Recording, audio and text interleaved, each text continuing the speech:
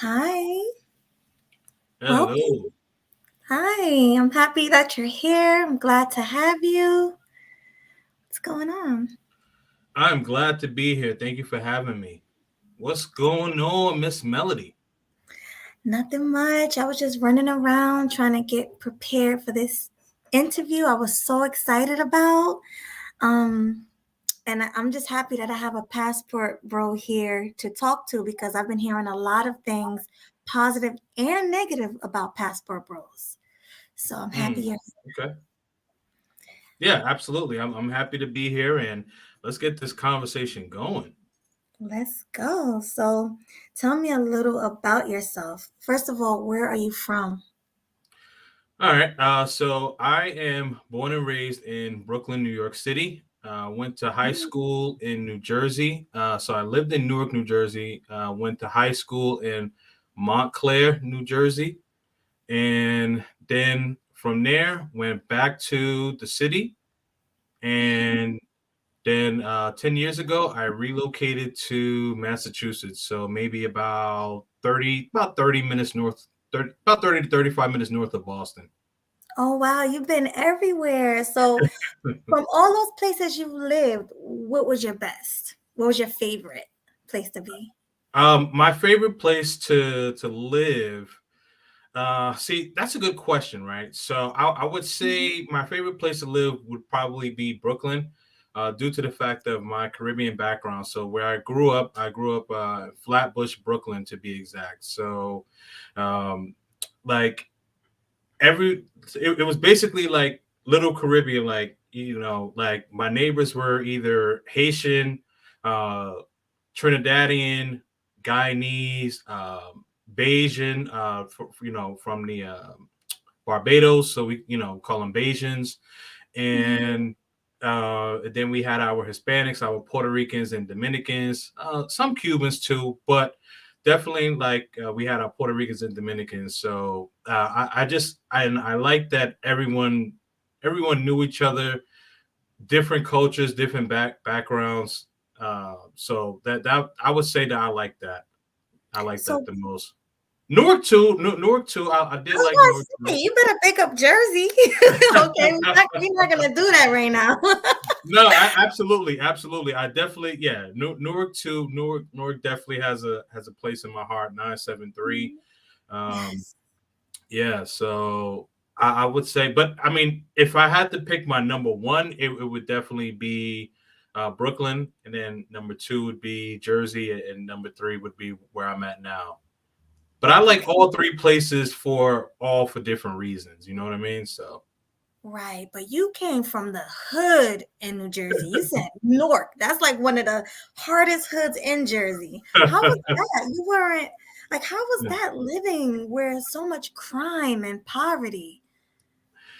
I mean, in Brooklyn, it was. I mean, in Brooklyn, it was like that as well. The one thing that I will say, growing up in the neighborhood, is that like everyone knew everyone, and yeah, it definitely wasn't safe, but Mhm. but you but you did have some of the older folks like that would look out for you. You know, Yeah, yeah. definitely. Now, if you out late night, the older folks, they in bed, so they're not looking out for you. You out, No. you out for yourself. And I can imagine that you didn't really hang out at night in Newark or in New York.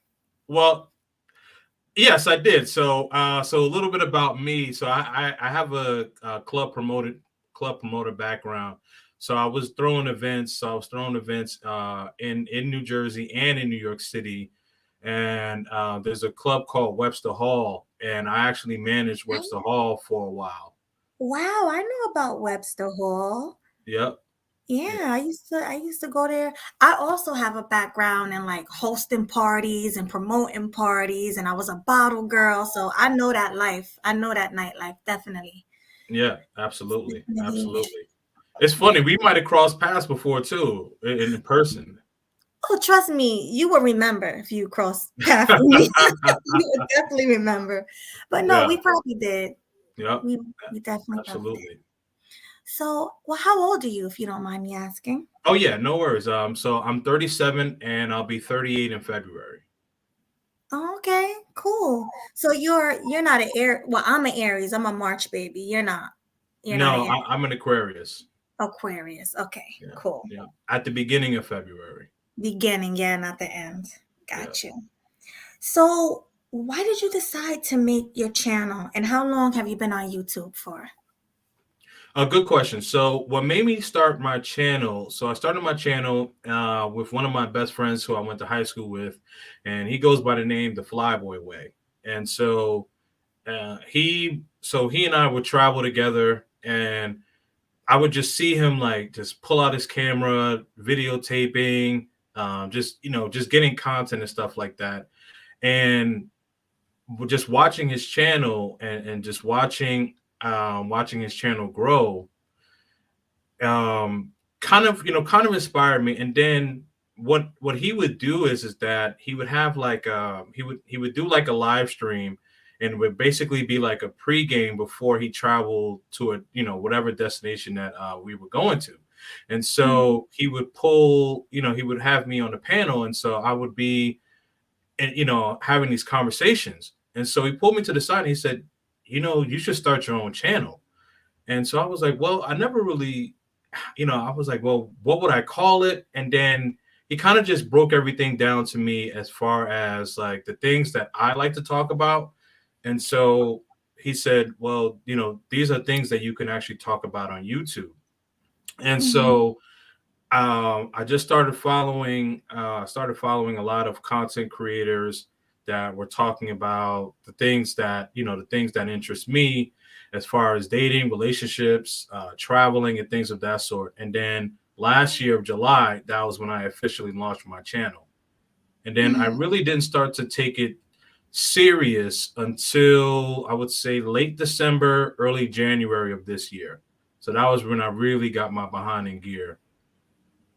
Yeah, well, I'm happy that you did. And I'm gonna, everybody, please check out his content and also drop his links. I need all my mods to drop his channel link in a chat. And if you could, can you do it too, King? Oh, absolutely, absolutely, man. One of your mods, he's actually one of my mods too. Shout out to you, Tim Howard. I see you, bro. Oh yeah, shout out to you. Make sure you drop that link. Drop Yep. it. Keep dropping it. Flood the chat room with it. Oh Okay, yeah, man. right? Yeah. Oh yeah. No, Tim Howard. Yeah, Tim Howard was good for that, man. I appreciate that. Thank you so much. Yeah, he just dropped it too. Thank you, Tim. We appreciate you for that. So subscribe to him if you're not subscribed already. Okay, so why did you start traveling? I hear a lot of men saying they're trying to get away from the women in America, but why did you start traveling? Well, interestingly enough, so I've had my passport since I was about 2.5, 3 years old. So I have been traveling. I have been traveling since then as an adolescent, and as an adult, I've always just wanted to just travel and just see different locations, learn about different cultures and things of that sort. So when it comes to like the woman and men being upset and getting their passport and things like that, like I had already been doing that Mhm. prior to I guess men really just being frustrated with the way that dating and relationships and marriage are these days in the West. Right. So you've been a passport bro since you were a little kid. You was a Yeah, passport bro. basically. Right, exactly. Yeah. So I've had my passport since I was 3 years old. So I've been traveling outside of the country, uh, you know, for a long time. So this isn't anything new to me. See, look at that. I have a real passport bro here. You're a true passport bro. Absolutely, Right? absolutely. There's 195 countries in this world, and my thing is that like, why not go see these countries? And I understand why brothers are upset now, and they're taking their talents overseas, if you will. You know what I mean? And that's good to see. That's good to see the ladies, but let's and a lot of us, well, I don't want to jump too far, so I'll yeah, Yes, I'll I got a stop lot right of there. questions. Yes, save the questions for me. All Right. right. So, okay, so do you speak any other languages besides English? I speak some Spanish. I speak some Spanish and and of course Jamaican patois. You are Jamaican, right? I am Jamaican, yes. Okay. Yeah, I figured that. I figured that because you said you was from the part of New York you're from. There's a lot of Jamaicans there, so kind of Oh, figured, absolutely. Yep. right? Yep. So, so you speak Spanish and patois. Yes, Jamaican patois. Yep. Nice, nice. See, because a lot of guys they travel, but they don't know the language, so it makes it harder for them to get around. I've heard a lot of guys say they don't speak other languages in the space. Yeah. Well, the thing is, the thing is that right. So some brothers who travel, they are learning the language, and Mhm. there are some brothers like who who don't learn, who aren't learning the language, and they probably either have like someone there who speaks English, so Mhm. that's able to help them out. Right. So in a lot of these countries, especially like if you're like near like the metropolitan areas, if you will, there Mhm. are people that speak English, so they don't necessarily have to learn the language. Right. But if they want to get outside of the metropolitan area, then it is good to learn the language or at least be conversational. Exactly. Agreed. Definitely agree with that. So, where is your favorite place to visit? So currently, my favorite place to visit is Colombia. Why is that? So when I first went to Colombia, I went with the Flyboy Way. Shout out to him. And so we went right before C19, right? And so February, and every year in February, I always travel somewhere, whether it's domestic or international. So uh, December of 2019, he was telling me that he was going to go to Colombia. There's this festival in Barranquilla, and it's actually the second, I think the second biggest festival in Latin America, and Brazil is number one. So we ended up going over there and really had a great time at the festival. The people in Colombia were just so friendly, and there's a lot of Afro Colombians, so there's a lot of people, that look like me, that look like you know what I mean, and I was pleasantly surprised. And Right. so and then also another place that I went to is called Palenque. So Palenque is probably about an hour and a half away from Barranquilla. And so what a lot Mhm. of people don't know about Palenque, Palenque is actually the first town where runaway slaves turned it into their own territory in all of the Americas. So North, Central, and South America. Wow. Yep. I never knew that. Right. You learn a lot from Passport Bros. I'm learning. Absolutely. Absolutely. So with Palenque, so with Palenque, they're like the people there just are very friendly, and it was a very humbling experience because their living conditions are the things that we complain about in our day to day. If you go over Mhm. there, you would say, wow, I really don't have anything to complain about, Wow. because yeah, the living conditions there are, it's poverty level, below poverty level, just to be transparent. But the thing is that those people, they would give you their shirt off their back if you needed it, and Mhm. they are very Awesome. friendly people. Yeah. Right. So they're living in poverty, but they're Hmm. really nice. That's interesting Right. because they say people here, the reason why they're so mean and have attitudes is because they live in poverty. But it's different for people overseas. It's the opposite. Right. Okay, that's interesting. Well, Yep. And then, oh, sorry, go ahead. no, go ahead. You can finish. Oh yeah, no, and then I was gonna say, and then a few months after that, a few months after that, then I went to Medellin, Colombia, and Medellin is a metropolitan city. Uh, like the part of Medellin where I started going to. It's an area called Poblado, and Poblado kind of reminds me of Midtown. Kind of reminds me of like Midtown Manhattan. There's just a lot of people speak. Well, all of them. Most of the people there speak Spanish, right?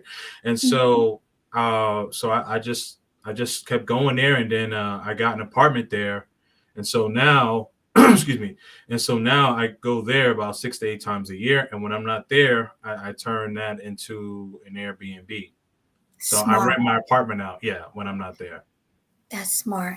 Yeah, because my next question was, are you considering moving to another country? But I didn't know you already had a place in Colombia.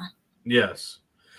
So right now, so my son is 8 years old, and once he becomes an adult, then I will relocate out of the U.S. full time. But right now, I'm not able to do that because I still want to be part of his life as he's grown up, especially with the stigma of black men not being there for their children. I don't want to be that. I don't want to be in that statistic. So Yeah, exactly. It's not a good position to be in. right. Um, yeah, so I can scratch this question. I was going to ask, did you start traveling to get away from the American women? But you already explained that you've been traveling since you Right. were 20. But when you travel, does it make you happy to be away from the American black woman? I don't want to just say black woman though, because I think that is a misconception, right? And I guess the reason why is because a lot of the uptick in the passport bro movement is black men, right? And so what I would say is that it's more or less of the westernized cultured women that are uncooperative, and they have this masculine energy that, at least for myself and a lot of brothers that I communicate with, want to get away from. So it's not just black women, it's the westernized culture woman. So Okay. it could be a westernized Asian woman, it could be a westernized white woman, it could be a westernized Latina. It's not just the sisters. So it's not just the sisters, it's pretty much everybody who's westernized. So Yeah, it okay. I got it. So you just pretty much want to get away from American women and I get it. I definitely get right. it.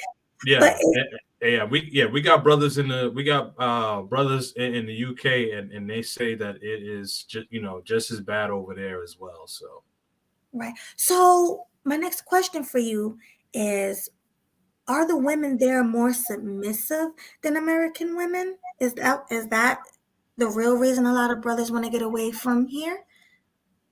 yeah, they're yeah, they're definitely more submissive, and not to say like they don't have like their problems over there. The thing is that like the women are more cooperative and are willing to follow willing to follow a man's lead. So like, and they're raised in the traditional sense where like the man is head of household. Now that doesn't mean that the woman doesn't have an opinion, right? The woman definitely has an opinion, but the man is the head of household. The final decision, rides with that man, and that man is expected to be that leader.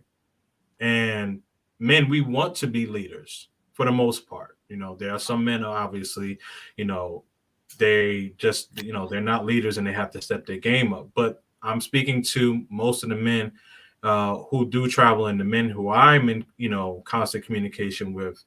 They are leaders, and they want a woman to be in a supportive role. And those women, overseas, they have no problem being in that supportive role. They actually expect to be in that supportive role. Right.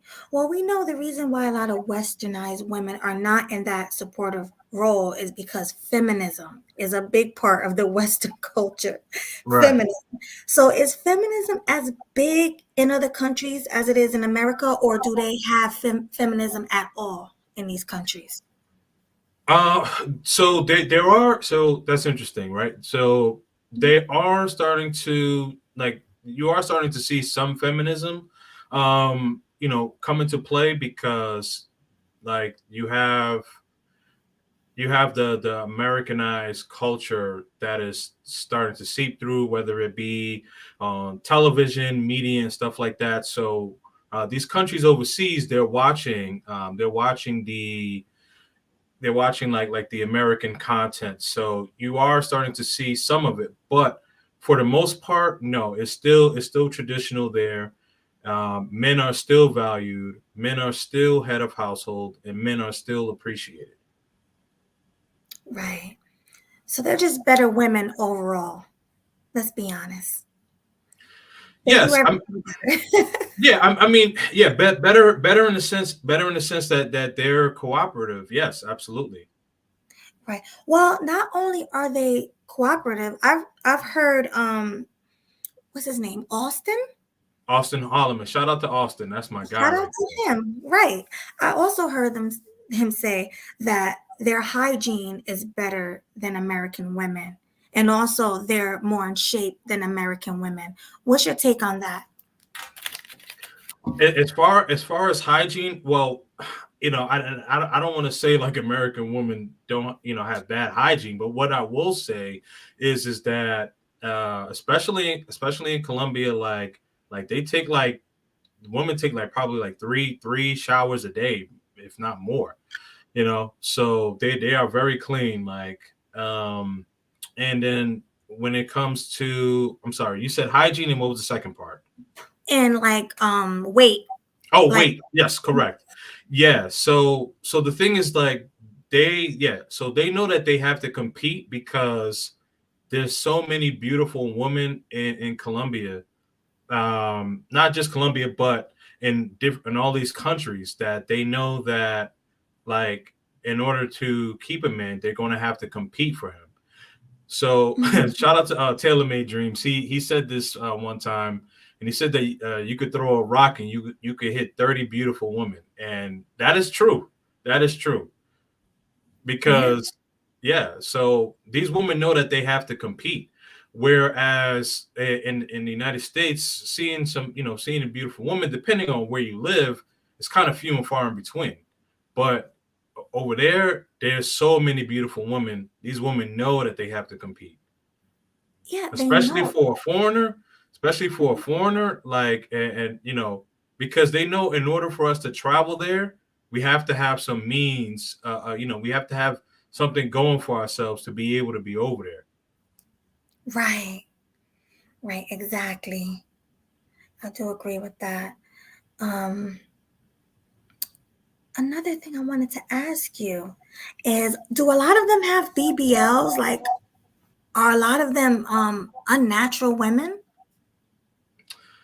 I don't want to say a lot, but there's a portion that do get BBLs. I'm not, me in particular, I'm not really attracted to that. That's Mhm. not my deal. I'm not really into that. I prefer my woman to be natural. Right. Yeah, because excuse me, I'm sorry. I heard a lot of them go under the knife to keep their bodies right. And they also work out. What so you said you would never date an unnatural woman with a fake body, right? Yes. How could you tell if it's natural or not? Well, you can tell. Well, you can tell, like, if you're grabbing a woman, on her top, and like it's not soft, you can tell. And or if you're grabbing her bottom and it's not soft, you can just tell. You can just tell. Right. Well, since you've been going overseas, when you come back here, is it hard for you to date American Black women after being over there with those beautiful submissive women?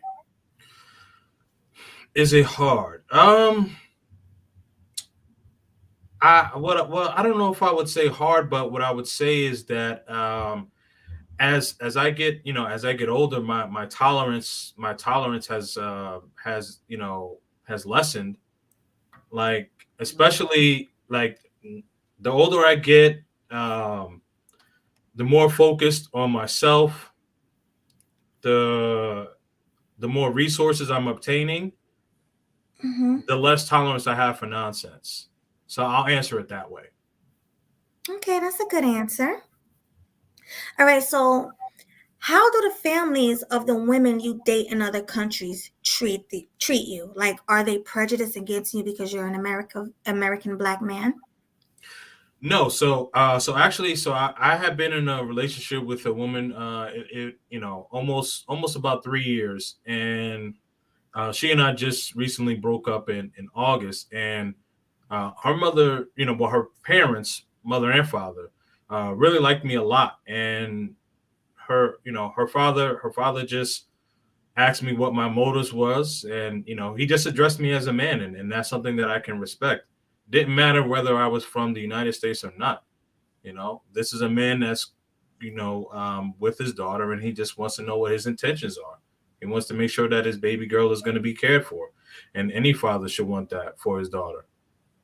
True. So they just welcomed you with open arms. Nobody look at you funny. Nobody treat you differently. No, no, I mean, and also, well, the thing is that also, I've taken the time to I've taken the time to be interested in learning their culture and learning their mannerisms and things of that sort. So when you take an interest in someone's culture, they have respect for you, right? You know what I Hmm. mean? And so, um, knowing that you're going over there, you're going, that's their territory, and you have to have respect for their territory and the things that they celebrate. Right. Like they have, so like in Colombia, I can't speak for a lot of other countries, but in Colombia, they have like family reunions every Sunday. So the grandmother, the aunts, uncles, nieces, little cousins, they all get together, hang out, have drinks, cook food, all of that stuff. And family is very important to them, and just being immersed in that, and they celebrate a lot of different holidays, and just taking that interest to their culture. And then also, with like salsa music is popular over there as well. And Hmm. so when it comes to salsa, I'm still not that good, but I still make an attempt, and just making that Yeah. attempt, yeah. So just making that attempt, just learning the culture and stuff like that, you're good. You're good. Yeah, they see that you're trying, and that's Right. probably all that matters. You're trying. So, Right. Yeah. but As long as you're putting in the effort, you're good. yeah, but what about the men in the communities? Like, do they look at Black American men as a threat? Because a lot of the passport bros and SYSBM are coming overseas and getting with the women, and you guys have money, and they know that the women like that, so they don't look at you as a threat. I have not experienced that. And I think it's because it's so many women there. Like, the guys are good. And yeah, yes, there is an uptick in American black men that are traveling, but we're still a minority. So it may be, let's say we may be at like 15%, maybe trending on 20%. So Mhm. it's still, it's still not that high, because a lot of, because don't forget, like most men in the states are average earners, so they're not able to travel to these countries as often. But to answer your question, the short answer is no. I don't think that they see us as a threat, because again, there's so many beautiful women. And then the second part is that, um, you know there is men that are traveling, but it's not as much. Like, these countries are big. Like, Colombia is a big country. Brazil is a big country. Mhm. Thailand, yeah, Thailand is a big country. So, and I can go on and on and on, but you get what I'm getting at. No, I definitely get it. Mhm. But yeah, because you would think these men probably are like, wow, these men are coming to steal our women, you know? I mean, that's what you would think, but it's probably Right, not like that at all. Like you said, they probably just want you to right. treat them right. That's all that really matters to them. Oh yeah, absolutely. Yeah. But now let's get into the women. Um, do you think these women in other countries are just using Black American men for their money and resources? No, I would say that, you know, that's a good question. Now, what I would say is that, like, are there some that are opportunistic? Of course, right? Hmm. And when it comes to obtaining resources, let's just be transparent here, Melody. Women are hypergamous all over the world. So women are going to, a woman is, going to, if she's with a man, she's going to get his resources, right? So Hmm. um, the opportunistic nature of some of these women, does that come about? Sure, but for the most part, these women have their own things, and a lot of common misconception of what some of these women say about brothers who travel. Like, they think that we're just getting these women in like huts and villages, and and that could be further from the truth, because these women come from affluent families, and maybe their money over in the States as opposed to their country is not comparable, but they're doing well for themselves. Like the woman I was in a relationship with, she was a nurse. So, well, can't say was, because it's not like she passed, but she is Right. a nurse. You know what I mean? So she is a Yeah. nurse. So she had her own thing going on before I met her. Right. So she didn't even need your money. No, no. Hmm. When she and I so when funny story really quick. So when she and I first met, she was actually buying me drinks. Oh, look at that.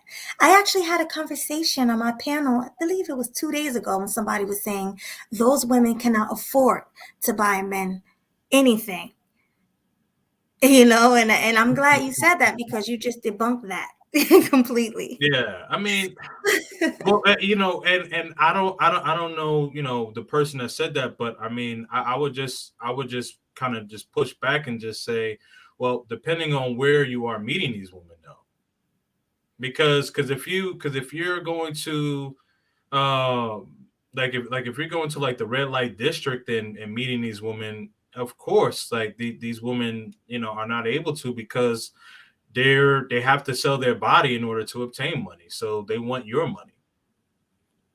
Right. But some people was like, hey, listen, you go over to Colombia or some of these other countries, DR, they don't have stoves, they don't have refrigerators, they don't have a lot of this stuff. Yeah. I had a woman named Mahogany come on my panel yesterday and said, a lot of these women, not yesterday, I'm sorry, last week or whenever it was, and she said a lot Mhm. of these women, their toilets are just a hole. They don't even have toilets to sit on. So, what do you have to say about that? Because you traveled, so you know what these women have in their homes. what's, your, what's your take I on it? mean, I have not met a woman who didn't have a toilet, like, or didn't have a refrigerator. I mean, Or stove? yeah, and and it's just to be transparent. That sounds very ignorant. Now, is that to say, like, certain areas there are people who aren't well off, poor people? Sure, Mhm. but as I mentioned, for the most part, the men who get into serious relationship with a woman, of course a woman's going to have toilets.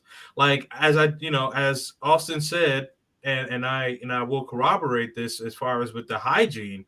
Like, yeah, so if you don't have a toilet, how are you able to shower, 2, 3, 4 times a day?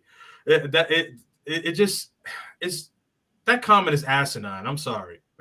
I was trying to pull my punches, but it's just an asinine comment. And then also, when we were talking about the hygiene, she said that a lot of these women, they don't even have like showers to shower with. A lot of them, because a lot of them are living in poverty. So how can they wash properly? That's what she was saying. Like, how can their hygiene be better than ours when we have hot running water and we have the things here that they don't have? What's your Okay. take on Uh, there's hot water in Colombia. I mean, it's just now like how do I Well, want to I say mean, all this? right, let me ask you this, because I Okay. know you said you've dated a woman that was a nurse and they were Mhm. well off, but Right. are the majority of women there, are they living in poverty? I would say no. Okay. Yeah. I would say no. Now, of course, there are some well off than others, but the thing is that like um if a woman is living for if a woman is living in poverty, I don't think it I can only speak from my experience. I have not seen anything as bad as where a woman doesn't have a toilet or a shower. Like to me that just sounds ridiculous. It sounds like someone's been watching too many of these movies, you know what I mean, that talk about uh these countries and things like that. Like, right, so as I mentioned, I go to Colombia 6 to 8 times a year, and Mhm. so it's a very affluent city, and the malls hold on. Okay, so the malls are really nice. They have malls probably even nicer than some places in the States, you Mhm. know. And the restaurants, they got top-notch restaurants. Um, the subway station. So Medellin is the only city in Colombia that actually has a subway station, and it's definitely cleaner than New York and Right, New Jersey. right. So you hear that? Everyone who has something negative to say, these women are not living in poverty and their cities are beautiful. Their subways are cleaner than New York. What else? What other positive things as a passport bro can you say about Colombia and the other countries you visited? The infrastructure is modern. The infrastructure is modern, as I mentioned. Like you would like Poblado, where I have my apartment. You go there, and you would honestly, like, if I didn't tell you that you were in Colombia, you wouldn't think that you were in Colombia. Hmm. See, You would think that you're somewhere in the States. that's how beautiful it is. Yep, that's how beautiful it is. That's how modern it is. Mhm. Now, are there bad areas? I mean, of course, there's bad areas everywhere. You know what I mean? So, like, let's not fool ourselves and say like there's no poverty there. I mean, there's poverty everywhere. There's poverty in the States. You know, Right. living in New York City and also in Newark, New Jersey for a time. They were poverty. There's poverty. You know what I mean? So homeless people.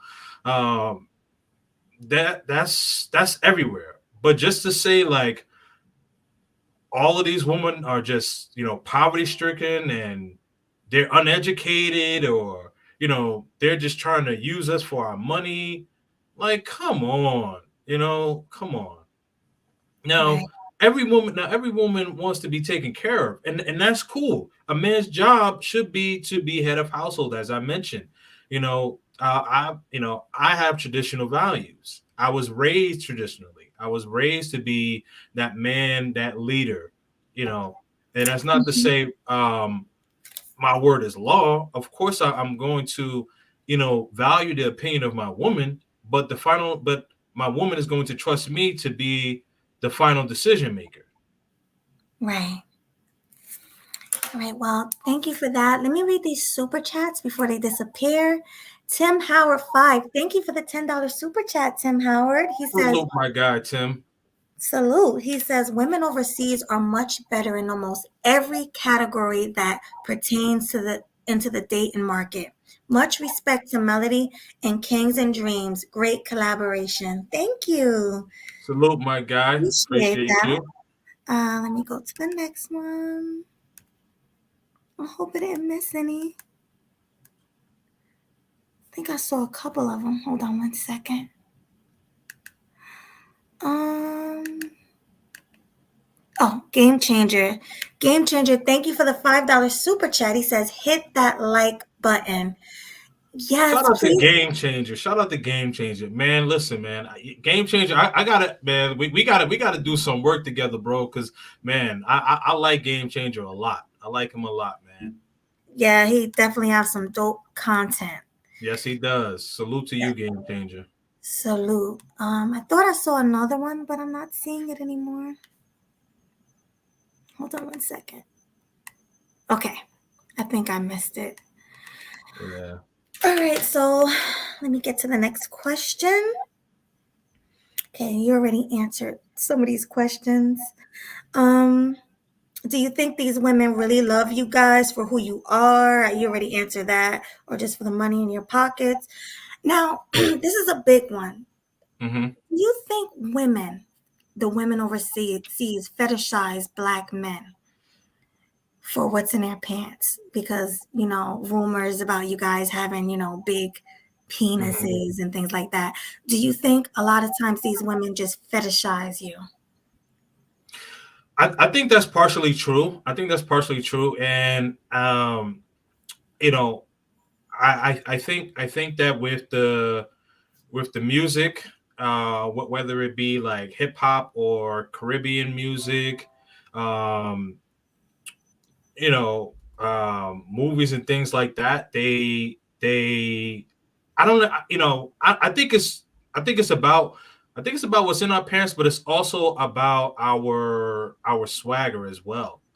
So black men are, outside of white men, are the number two sought out, race, to go after, and that's worldwide. Mm-hmm. So I think our swagger has to do with that. So it's the whole presence. Yeah, it's the package, but it's also the package. You get me? Right. No, I definitely get you. It's the package in the package. No, Right. I definitely get that. Right. So it's how we talk, how we communicate, how we dress, um, and how we get it in. Hmm. Definitely. You guys are tall, dark, handsome. Right. You guys have everything going on for yourselves. So of course everybody's gonna want that. They're gonna want a Right. piece of that. Right. Yeah. So are the passport bros making women single mothers overseas and leaving? Not that I'm aware of. No. No? Not that I'm aware of. Yeah, because the same woman, Mahogany, see, she was in the army. So, Mhm. she's been overseas and she said that from what she experienced, she saw a lot of women, I think in the Asian countries, a Mhm. lot of them are single mothers. And from what I understand, the community shame them for being with black men and making babies. And it's hard for them to get husbands. What's your take on that? Well, I haven't been to Asia yet. So what I would say is that what I would say is that I don't know like what the situation was between that man and that woman. But I do know that in certain Asian communities, and Mhm. I see my man, the Art of Will. Shout out to you, my bro. We were talking about this on my channel the other day, and even on Obsidian's channel. Shout out to Obsidian as well. And like in certain Asian communities, they believe that white is right. So like in certain Asian communities, if the sun is like beaming down, they'll have like an umbrella or something to like cover their skin or wear long sleeves because they don't want their skin to get darker. Mm-hmm. So I can see the shame part, but I don't believe that it's a man's intent to just go hook up with these women and just make them single mothers. I don't believe that that is that intent. Right. Yeah, I mean, there's single mothers all over the world, and it's not just black men making them single mothers. So, So let me just touch on that. Now here's the thing, right? So, these women all over the world, they women control the access to intimacy, and women control women control birth. So if these women pick the wrong men, that's on them. mhm, that's not the men's fault. The man is just being a man. Man, like, excuse my language, but men like pussy. So, a Yeah, man is going to be a man. A woman should know better. right. Definitely. And protection is definitely needed. I don't understand why people are having raw sex anyway, but yeah, it's crazy.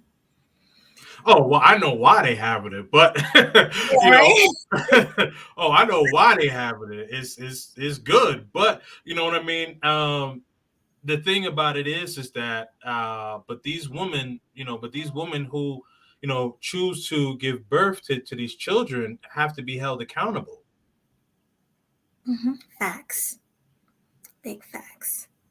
So, another thing I hear in this space is men who go overseas to date other women. They do it because they have mommy issues. Maybe their mother was not nice to them. Maybe he saw how she treated his dad and all that. So he don't want to mess with American women anymore. He wants something different. What's your take on that? Mommy issues. That's interesting. I would say that you know that's that's probably partially true. Let me tell you why. Because the thing is, with modern day feminism, and the men not being valued, the men not being valued in the Western culture, has some men saying, well, you know what, if I'm not going to, like, I want to go where I'm going to be appreciated, not just tolerated. Hmm. And so I could see that. I could see that.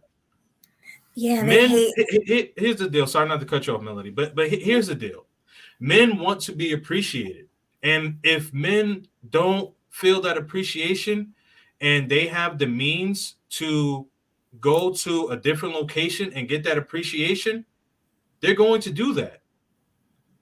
The funny thing is that I never understood why some of these women would call passport bros broke and dusty.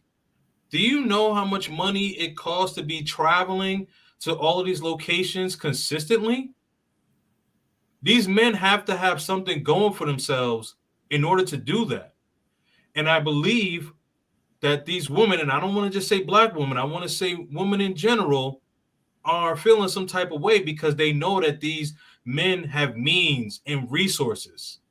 And Mhm. that's the true reason why they feel some type of way. You can say dusty, you could say a trick, you could say whatever the case is. The problem is, ma'am, you're not getting our resources anymore. That's the fact of the matter. Right, and they're tired of seeing you guys going overseas, taking the money and resources over there to another Right, community. That's what I was told, by another right, woman in the space. right. Um, and also, now this is we're gonna get into the topic, tonight's topic. Hmm. Also, they're saying that you guys are taking the money overseas and tricking. And they say a lot of times when you go over there, you're messing with underage women. What is your take? Now, mind you, this is not me saying it. I'm just Yeah, yeah, being yeah. up. No. I know. So, what's your take on those two things? Well, I will say, there are some brothers, there are some passport bros that strictly go over and they spend their money on physical intimacy for the night and or for most nights or whatever, and that's what they do that for. And but as far as with the underage, no, absolutely not. Absolutely I not. didn't think so. First of all, there's laws over there against that. And anyone that, anyone would rather be in jail in the States as opposed to being in jail overseas. Definitely not. They Right. don't want those, they don't want those type of problems. They don't want those type of problems. But as far as like the men, doing pay for play or what we call mongering, sure, there are some that do that. But for the most part, most of us, no. So you Most of don't us do are that. not. You don't go over there to trick. No. As I mentioned, I was in a relationship for about almost 3 years. Did you ever? Okay, so these are freestyle questions I'm about to ask you now. Oh no, no worries. Go ahead. Yeah, so did you ever get tricked? Because I heard from another man in a space that sometimes they'll come up to you, they'll pretend to like you, they'll get you in a bedroom, they'll even have sex with you. And then afterwards, they would say, "Hey, where's my money?" They'll put their hand out, like, "Give me my money, you owe me." And if you don't give them the money, they go to the police. How true is that? I've heard that happen on a couple of occasions. What I would just say, is that uh, these men have to vet these women out, right? And so the thing is this, right? In this space, the manosphere, uh, you know, men, you have to be RP aware, and you have to like the reason why you have to be RP aware because you have to sniff out the BS before it comes. Mm-hmm. And these some of these men are not thinking properly, so they will get themselves caught up. Now, is that a common thing? I would say no. Is that an outlier? Yes. Right, So that's not the norm. right. So you're against tricking altogether, I, or I am not against no. no? I'm no. I'm for a man wants to exercise his options and excuse me. I'm for a man wanting to exercise his options however he sees fit. Mm-hmm. So What it I ain't am tricking if you got it, right? I mean, if you got it, why not spend it, right?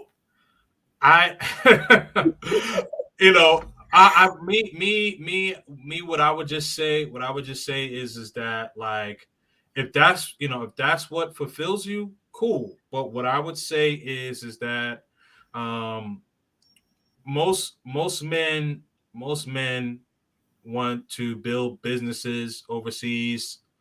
Um and it's not just the woman, it's the headache of the taxes, gas, the price of food, Mm-hmm. um, and then let's talk about black men.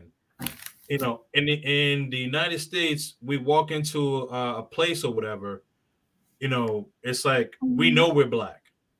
Over there, we walk into a place, we're just a regular person, Right. you know, and that's a weight as black men that's lifted off of our shoulders, Mm-hmm. you know, Hold on.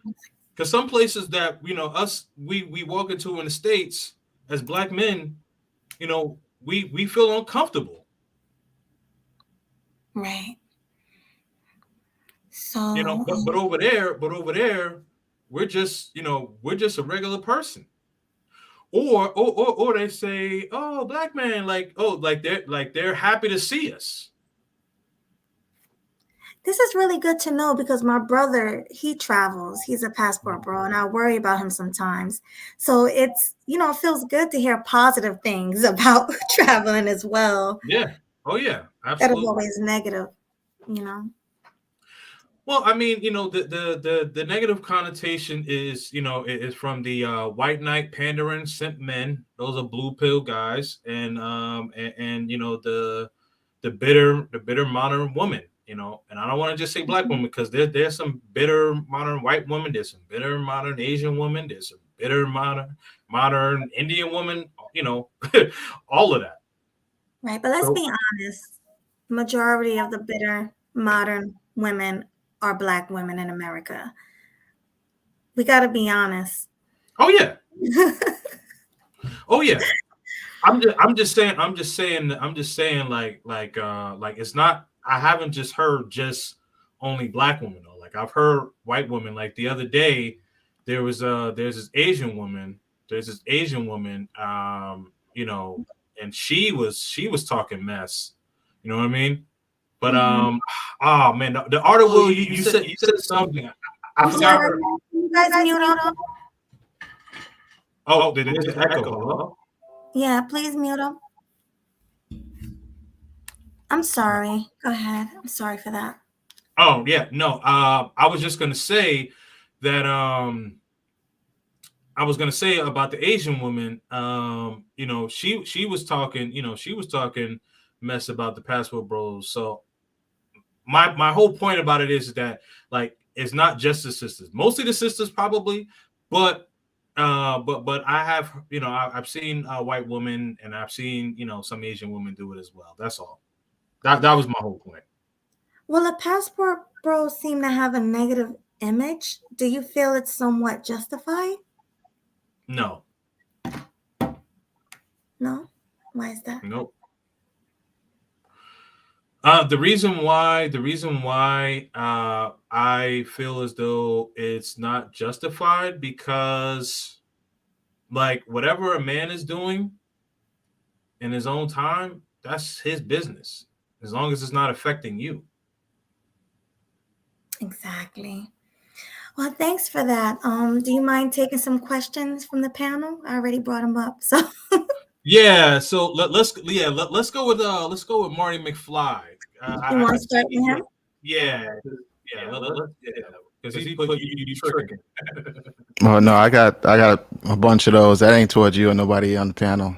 That's just that's just something I pop up with. There's Oh, an okay. echo, so I think you Yeah, have yeah, YouTube someone open. somebody has YouTube open. Is that I me echoing? I'll come back out and come back in. it might be you. So if you have YouTube open somewhere, you just got to turn off the YouTube and just stick on or mute YouTube. Okay, I'll come out and come back in. Cool. All right. Yeah, thanks. So who you want to hear from next? Since he left. Let's go with sorry, who we could do it in order.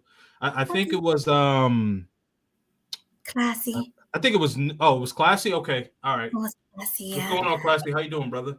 Salutations, sir. How you doing? I'm also a passport bro myself. I didn't have a question because I agree with everything that you said. So I'm gonna go ahead and pass it on to the next person.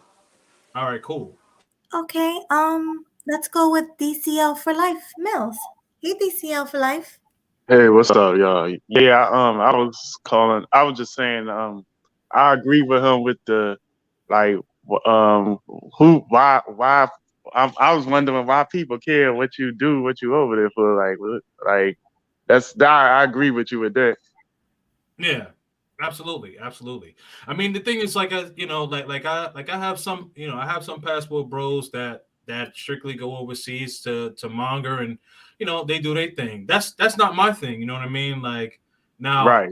I love beautiful women, and for me, I like to say it like this. I like to hunt for my meal.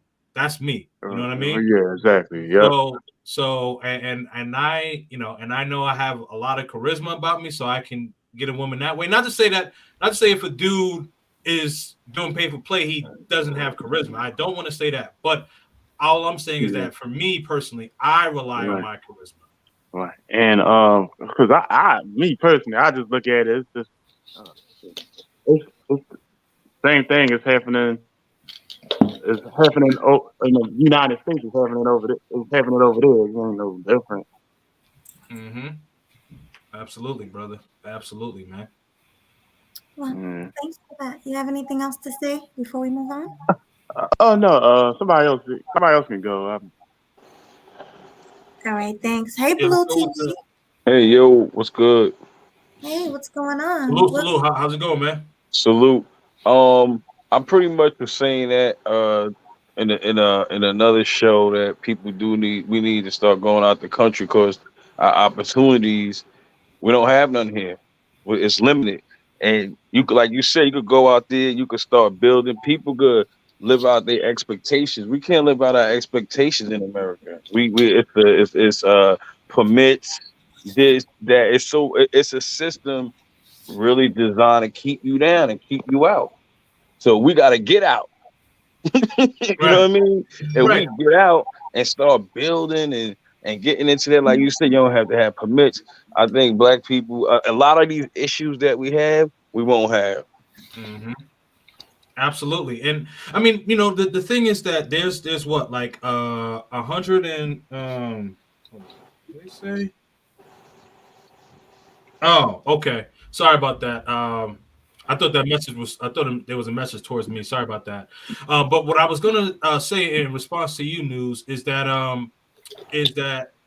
yeah, like the opportunities, that there are a lot of opportunities overseas for black men, and there are a lot of black men that are, you know, opening businesses, and I'm in conversations with these brothers. Like, there's a group of brothers that are going to be opening up a big business in Brazil, and I can't speak to it, you know, that much online because I don't want to give it away. But some big things are happening with Passport Bros. So like when these women and these and these simps just think like, oh, you know, we just going over there, you know, for the ladies.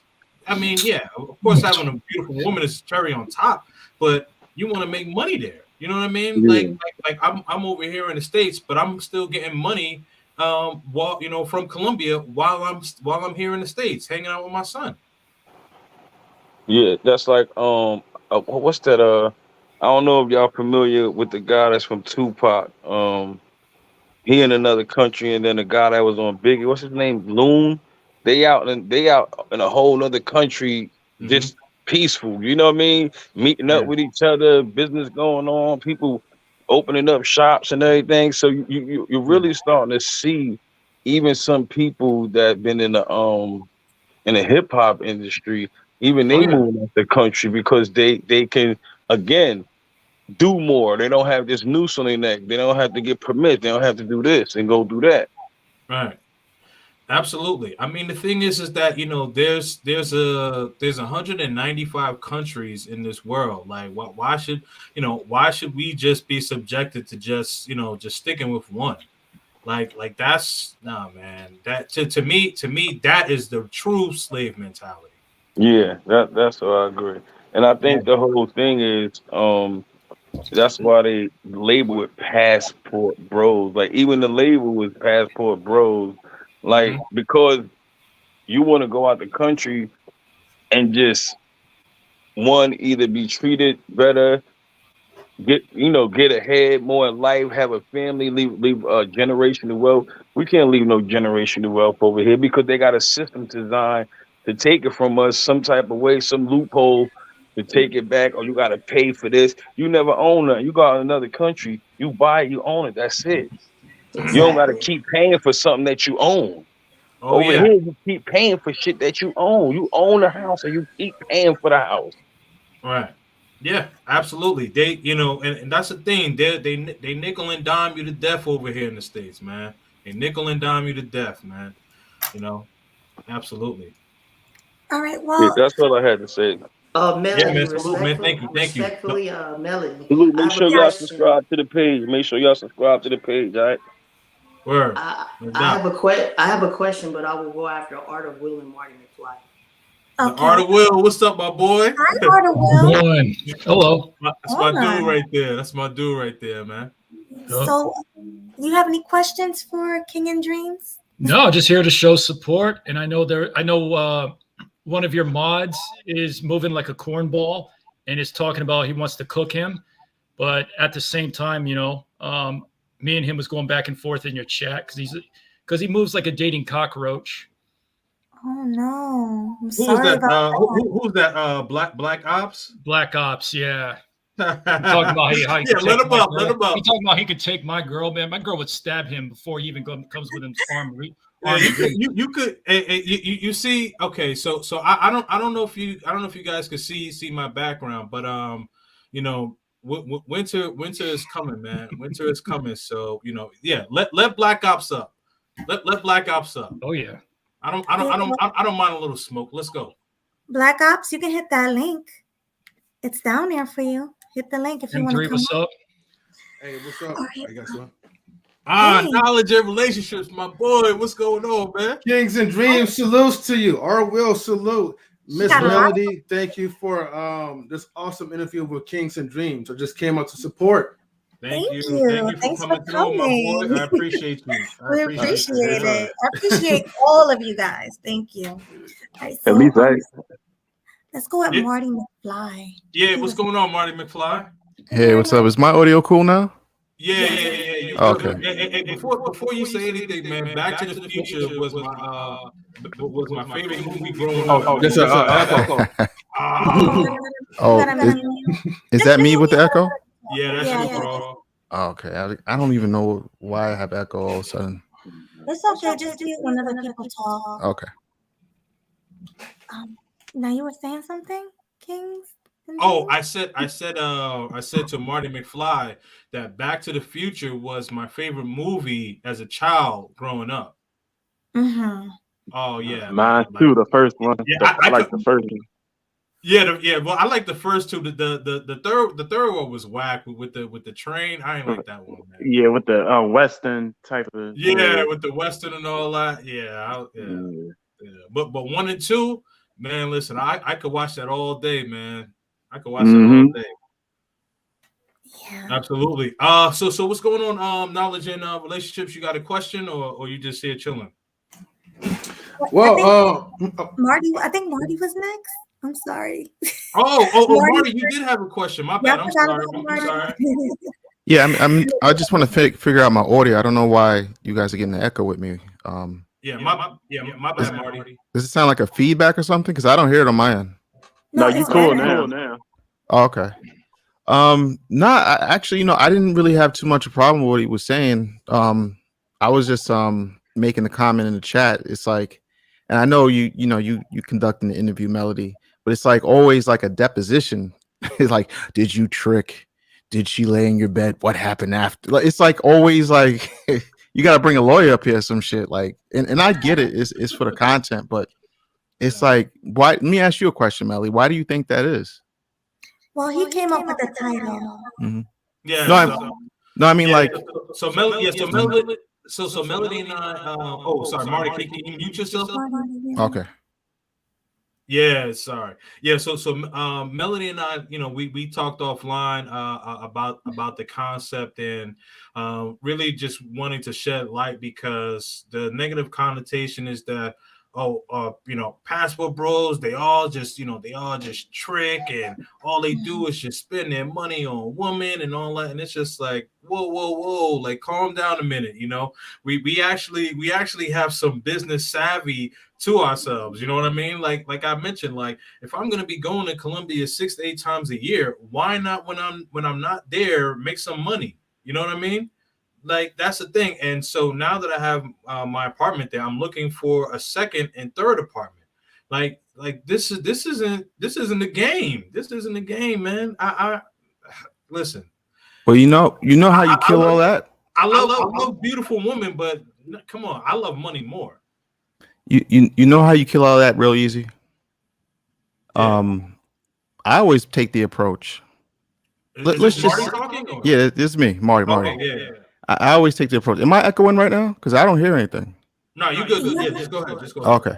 Yeah, I always take the approach. let's just say, because a lot of times, a lot of dudes, they just want to get into an argument online to have like showmanship.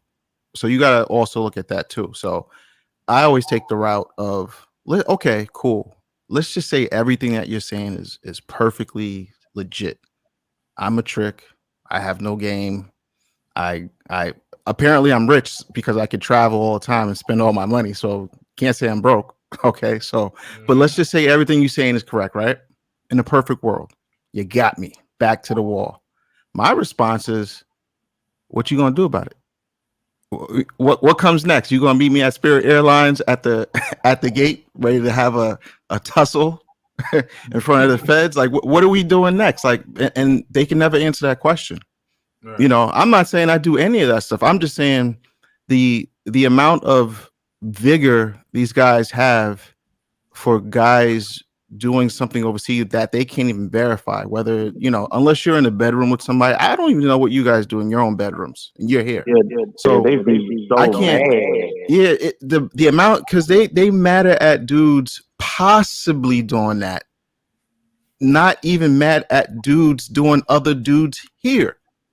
Now think about that for a second. You know, you more mad at a dude, because I look at it like this. When I was younger, right, and I'm sure we've all heard this saying of broke men don't deserve this, and if you a scrub, you don't deserve that, right? So I'm looking at it like I'm a little bit confused, and I always ask the question because I don't want to ever seem like I'm preaching to nobody. So I'm like, all right, well, if I was told that I don't deserve anything when I don't have money, apparently I have all the money in the world. So how are you going to tell me how to spend it? And I never get any answers. And that's why I'm saying this shuts the whole conversation down, because one, it puts them on the offensive. But if you can't fight ghost. If I say, hey, my back is against the wall, I'm corny, I'm lame, I'm unattractive, all these things I'm not, because Sweet Melody, I canned up with you. So that doesn't really apply to me in that way. But let's just say in a perfect world, you're true. I'm lame, I'm corny. Name every ad hominem or name you could toss out at me. Cool, I'll take that. It's not a problem. But then it's like, what are you going to do about it? Because tomorrow's Tuesday, and I'm going to still travel where I want to. And some reason dudes really think that I work for JetBlue. They think I work for Spirit Airlines or something, like I get a 15% commission whether or not you travel. I don't give a fuck whether you travel or not. I care. Listen, if you're the hometown hero and you're locally killing it, great for you. But you better show some receipts, because, you know, I do part-time as an auditor.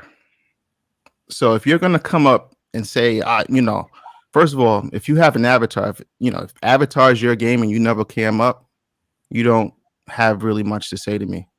Number two, if you don't show any receipts, because now you're just a hometown hero that nobody knows and you have nothing to back it up. Because what you'll hear a lot of times is, and correct me if I'm wrong, guys on the panel, you hear this all the time.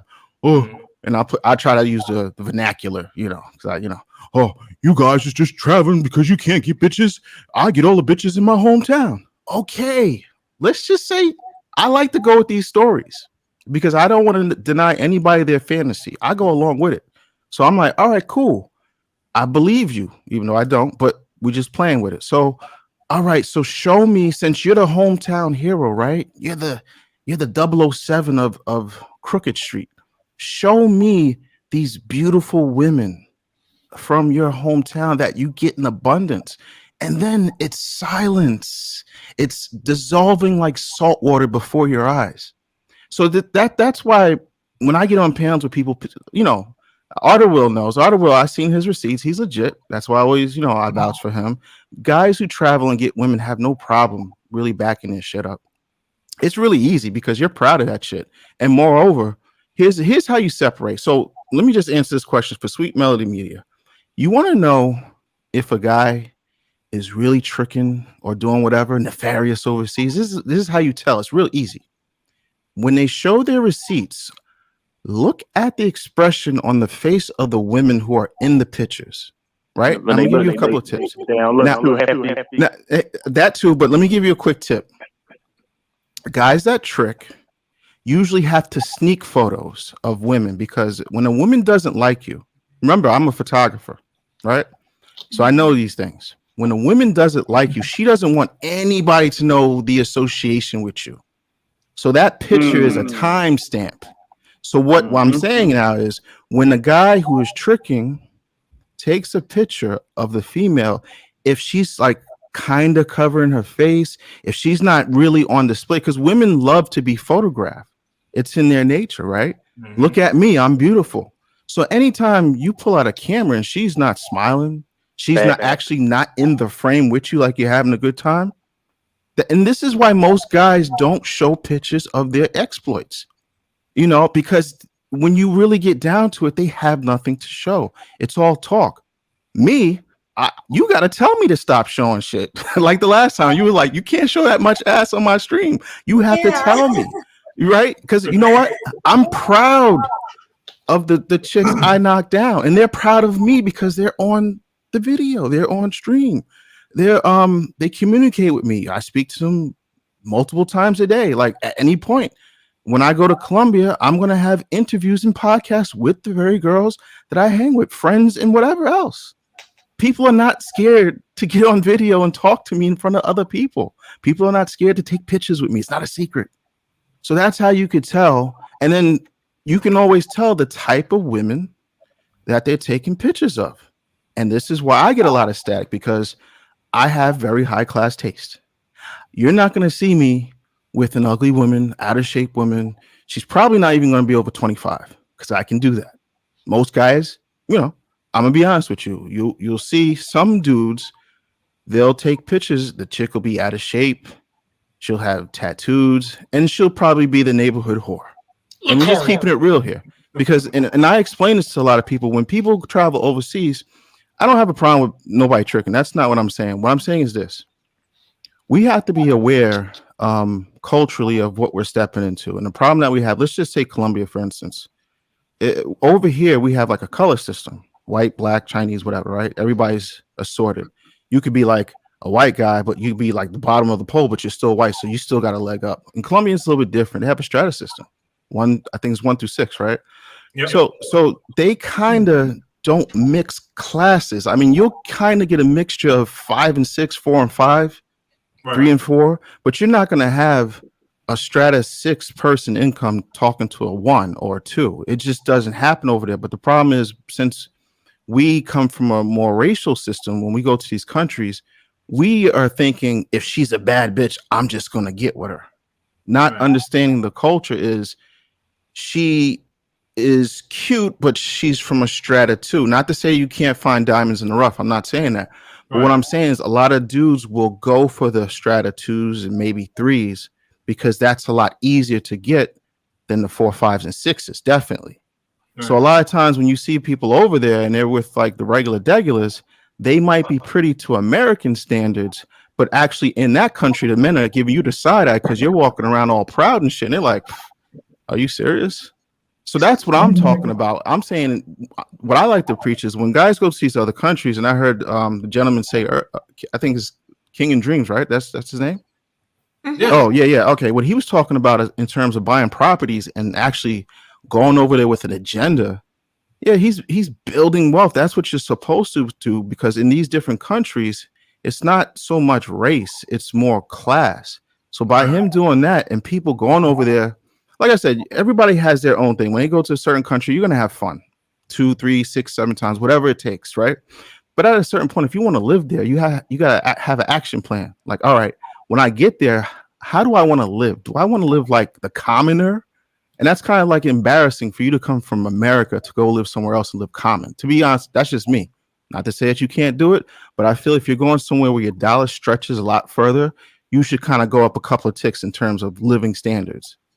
That's just me. And I think that part of traveling has to be brought out more rather than the tricking. Like, listen, when you get over there and you have your money together, women are literally the last thing on my mind. I got so much other stuff more important. They're just like accessories to the bullshit. You know, now the real trick is, if a guy can show me that he's getting with consistent strata 4, 5s, and possibly 6s. 6 is tough. That's millionaire status. So I'm not really looking on that. But I'm saying if a guy from America, you got to understand when you go over there, you're automatically, in most cases, if you make, let's just say 60,000 or more, and you convert that, especially now with the Medellin conversion rate, you're kind of like already in strata 5 when you touch down. So it's kind of like when guys go over there, you have to readjust. Maybe in America, you might be in terms of income, you might be average, right?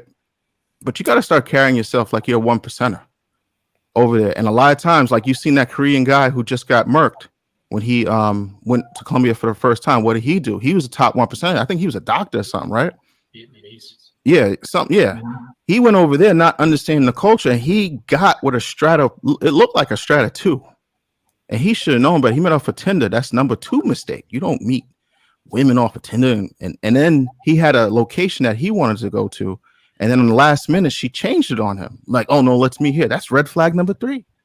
So when guys travel, you know, if he was dealing with a strata 4 or 5, he wouldn't have that issue because they don't need to rob you. They have money. And that's the thing that people don't understand.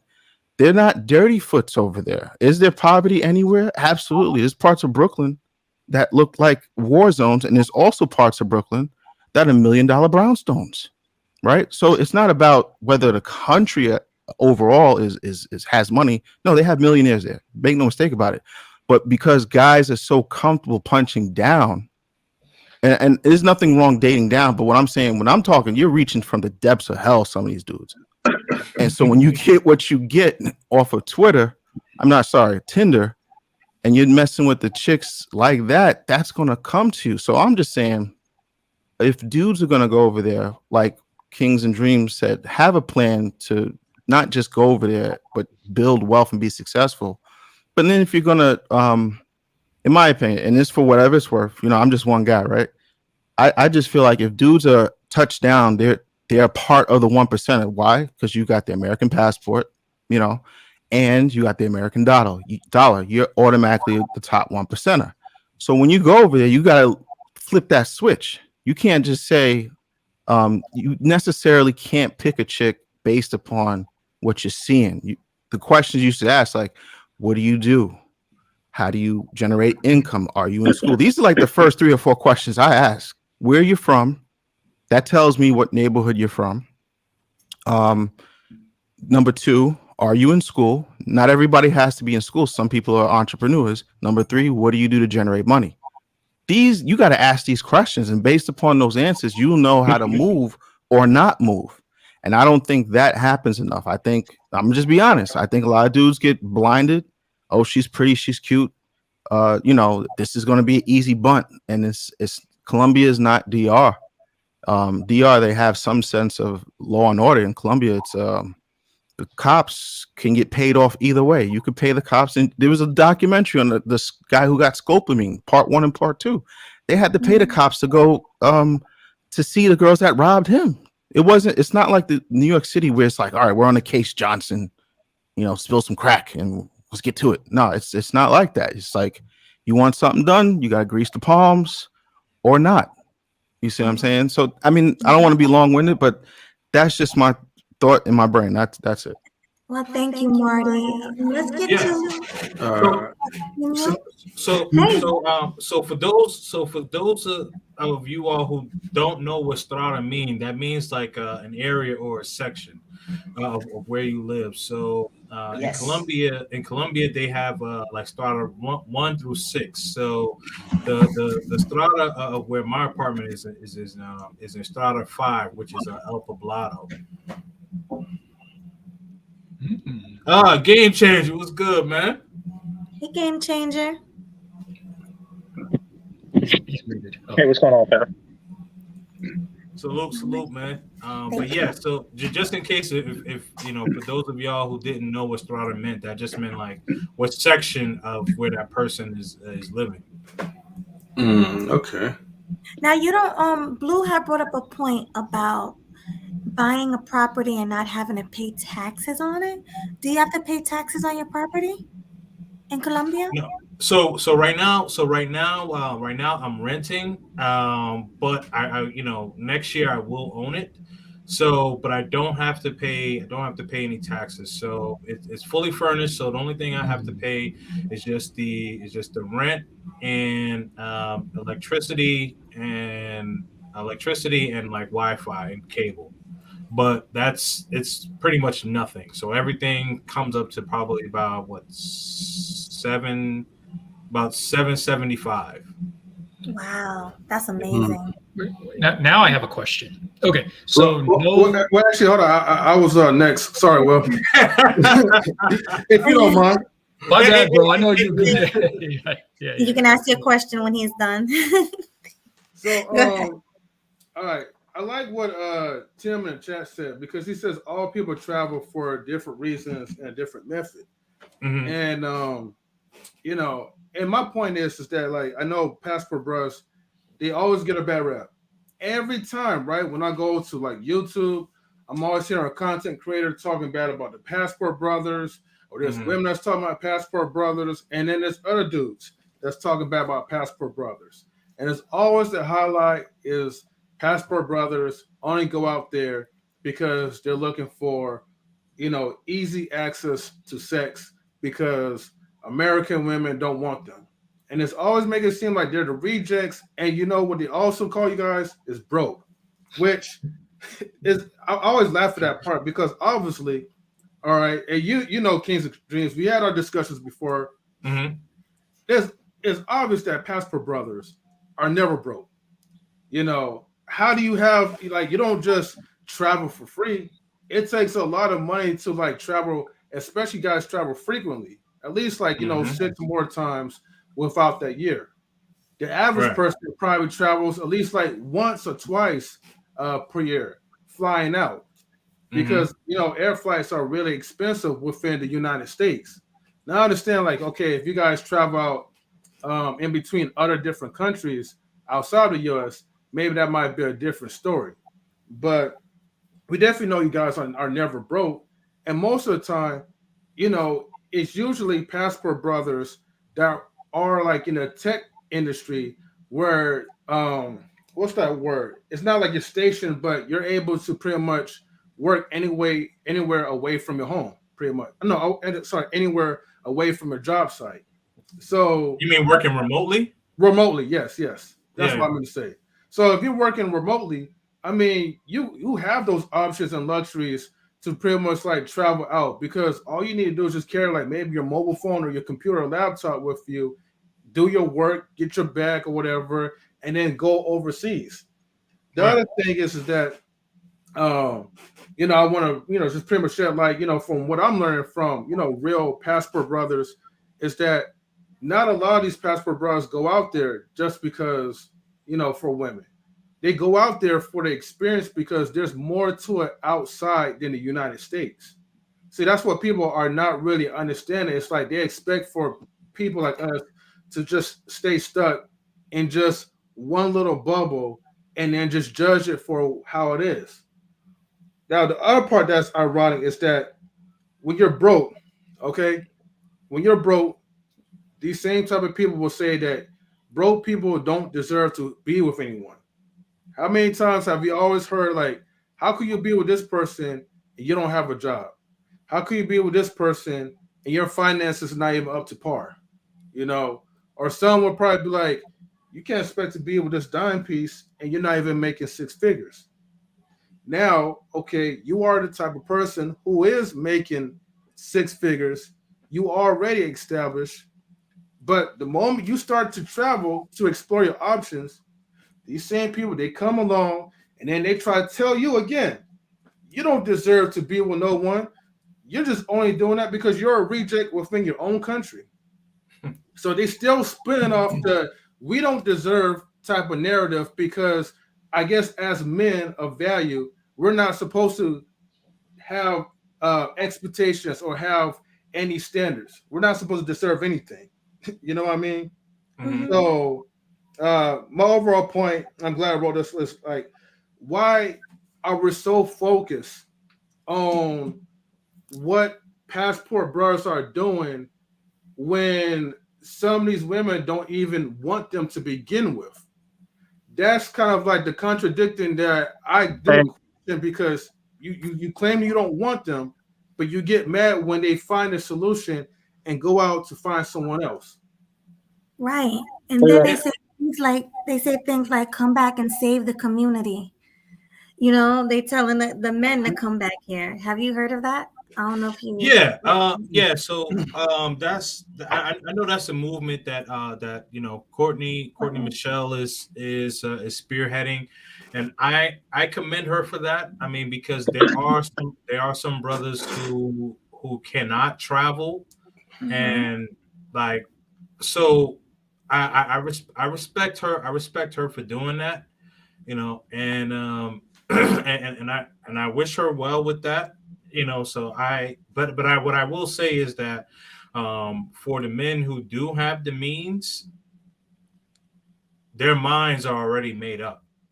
And like for me, had it not been for my son, I would have already been overseas, And then also to some of the women that say, or some of the men that say, we can't get,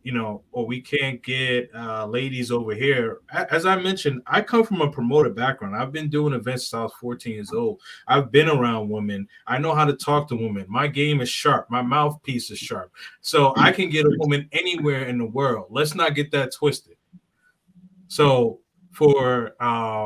and there's other men who are able to get women no matter where they are in the world as well. But they know that if overseas you're spending less money, less headache, and the women are willing to compete, come on now. Come on now. Yeah. Absolutely. Sorry, Will, you did have a question. I wanted to hear you. Let me say this right quick. I think that to the brothers that travel, it's really more of a you get more for less. It's kind of like, say you have a certain amount of money and you can afford a car at any price. You're still going to go to the place that gives you the best car value for your dollar. And I think that that's the logic behind international travel in that regard. Right. Absolutely. Oh yeah. The quick question was, you said there's no land, no property taxes in owning property, like no taxes on the land that it sits on. No, I didn't say that. I said that I rent. Just asking. Yeah. Oh, are you asking me in general, or are you yes. Property taxes, they are, but they're not it's not nowhere near significant as it is in the States. Okay. Nowhere near.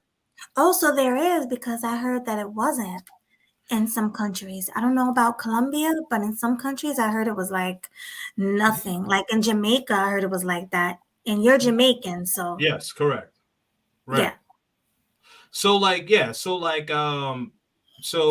you have to pay like some tax, but it may be like in a year you may be paying like maybe $30 or $40. I mean, it's not. So when I say it's nothing, it's nothing. For how many square feet? The 30, 40. That I'm not sure of. That I will have to do some homework on. Okay. No, that's good. And again, sorry to monopolize this panel. No, you're good. The thing is, I'm a business before pleasure guy. I come from the cloth where you don't get dessert until you finish your dinner. So I don't know what these haters, I feel like a lot of these haters, they kind of like move like a bag of Skittles. And I think low key that they taste the rainbow. Yeah. Yeah. Yeah. So hold on. I think it's Game Changer's turn. Hi, Game Changer. You there? Yeah, I'm here. Game Changer, salute, man. I definitely, man, I love your content, man. I would definitely love to do some sort of collaboration with you, man, at some point, man. Let's exchange some information. Yeah, definitely. You have my email? I do not have your email. Can you put that in the private chat? I can, but it's the same as my name, just GameChanger00100 at Gmail. Oh, okay. Oh, that's easy. All right, I got you. Okay, definitely. So yeah, we was actually going over this whole thing in my show, and I do agree with the brothers who were talking about tricking. Like, there are pros and cons to it. I'm not here to tell a man what to do, with his sex life and anything like that. But with anything, once the market becomes flooded with something, then the value of it goes up. Like, if 100 people are after go to the same lemonade stand, then of course the kid is going to raise their price on that lemonade. So I do feel that within moderation, it should be something that men feel comfortable with doing. I don't think that there should be the shame and stigma that Western men have with it. And when I say tricking, I'm not talking about like guys who date or who take a girl out to dinner or something like that, or to the movies. I'm talking about like direct pay for play, like mongering. Well, mongering, I don't know. I think that's something. Correct me if I'm wrong, but isn't that like where you're like lurking around looking for them? No, mongering. So mongering is basically like hooking up in mass abundance. Oh, okay. I didn't even know that. Yeah. Okay, so instead of for just buying one, or leasing or renting one woman's service, you're doing it a lot. Well, yeah. So, but yeah, basically, like let's say like in a night, like in one day, a guy gets like 3 or 4 or something like that. You know what I mean? Like that's and he's doing that consistently day to day. That's mongering. Yeah. Okay. So yeah, definitely. I think that if enough guys do that, then it would saturate any marketplace, and it would change the perception of that particular demographic of guys, because what winds up happening is in that place, even if a woman is interested in you, she's going to associate sexual contact with a person from that particular culture as a transactional thing, meaning like they're going to associate it with money. Right. So meaning that even if a woman is attracted to, say, Michael B. Jordan, but she just so happens to be, I don't know, Dominican, and he just so happens to be American, even though she would, under different circumstances, do it for free, she's still going to ask for money, which is not going to be a good dynamic. And I know that in mass that's not what we want. So like with moderation, I would definitely say that it's okay, but it does have the potential to really screw up the marketplace. Well, yeah, I mean, and I agree from that standpoint, but also like most of the men who are traveling, they're not really looking to monger, like they're looking for a quality woman. So the spending aspect of that kind of is a moot point, if you will. But if you're talking about like the pay for play aspect, then I definitely agree. But well, yeah, I'm talking about both.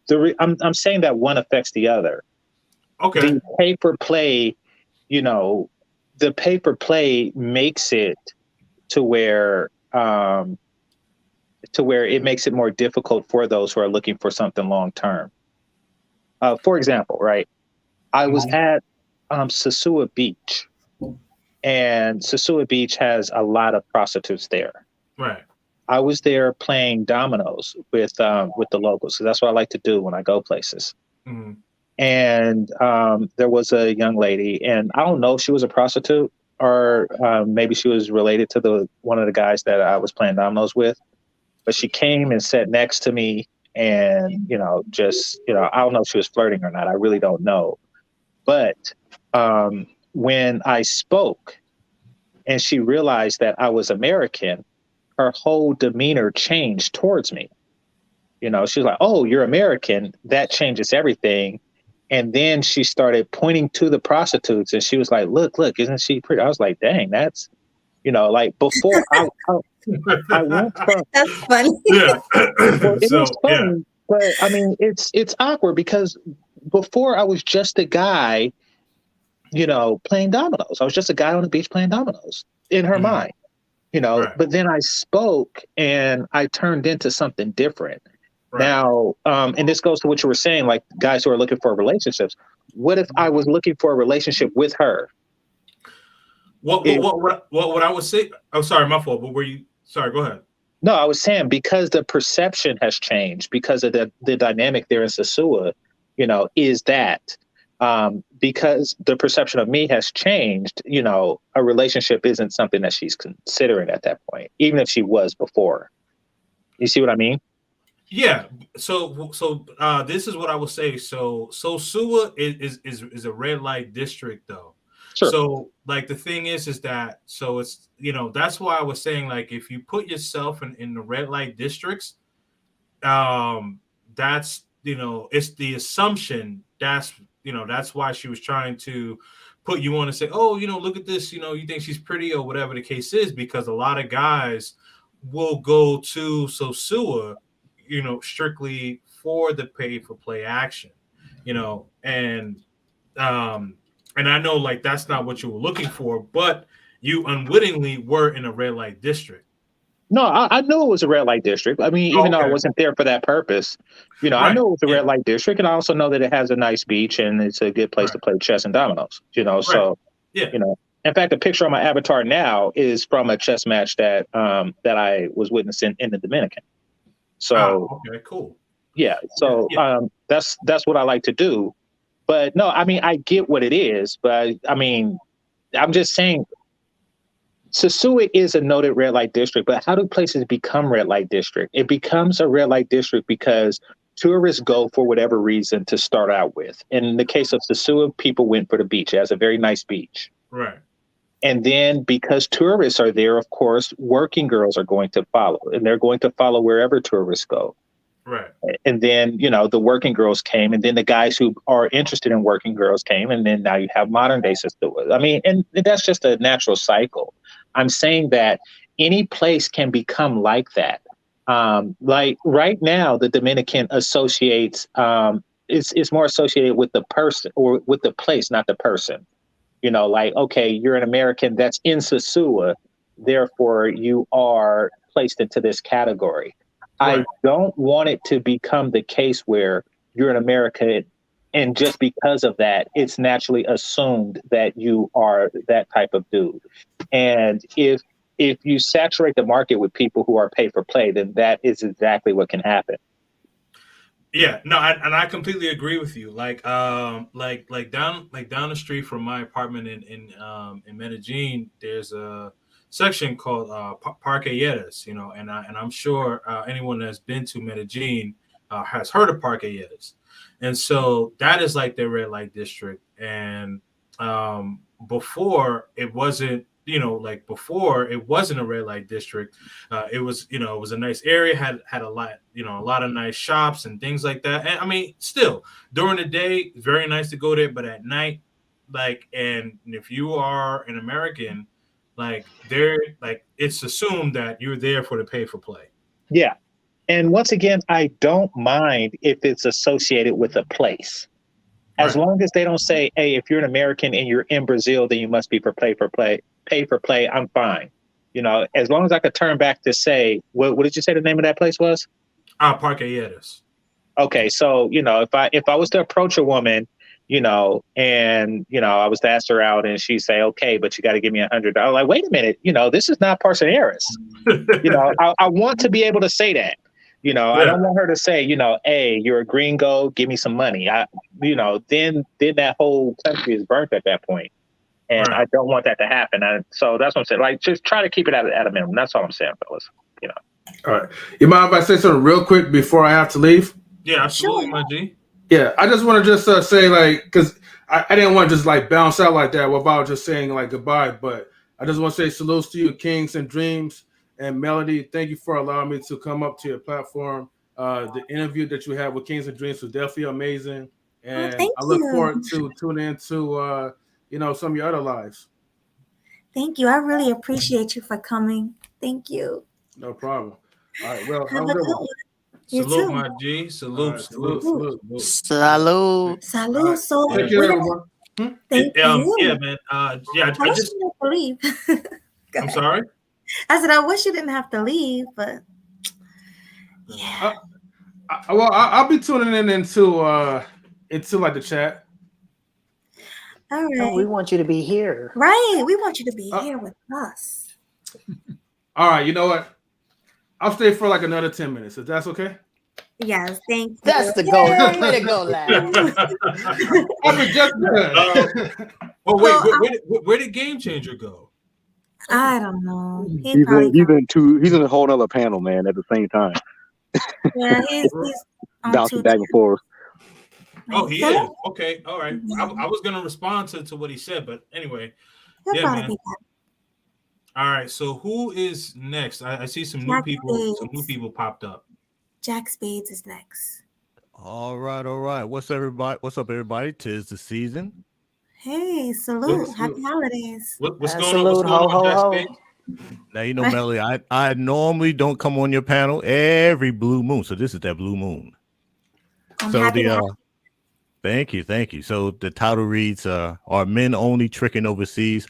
So, and I believe that it's been touched on with the live stream already at 1 hour or 105 minutes. But yeah, you got a segment of men that are going overseas to trick, go pick up women or try their best to pick up women. You got some guys who are actually going overseas to try to find themselves a spouse. And you have those guys and bring back to the States, and you have those guys that are actually looking to go overseas, live on the economy, and try their best to meet a wife and start a family over there. So, you know, I had a chance to be stationed in Germany for 3 years, many years ago. And the thing is, yeah, you can meet yourself a club girl.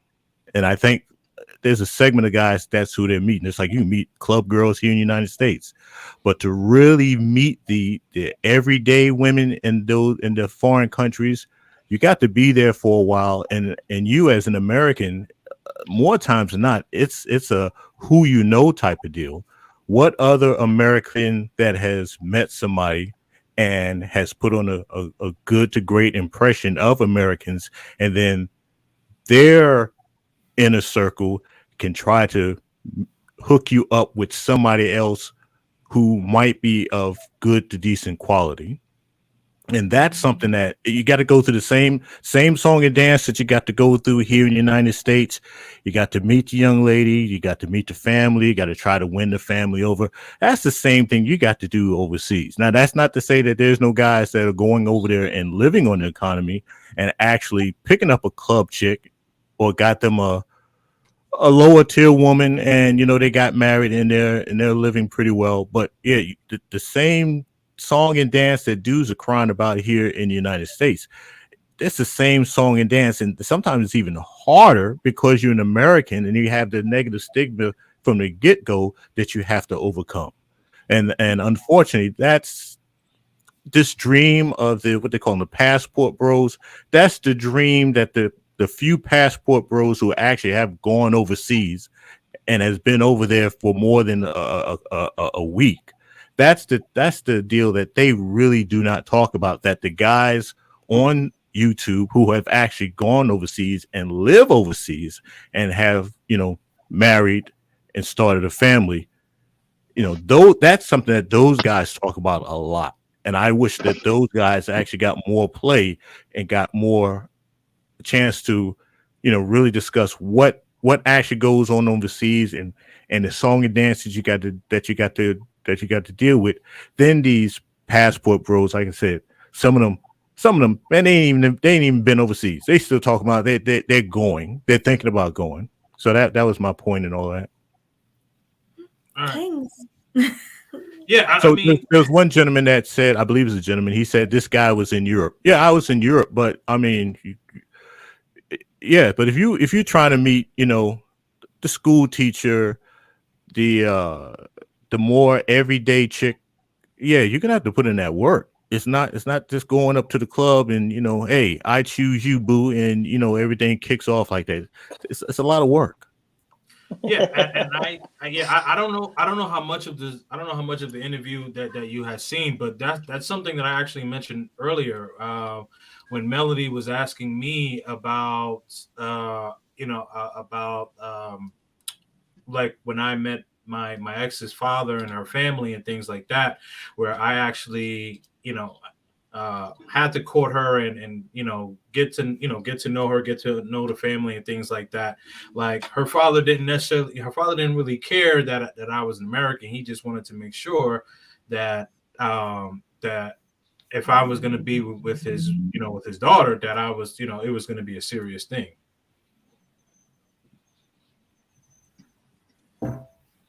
But you did have to, try to win the father over. Yeah, I'm saying yes. I'm agreeing with you. Oh, I'm cool because I know somebody else wants to speak. All right, well, let's go with Young East because he came next. Hey, Young East. Young East, what's Hey, up? what up? What up? What up? What up? How's everybody? Cool. All right. All right. So I don't have a problem with the tricking. I don't. In fact, all right. All right. So Lou, can you I mute don't have up? a problem with the tricking. I Lou, don't. mute up. Thank you. Yeah.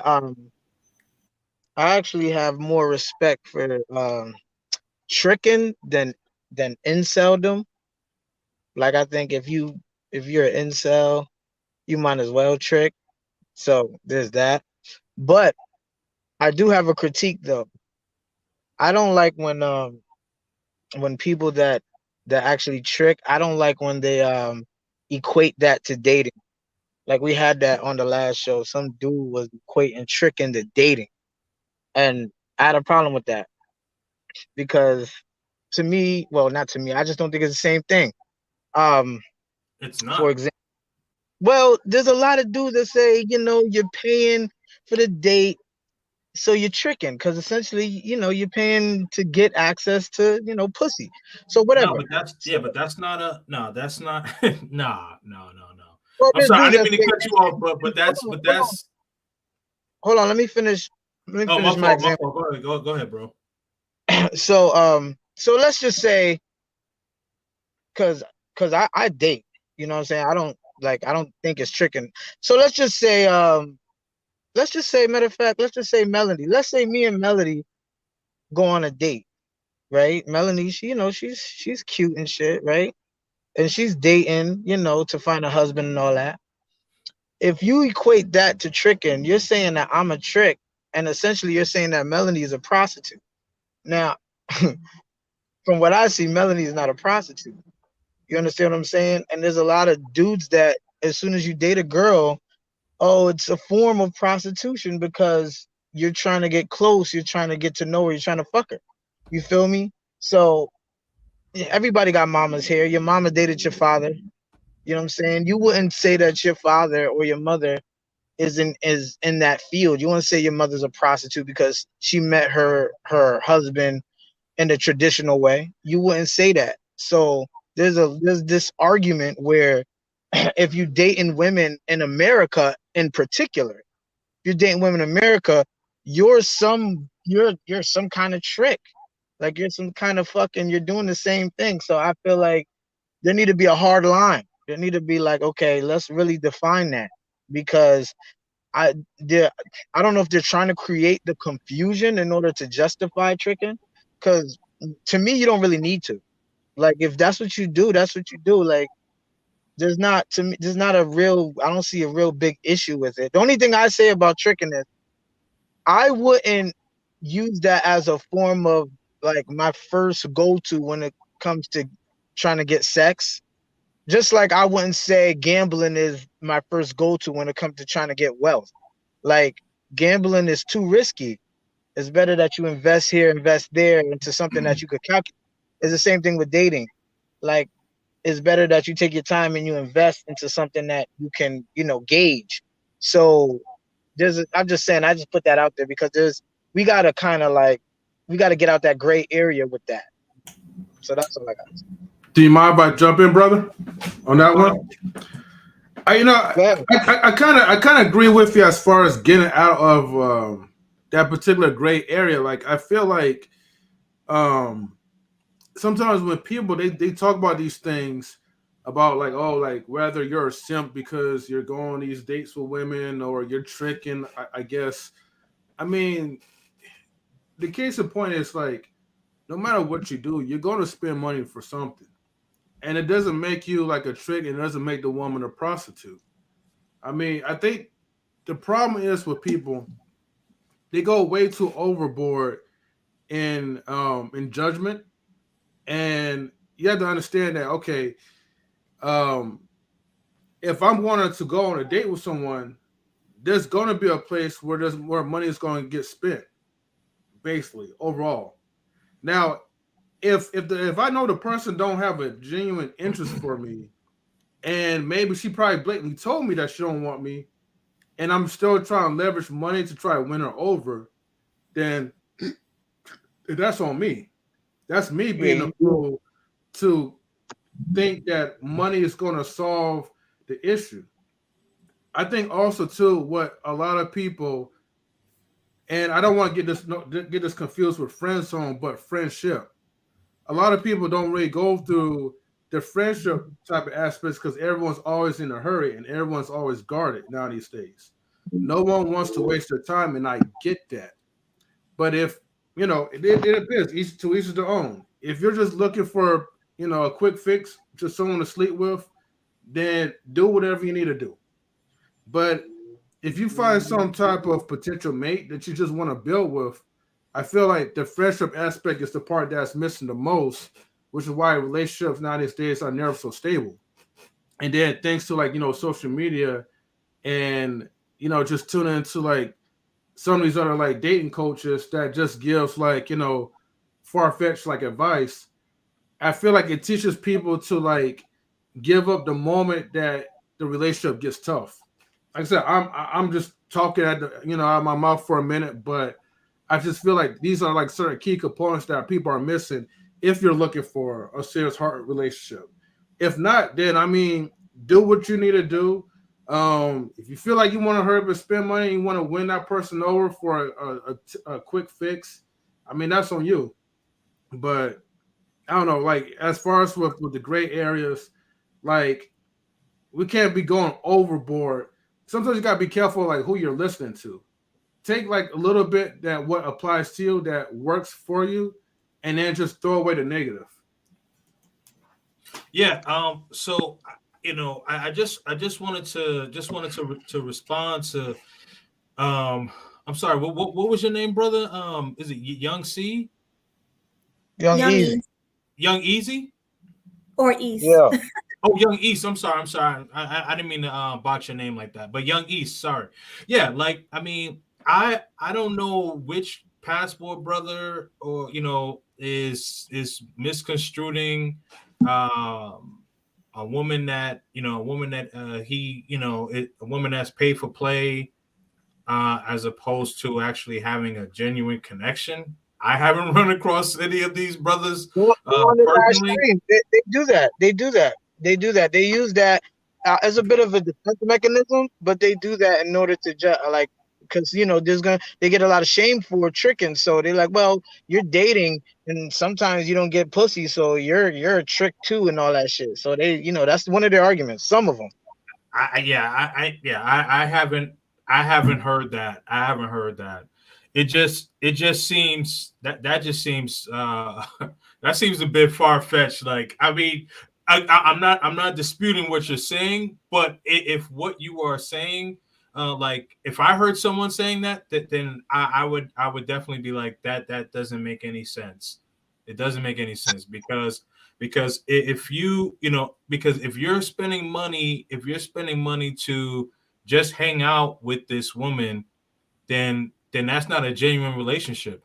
If you know a woman that willingly wants to give her body to you, that's genuine. But if you are paying her to give her body to you, then that is not genuine. Well, you know what? There's no black and white about that. I just, you know, there is a notion. There's a notion It's all in the manosphere space, where it's better to trick than to get married, especially with these divorce laws.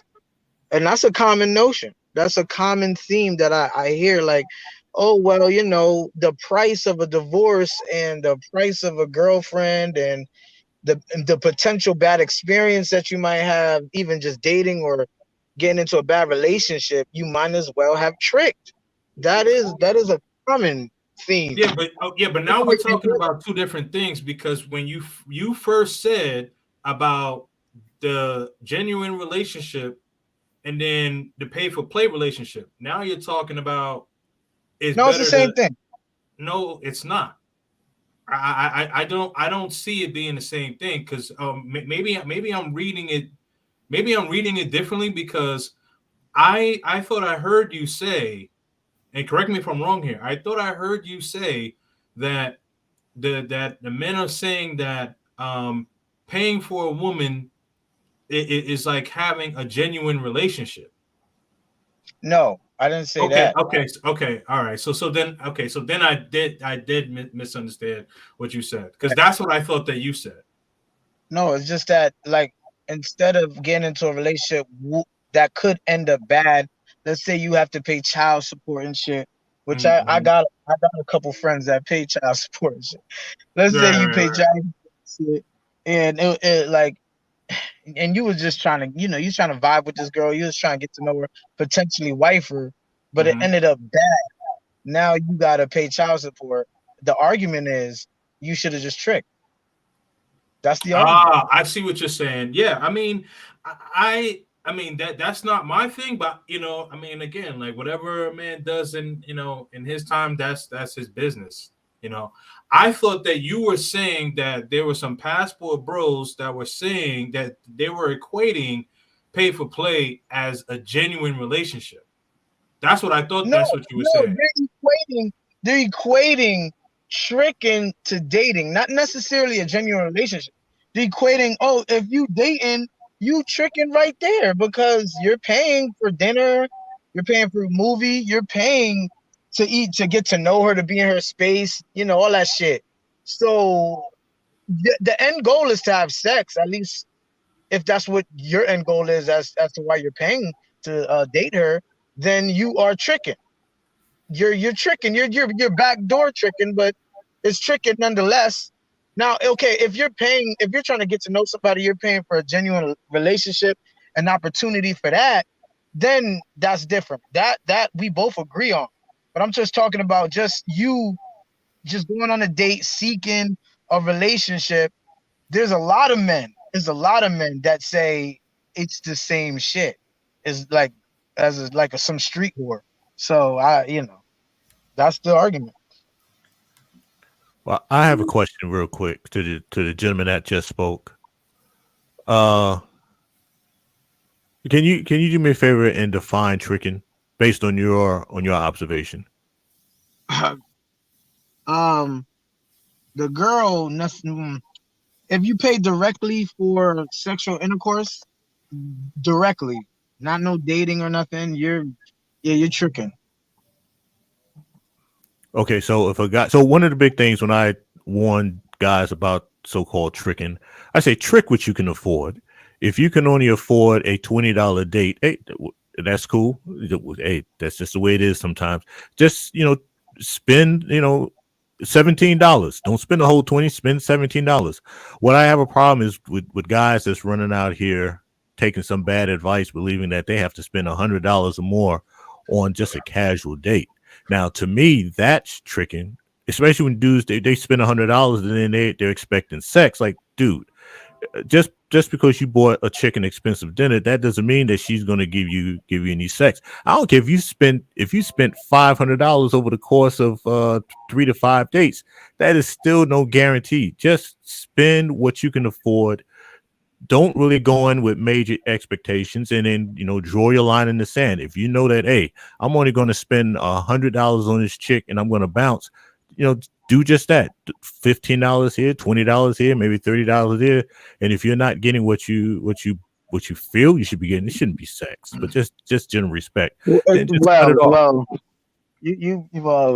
spent $100 on my last date, and the shit is this All right. though. Like, Wait a minute.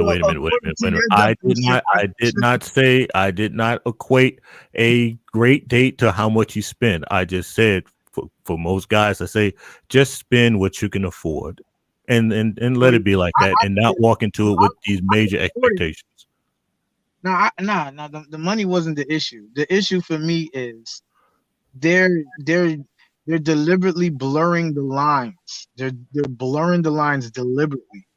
They're trying to say that you spend $100 on a date and nothing happened from it. You're tricking. That's what that's what they're saying. Because at the end of the day, why not just take her somewhere and just go smash just like that?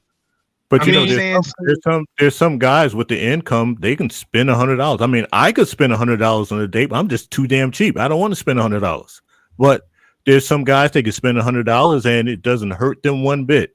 Why would you say that? Why would you say not spending $100 is cheap?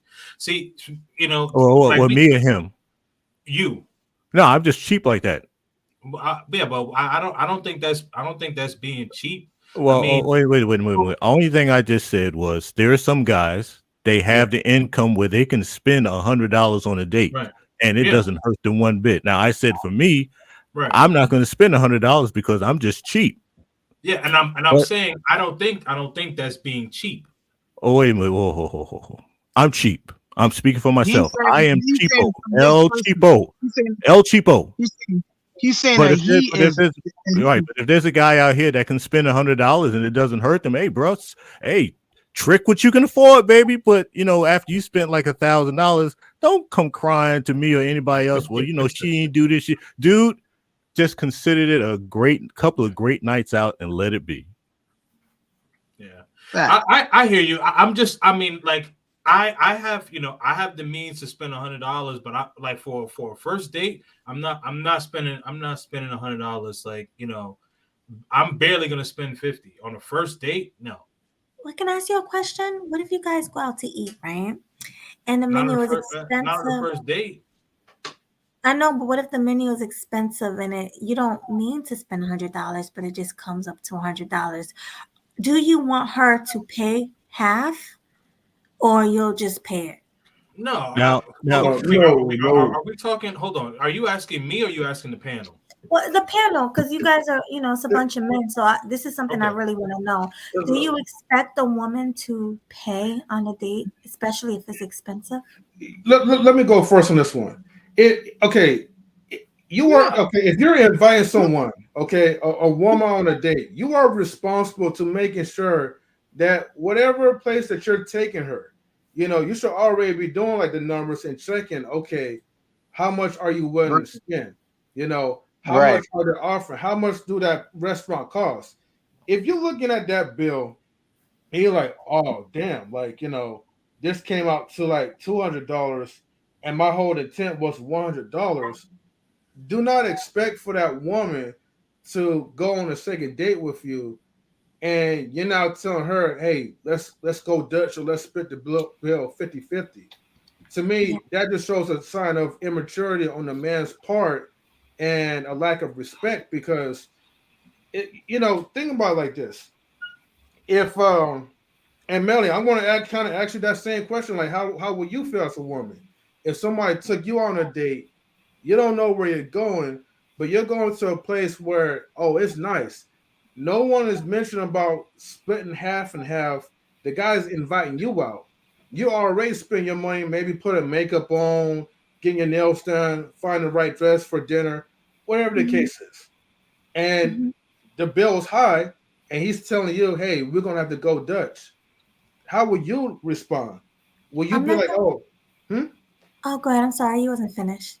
No, I was going to say, like, well, one, how will you respond? And two, will you go on a second date with that person again?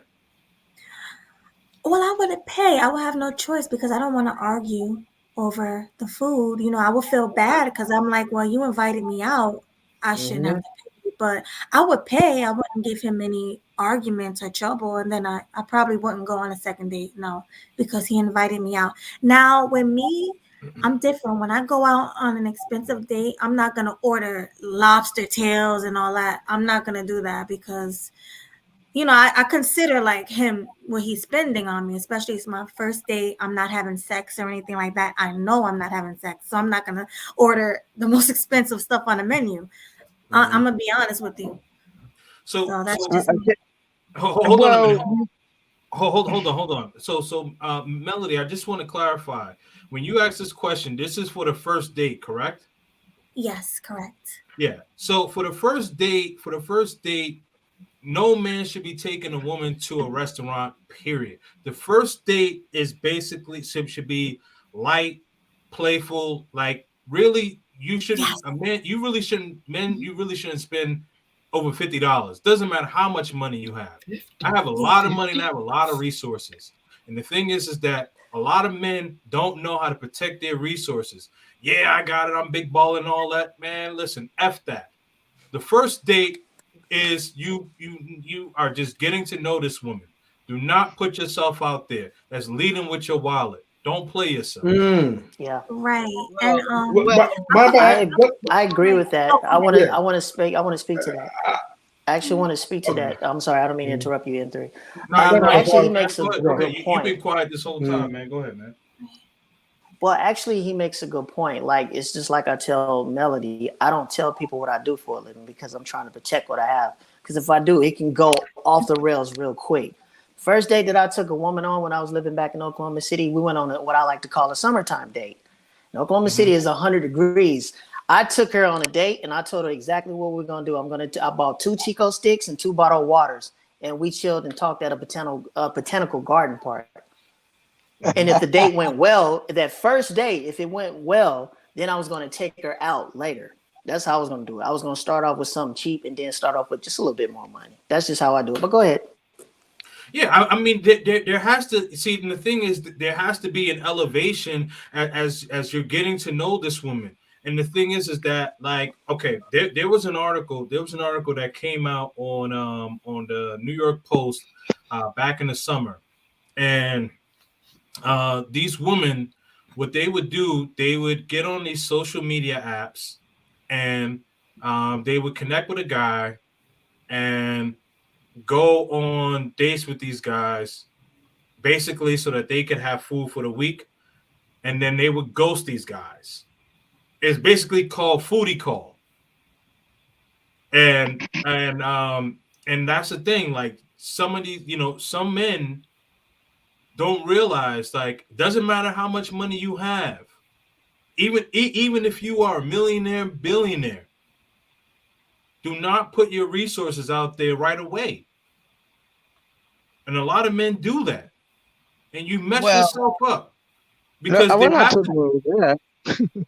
I'm going too far. I'm not talking. We're not talking about like no. I'm no, just it was saying just an example. It was just an example. I'm just saying in general. I'm not saying anyone said anything, but I'm just saying some men in general. So this wasn't an attack on anyone on the panel or anyone in the chat, but I'm just saying there are some men that will just jump out the window and want to take a woman first date, 5-star restaurant, but it's like, okay, you got to build from that. Right. You know what I mean? And the thing is like, this woman hasn't earned that. Mm-hmm. And that's a good reminder, Kings of Dreams, because right when you kind of mentioned that, I mean, in my mind, I was thinking about like, okay, since that was the question about dinner, that's where I just kind of like led off to. But in actuality, right, if you ever notice, like, okay, from my channel, why we have our coffee cup logo is because, right, that coffee cup logo represented a time when we had an interview with someone, and a lady said she don't go out on dates with men that take her out on coffee dates. And our whole, premise, our mindset is that, look, you don't want to spend a whole lot for someone that hasn't even earned it yet. The first stage, in our opinion, ask a woman if she's willing to at least maybe go to Starbucks or Pete's, kind of like a prospect, get to know that person, or just a simple coffee date. And if that person is giving you pushback or is trying to shame you for not making her feel like she's more valued enough, then that's already an easy disqualifier. Just like women find so many ways to disqualify us, we got to make sure we find ways to make sure that are they even worth being qualified. Mm. Yeah. Here's the thing. Here's the thing, though. Like, if you are gonna invite a girl out, you know the restaurant, you know the price. Like Melanie said something earlier, like she went order the most expensive thing. What I would say to that is, I don't think, Melody, you should restrict yourself on the menu, because here's the thing though. Because if you order like a salad or something cheap, you might make the guy feel like calling him broke, like he can't afford what's on the damn menu. Now I understand what everybody's saying, coffee dates and all of that. You could read the vibe whether you're gonna do a coffee date with a chick. But me personally, if I take a girl out, whatever's on the menu, she could have. I'm not gonna make her feel like it's out of my budget. I mean, I did pick the restaurant, so I'm willing to pay for whatever's at the restaurant. So this is the first date, though, fam. Oh, it could be the first date, it could be the second date. The point is, if I picked it out, I'm gonna pay for it. But the thing is, of course, there's gonna be girls that feel like coffee is a little light. It's like not enough to go out for. There's gonna be chicks like that. But it's, to me, like, you're trying to make a first impression when you're dating a girl.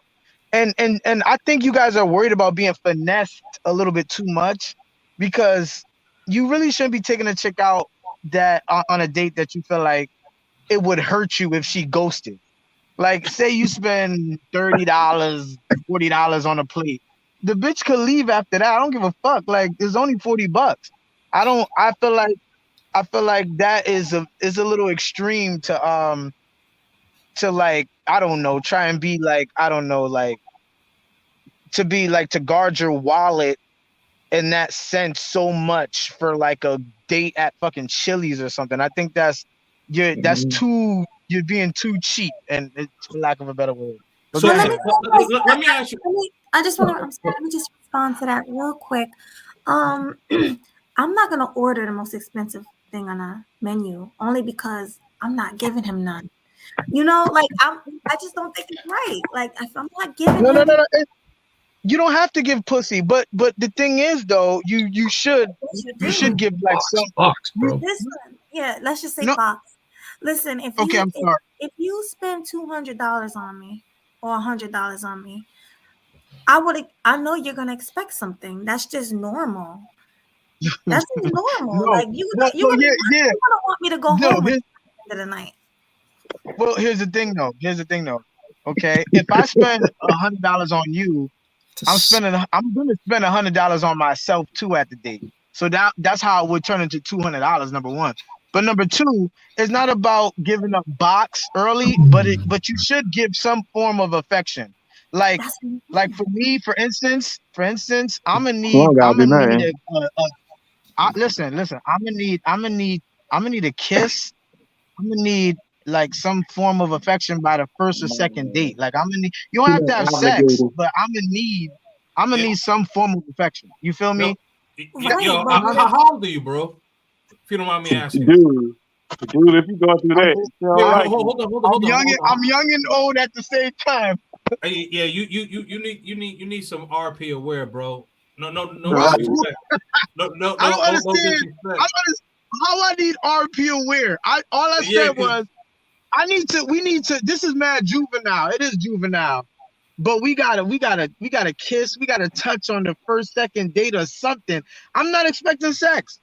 I am gonna pay, but I'm not expecting sex. But I am expecting you to.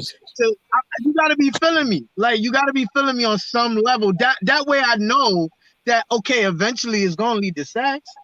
So you get me, man. It all goes back. But you might fuck up your own relationship because you got this stigma in your head. You expected something. So now if it don't happen, now boom, you on some bullshit because you expect it. You see what I'm saying? That's why you say you can't really think like that. No, it's not. Like I said, I don't think a kiss is extreme. Like, a hug, kiss, you know, something to know, yo, I like you like that. It ain't that to me. That's a light expectation for a girl that's going out for $100, $50 a date like that. That's a light expectation. She can't do that. She don't fuck with you. Yeah, I was about to say, the only thing I expect is a chick show up on time and don't get us in a fight and don't get arrested. Everything else, whatever happens, is whatever happens. Right. But let me read the super chat, and I have a question for the panel. And Mr. Bobby Ray, can you please come back? I'm so sorry. I know I took a long time to get to you, but come back and you can speak, I promise. All right. So the first super chat, fasting is life. Thank you, Fasting, for the $1.99 super chat. He says cheap tricking is still tricking. Yeah. I mean, but that's not tricking. If you're taking a woman on a date, I don't consider that tricking. And I know a lot of men in the space do, but I don't. It's not, because in order to trick, What if it?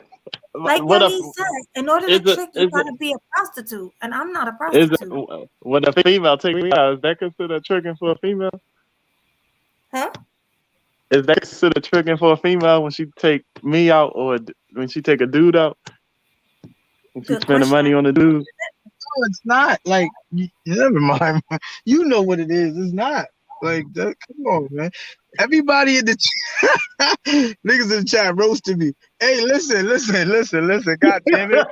All I'm saying is, if you expect sex on the first date with a girl, you are calling her a hoe. You trying to say she a hoe. Most girls that's in America gonna feel like a hoe. Well. Okay, but we could just ask Melody right here. If a girl gives it to you the first night, what you gonna think she doing with the dudes? So you gotta understand. Care. I'm not worried about no other dude. I ain't worried about no other dude. Well, that's your problem, man. Well, that's no problem. The thing is, and I'm not trying to diss you, but what I've noticed is that you haven't learned the abundance mindset. If a woman gives her body to you the first night or the second night, it doesn't matter, because it's about how she treats you. If that woman is willing to be on your program, then that's how you hold it down, bro. And this is why I was saying that you need to be RP aware, bro, because you know what I mean. And I'm not dissing you. I really mean that. I really mean that. But you got to understand what you're saying. You gotta understand, these women, they think like that. If they know that you want to have sex, but they're aware, like, oh, he might think I'm a hoe if I give it to him too early. She don't care. She like you that to go on. Exactly. Like, ask Melody. Ask Melody. Okay. You're not gonna give up sex on the first night. Is that a yay or a nay? Are you gonna do it? Is she like her? But even if you like, I like that.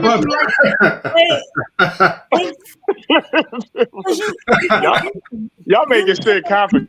Yeah, you never know. Like, all right, don't judge me. But you never know. Ain't nobody judging. You be grown. We grown as hell. So all right.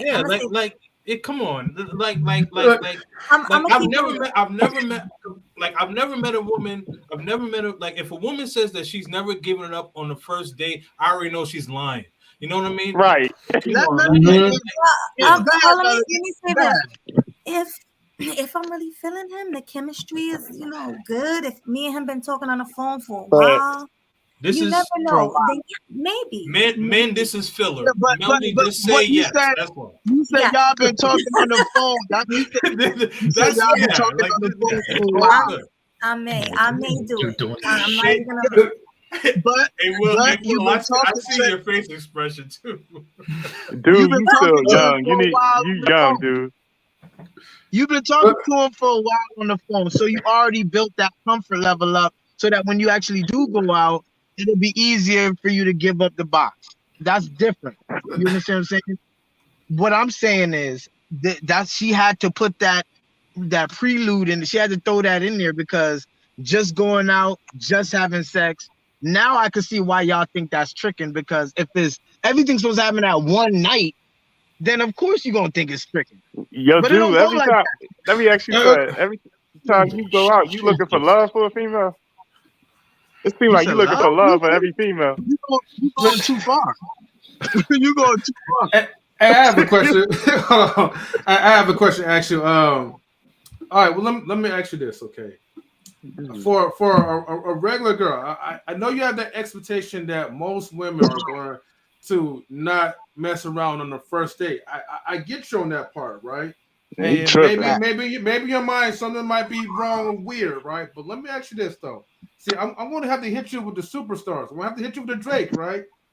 If Drake comes into a regular girl's life and oh my God, he asks for sex, do you think that woman is going to turn him down? You said no. Drake. You went that extreme, bro. Yes, I'm going that extreme. I mean, if it's Drake, that's a little different. Yeah. There you go.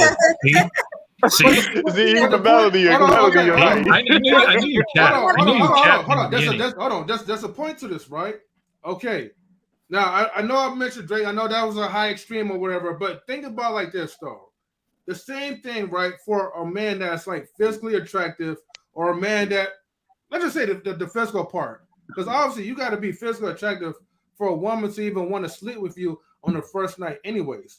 There are women that's like that. But when it comes to other men that she's not really initially physically attracted to, or doesn't really find some type of mental stimulation, she's going to say no, or she's going to just say like she's going to wait. She's going to come up with some excuses. Yeah, I'm not saying. Yeah. Why she make you wait while she smash the other dude right exactly. away. Right. Why do you exactly? Why do you think they created a 90-day rule? Read the book called The Power of the Smelly Fish. Well, but you know. I have a question for the panel. If women overseas, are they easier to get in bed with than modern women here? Like, you know what I mean? Because you guys do say they're more friendly. And all you guys are passport bros except for like 2. So I'm not. I've never been overseas. Well, except for 3. No, they're not any easier. The same thing that you find here in the States. It's the same shit to me. That's how I look at it. You're gonna like I said, you're gonna find some club chicks that's gonna use you for money. Then you're gonna find some club chicks that will after a couple of drinks, she's ready to take you to the hotel. But you know,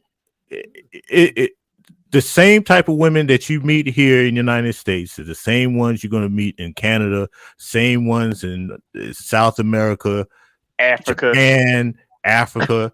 You know, it's really the individual. You got some folks, they just got some hoish tendencies, and they'll let you explore with their hoishness, you know, after a couple of drinks. It's not so much they're from this country, it's just the individual woman herself, what she's down with, what she's not down with. So you're saying the women here are equal to the women over there? Is that what you're saying? Like they act the same? Jack Spade? Yeah, women are women, but the same one, the ones that, you know, like I said, they freaky by nature and speak English. You're gonna find something that's freaky by nature that speaks Korean and Japanese. It's just the individual woman that you cross is what you have to really deal with and navigate. Yeah. Okay. Well, before we move on, let me read the super chats. I'm not going to disappear. Yeah. Sorry. Yeah. Please read the super chats, and then I'll answer your question. Okay. Thank you. Yeah. Go ahead. All right. So Fast in His Life. Thank you again for the 199 super chat. He says buying Melody super chats is tricking. Not really. You're just supporting the stream. But I do appreciate that. I passed. All right. I'm sorry. He said, men need to trick. Tricking feeds the world. Thank you, Fasting. And then he said this, and I think I saw one more. Let me go down to it. Oh, here we go. Thank you, Chow Hound Life on the Budget, for the $50 super chat. I really appreciate you. He always supports me, guys. Make sure you subscribe to his channel because he's always supporting me. I appreciate you, Chow Hound. He says, look, if I want to spend money on a date, I don't give a shit if I'm effing or not. Because bottom line for me, it's a tax write-off. All right, facts. And Chow Hound, he owns property. He has money. He's a high-value man. So maybe spending money for him is not a big deal. He'll probably take someone on a $100 date with no problem. But the thing is, I mean, we were talking about the problem isn't the money. The problem is Like I like that. I like the fact that he said tax write-off. Cool. But the problem is the time. That's the problem. That's the currency that's the most expensive. Because you can never get time back. Money you can always get back, but time you can never get back. Mm-hmm. But But the thing I can't. But Well, I was gonna say that's the thing I can't, the thing I'm having difficulty understanding here is this moving goalpost of what tricking is. You have some guys that say just spending $5 on a date is tricking. You got some folks like myself that says, okay, $100 and you're expecting sex. That's a little overboard. It's all over the gamut to the point where really nobody knows what tricking is. Nobody really can define it. Well, this guy, he just said time is what you need to be focused on.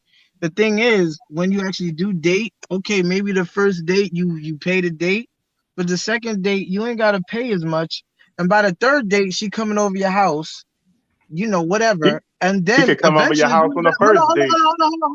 Hold on. The point is, eventually you ain't gotta date her no more. She just come through, and it costs you nothing. She just fucks and fucks and fucks and fucks. You get it. If you had a girlfriend before, you get it. That's how it go. Eventually, you don't pay shit to have sex.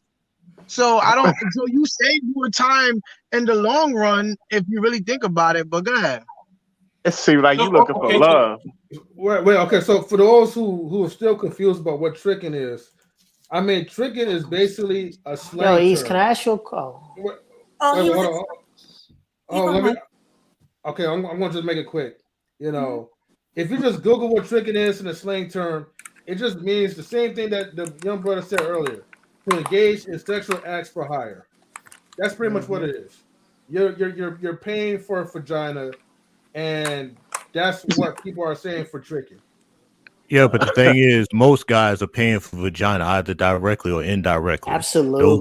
Those dinner dates, you're hoping that they add up to vagina. You're hoping it don't take too long, but those little dinner dates, the movies and stuff like that, you're aiming to rent the coochie. Buying drinks at the Okay, bar. let me ask you a question with that. Wait, Let me ask you a question before with you that. go, I'm sorry. Before you go, there's people like Angela and people are trying to come up. Blue, do you have anything else to say? Because you were quiet and so was DCL. I'll drop off too. Oh, you leaving already? You had a lot to say. Well, I know you said there's people that's trying to come up in the panel, so I don't want to hold them up though. I just want Yeah, to do you want me to go too, Melody? I can leave. No, because you guys have something to say. Like Blue, you have anything to say, or can I drop you down for a little while? Blue? Look, he's not even there. Hold up. I'm about to drop Blue. All right, Blue, I'm gonna drop you. Hold on. Salute, gentlemen, for coming up. I appreciate y'all, man. Yeah, thanks for supporting us. All right, so let me remove you. And are you there, DCL? Is your name DCL? Yeah, I'm right here. You have anything else to say? Oh nah, I'm about to go. I see y'all. Thanks for coming. Thanks for coming. I want to say something about I don't know who should pay the dating and this tricking stuff. Man, people keep bringing that up. All right, so I don't know how many haters are in the chat, and if they are, they're cornballs. They need to understand that tricking is exactly what it is. Google it. Don't be a dumbass. Oh, right. Now I'm up here. Sorry, I'm going to cut you off. Write-off correctly. It's not right as in a direction right. And besides, you can't be doing that. You should not be mixing money, business with pleasure. Vince McMahon tried to do that. Robert Kraft tried to do that. They both got in trouble for doing that. So you cannot be mixing business with pleasure. If you're going to do something like that, don't do it with a business. And you're going to get audited for that. It's a stupid move. Now I'm up here. Yeah, number one, let's I know you're defining this tricking aspect. The reality is, yes, tricking is solicitation for prostitution, and it's illegal. That was black people's term, the word tricking, to make it sound like it's not negative with a statement on it. But the reality, that's what it is. Because what do white non-black people call tricking? Still solicitation for prostitution. Now, this is a fact. Too many dudes indirectly trick and don't get what they want. Which, you know what? This is why I'm a Young East. I'm sorry, brother, but a lot of stuff you were saying was real dumb. And I'm dead serious on that. You went and wasted your time and spent your money on a chick that you know you want to fuck. You couldn't have the balls to tell her, I want to fuck. See, that's see. And what type of game is I knew you was gonna be like that, Bell. But exactly, see, I gotta call you out on that BS. A lot of dudes do that shit.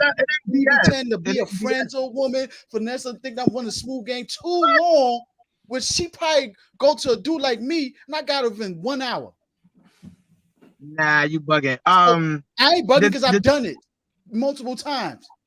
So that's what I'm trying to tell you and everything. If you worry about a girl's feelings too damn much, this is why you're not succeeding the way you are. This is why you're wasting your money too damn much.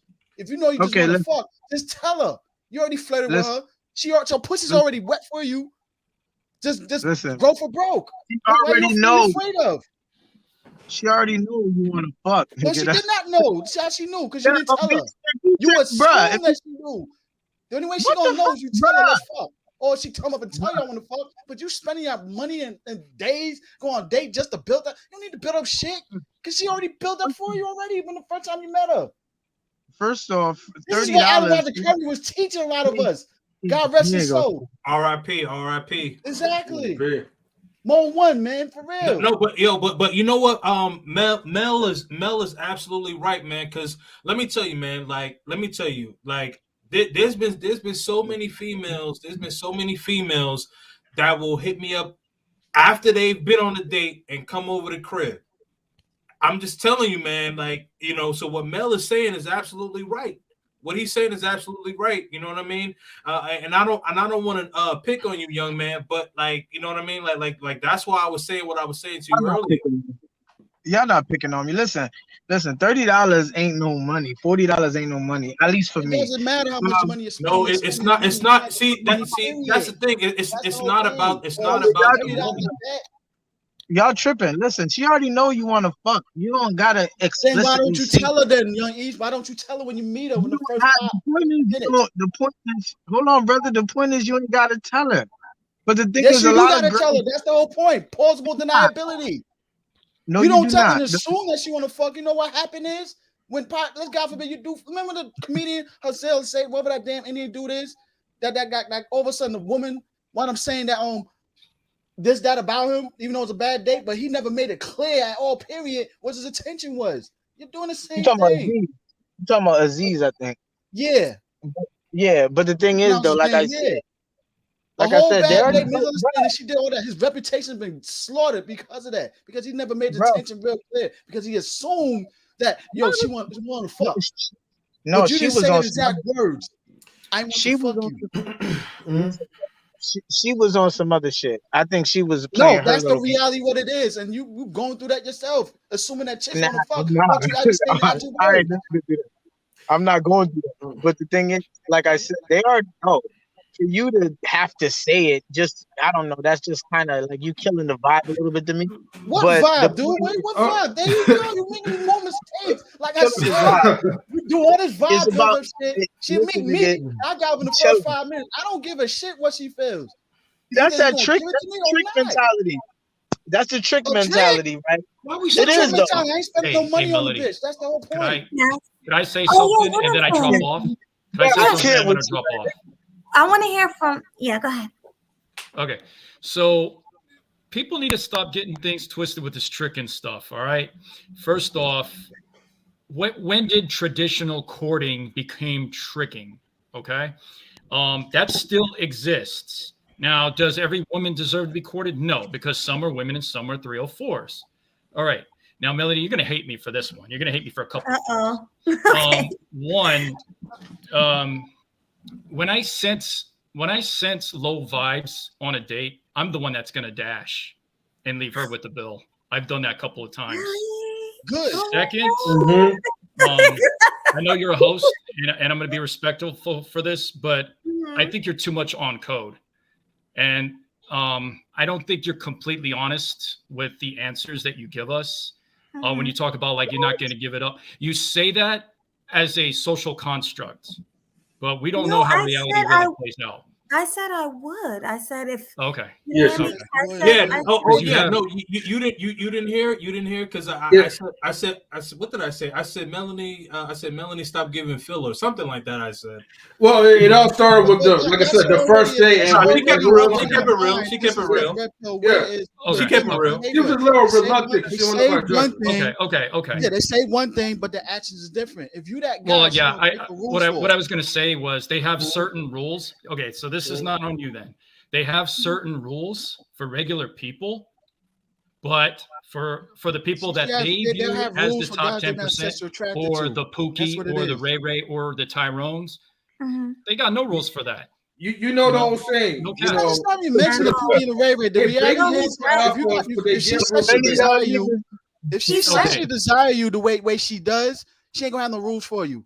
You don't have to be a But, dude from the street. but whatever. You can be nobody's who's a you can be male whatever. model like that. Like You ain't gotta nobody's be a really male like, model either, no, too. keep it a band I'm though. not You even talking done, about man. Look, can I you finish talking about before I drop Tyrone? No, off? hold on. Let me keep on going. You talking about Tyrone? You talking about Tyrones and Chads and shit? That's like a 0% of niggas. Everybody's pretty normal. Okay, so y'all doing a lot That's right like now. 10%. Like, But anyways, bro, okay, I'm sorry, He's talking about the 10%. bad, he's talking about the Let him supposed bad boy image and stuff. But the Hold on, guys. reality Wait, is, let it's him a finish his point, and then you guys can. because I'm going to drop off when I finish Yeah, my he's point. trying to leave. And then Go and then you have people who move like cornballs in your chat, like Lemon Pepper and Black Ops, who don't even cam up or go on the panel, but they want to just continue to type things in the chat. They pretty much move similarly to people like, let's say, this one guy who looks like a DNA crossover between Chauncey Billups and the sloth from Goonies, who's over 50 years old. He's a cornball. Then you got this I know other who you're guy talking about. who I call DJ Candle, who's close to Medicare age. He's another cornball who pocket watches a guy that's in his early 20s, and then he makes a hit piece talking about, oh, this passport bro is gonna die at 22 in the year of 2023. That is some hoe ass shit. And one of your mods, Black Ops, he's a hoe ass punk too. That dude probably don't even have receipts. Straight up. I didn't even see the chat. And one final sentence is that you do not need a dating coach, all right? And this is to you youngies. You first off, I know some people say I had to disagree with you on there, man. I'm gonna kick back on you there because I learned from Alejandro Curry by my straight direct. Are you a So dating someone coach? needs to learn from someone. As much as you may think that people don't need a dating coach like that. Oh, let me finish. If someone you think that a lot of people don't need dating coaches, some people need some tooling. That's the whole point. Even in business, you need to be All a right. student of the game. Okay. Back then, when No, you had it is now. when you had people And I like see all because these lame because dudes all they online do talking so Bro, much bro. shit about females where they are pair bonding and everything. They need some damn coaching. Period. all And it they're sounds doing pathetic. all they're doing is they're taking stuff from previous coaches like Styles, previous coaches like Blue Mystery, previous coaches like Ross Jeffries, previous coaches like RSD. They're just taking it and recycling it and then putting a brand and putting their name on it like it's their own. That's all they're doing. They're taking it from other people's stuff and saying it's their own. You got people like Well, here's the thing. I'm I not would done. I'm say not this: done. with the You game, got the people game like can't be not you be got people like imitated. That's the whole Cacario thing. expecting people to drop It would be 4K. exposed. That dude is in an open marriage. You got people like Steve the Cleanup Man Williams. That dude is wifing up a female who's got a child don't even look like his, so he can't even lie and say that's his kid. Oh, by the way, I forced him to take down his live. And then you got this other cornball, John Transtony Queer Style, or John whatever the heck he calls himself. I know it's John Anthony Lifestyle. I call him John Transtony Queer Style. That dude is getting smashed by Transformers, and he's expecting people to drop 4 stacks for a course. Wow. All right, Melody. Thank you for having me, but I'm gonna go ahead and drop off. Thanks for coming. I appreciate you. Thank you. Salute, Will. Salute. So I sound for like a bit of those- weirdo, for- man. in my For point those of of view, y'all who period. don't know the art of Will That's cooks who on he is? every panel. That's him. He does that all the time. Yeah, And- that's He just trolls. No, he's That's trolling. pathetic. No, that's what it is. What it is. He trolls. He like to criticize other people of their results so much, and he doesn't get results of his own.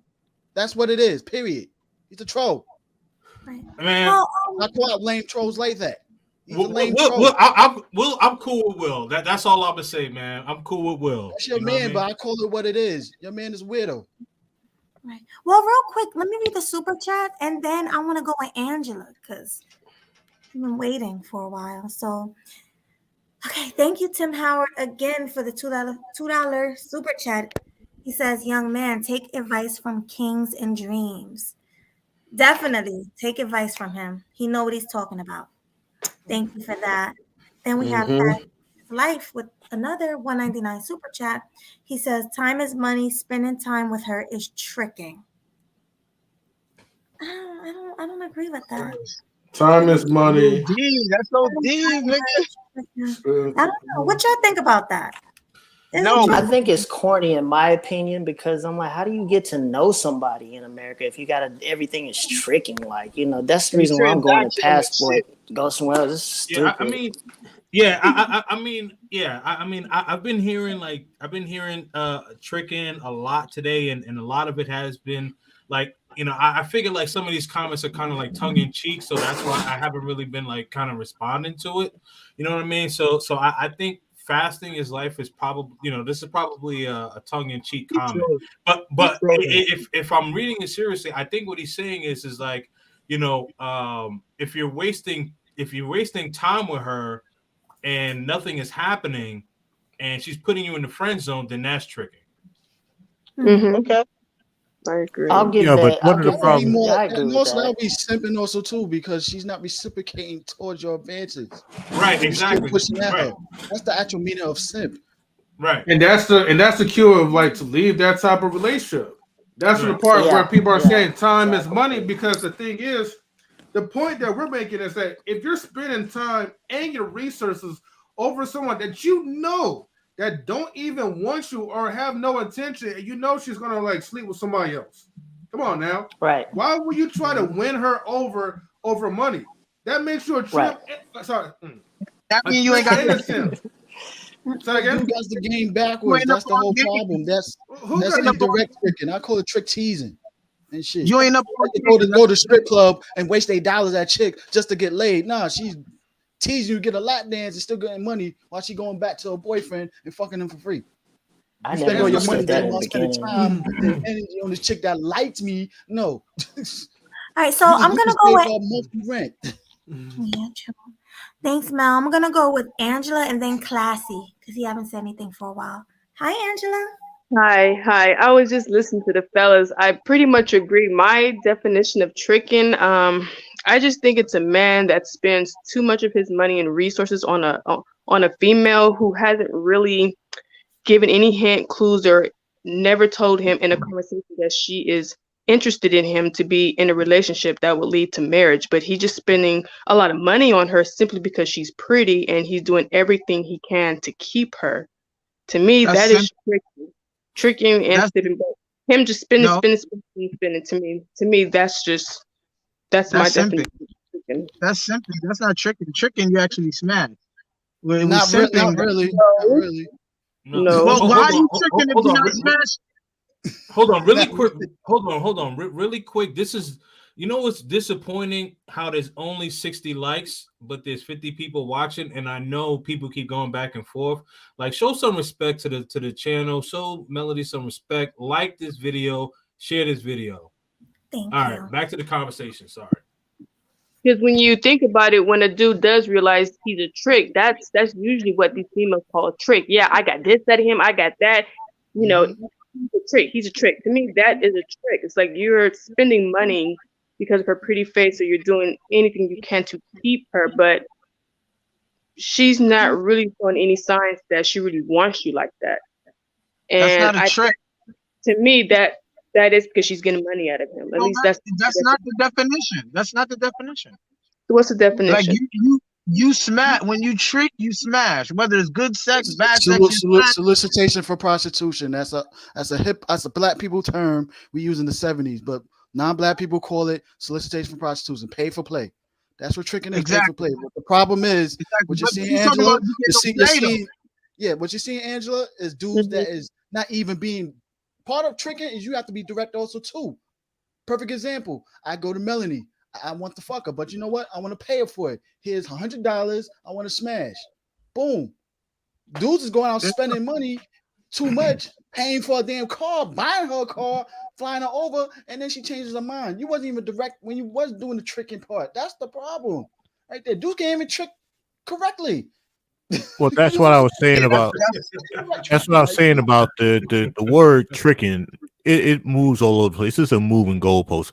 Like I said, you got some guys that say, "Oh, if he spends $30 on a date, $30, $12 for the plate, drinks, and a tip at a cheap place, $30 for the two of you. Oh, that's tricking." And it's like, come on, folks. Just because the dude spent a little bit of money on a damn date, at least just to enjoy, 60 minutes, 90 minutes with the lady, it's $30. If a man couldn't afford $30, then don't spend $30.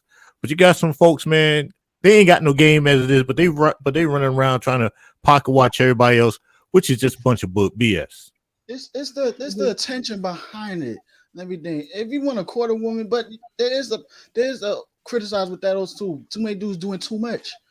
You ain't gotta spend too much money on her. You could be creative. Yo, if it's sunny time and you're in a major city, take it to the park.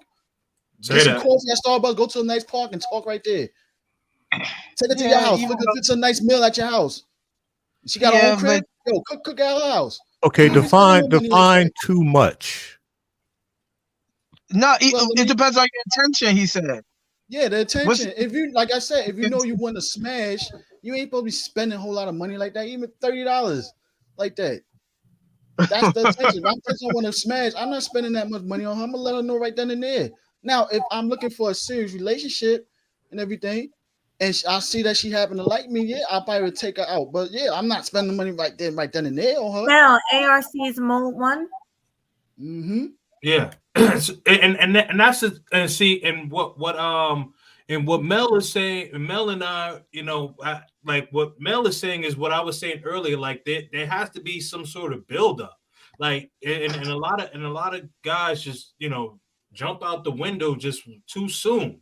You do and I believe, Mel, correct me if I'm wrong, that's what you mean by doing too much, correct? Yeah. Matter of fact, I want to use this story as an example because, being that the other dude was using Miss Lucario and everything, when I was watching this show earlier, I heard this dude talk about how he got a woman drunk or they was drinking and he technically did what that girl did to Eddie Murphy in Coming to America 2. They took advantage of him, got pregnant, and all of a sudden, they have a kid together. All of a sudden, he kicked the woman out recently because he wanted to have sex with her. But unfortunately, she never wanted to fuck him in the first place at all. That's the problem. A lot of dudes. Dudes cannot tell the difference between a woman wanting to fuck you or you feel like she have to. And there's a lot of dudes get themselves in jam situations like that. I call out that dude all the time, like fuck you like that, like you pathetic. I really hope that woman juice you, your baby's mom, because they're only gonna kick out because she feel like he feel like she has to give you sex because you say so. No, she never wanted to fuck you to begin with, and you couldn't pay attention to that because just like what you were saying earlier, you're doing too much. She never wanted you in the first place. Yeah, well, you got how you gonna find that out though? How you gonna find that out? Like you talking about game now? You talking about having a bit of game? So the thing is, a lot of dudes they don't want to have game, and I'm not knocking nobody, but tricking is a way to like really not have to worry about having game. You just gotta, she go that way, she on Gomo, you just pay for that. That's what tricking's about. How many stories I've read about dudes that be tricking that way and trying to backdoor their way into getting a relationship with an escort many times, and it backfires. I'm sure, but that ain't. Yeah. That's there's gonna be job. guys that you can't tell that their job versus she generally wants you. She ain't gonna charge you for nothing. She ain't gonna make you pay for nothing. That's how you know she's coming at you. As soon as you talk shit dirty to her, she's gonna talk dirty to you back. That's how you know. Real quick, Mel and East, I want to hear from Classy because I didn't hear from him, and then Blue, and then Marty. Classy, what's your take on all of this? What's your definition of tricking? I don't have a clue at this point. And I'm gonna be honest with you. I gotta be honest. I have to be honest. I get where some of this is going. I get some of the points, but at the same time, like I said, it moves in so many different directions. It's almost like a woman being a pygmy. It's like she can't like a man. And it's like, I don't know. I'm lost. So yeah. I don't know, man. Like I said, have I been out with a woman that was uninterested in me, and did I catch it? Yes. Have I been with a woman that was interested in me and gave it to me on the first night? Yes. However, how often does that happen for me? It doesn't. So I may have to court and date. But go ahead. I'm sorry. Does it happen more overseas for you? Is it easier for you to get laid on the first night? Let me give you my perspective on this. Overseas, it is a little bit easier because the fact of the matter is you don't have to run all this game to get to know a woman. You know, if she likes you, she's generally gonna talk to you. Most women are generally just gonna talk to you, and if they're not interested, if they have a boyfriend, they will politely tell you, "I'm seeing somebody," or they'll give you off to their friends. From what I got in Brazil, but go ahead, y'all. No, it's the same. No, you're right about that. Like, it's easier in reference to like the communication. Like if a woman is not interested, she will let you know right away. Like she's not interested. You know, yeah, she's not gonna hide it. Yeah, so I can't speak for Europe. But in Latin America, yes. But really quick, Marty McFly has to drop, and he wanted to give his final thoughts. Hey, what's up, y'all? Interested to know what you gotta say. Listen, do I still got an echo? No, that was Melanie. Oh, okay. No, it's you, bro. But it's you. But you know what? I think if we don't talk and you just talk, we good. Yeah, it's weird. I don't even know what that is. But shit, I'm getting off this trick and stuff because it's giving me a headache. I was gonna bring up just a point. Is that one or 2 points? The first one I'll start off with is that dudes really need hobbies, you know, to round themselves out. And the reason why I say that is this, because in my opinion, for whatever it's worth, you know, because I can just be some guy, right? But what I'm hearing overall, nobody in particular, so nobody get offended, is too much focus on one thing, getting her. My thing is she ain't that important. You know what I'm saying? In the scheme of things. I mean, we all want to have girlfriends and this and that, but you know, overseas and just dealing with other races of men, this is not they're not talking 2 hours straight about tricking $20 on Applebee's. If we're just going to put this in the universe, there is no, I get it. You know, we want to define terms, but it's like, we like picking through grains of sand on the beach. You know what I'm saying? And this is the kind of thing that I'm talking about. It's like, you know, like in Sweet Melody's case, I say, you know, traveling, tricking is such a hot topic. I'm like, shit, you know, what would be a good idea? Get a super chat going on so that they can fly your ass to Colombia and you can actually see and interview some of the guys that are currently there, because it's a lot of speculation, fourth and fifth hand. I think this, I heard that, this is what happens over there, but it's none of it's real time. So it's all speculation. And when you throw in the fact that, you know, you gotta in today's time, we're not in 1950, we're not in 1970, it's 2022. In my opinion, it's more in my personal opinion, it's less about her and more about me. And I don't mean that in the narcissistic way. What I'm saying is that, like, I do other things that bring value besides money. You see what I'm saying? Like, and I know everybody's got their own thing. You might be a painter, you might be into sports. I'm just saying what I do. What I do is valuable, you know, not only to me, but to any female, because let's just take photography and video.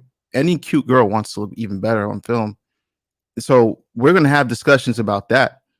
And that's going to take precedence over taking her out to dinner. By the time we get to dinner, I mean, the stage has already been set, or the trap, depending on how you look at it. She's going to pretty much see the value. It's not going to be, okay, we're in the first date. And now we're starting from square one. Now I got to spit my best lines.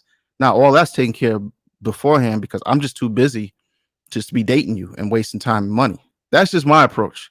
So I think if dudes really had like more hobbies where they just bring more value to the table other than shiny belt buckles and muscles and money, I gotta patent that. That sounds pretty decent. But then the conversations would be different. We'd be talking about how to buy property, because ultimately, you know, the type of woman who's going to sit there and really entertain these things is not really the type of woman. Like if you're searching for love, because I know some people threw that out there with the guy. I mean, ultimately, if you're trying to find a decent chick, you got to be a decent dude. Ultimately, yeah, we can do the whole, you know, I'm a player and I get bitches from the Himalayas. You know, you see people in the chat saying, "I get bitches from 1920." Like, all right, cool. No receipts, didn't happen. You know, and that's just the way I look at it. Like, it's cool to talk about it, but it's even better to be about it. You know, so I think if dudes just brought more to the table for themselves, because when I say this, people automatically assume, oh, you talking about, you know, placating to the female. I'm like, nah. When you actually go out into the world, it actually helps when you're well-rounded, when you can have conversations about different subjects, not just about 21 Savage and Kanye West and love and hip hop. Like, what do you know? You know, and then your conversation correlates to the type of female that you can actually deal with. So if you go out, what do y'all talk about? This is what I don't hear in the conversation. All I hear is about Applebee's and who's paying the $20 and who's dipping out in the tips. Like, it's like, that's cool. If you're just trying to smash, I get it. I'm not going to sit here and lie like I don't know what it is. But in 2022, it's more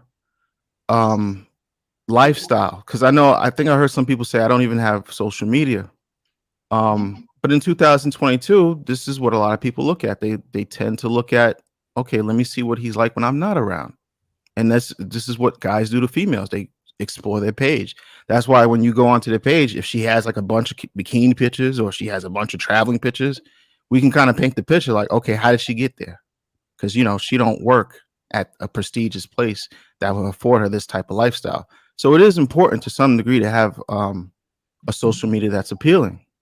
You know, so if we're going to really talk about the dating and mating game, then we really got to round it out. Like, it's not just about, you know, talking and texting for a day and a half and going out and then expecting the world. I mean, my approach is like, I don't even care. Like, and I'm not trying to down women, but she is like so unimportant to the grand scheme of what I'm doing, you know, and it has to be that apparent, because when she sees, okay, this guy has his own master plan, irregardless of whatever I'm doing, it's like, and then when you show you have options, see the thing, and it's not even, I hate to say it's like kind of like game. I don't hate that word, but kind of like showing that you have options is appealing to other women, because it keeps her on her toes. It makes like, they like to seem like they're fighting for something that they can't attain. And if they get it, they feel great about it. But if you're just a guy that's just like chasing after them, then they feel like they got you. So it's like they can play you on the back pocket. That's why one of the guys said, yeah, she'll take you, and then I meet her for an hour and smash. These things do happen. It does. I mean, it sounds unfortunate, but these things do happen. And the second point I was going to say, damn, that was the first point. I'm trying to get to the second point. I had a good point the second way around. Well, can I interject? Yeah, go ahead. When you said that, I guess what you're saying, you gotta build yourself up. Can you mute up, please? Oh, okay. I'm mute. Okay. Like he sounded like, oh yeah, get hobbies, make yourself more valuable and all of that, and have other shit going on so that it's not important if she does, I don't know, play games or whatever.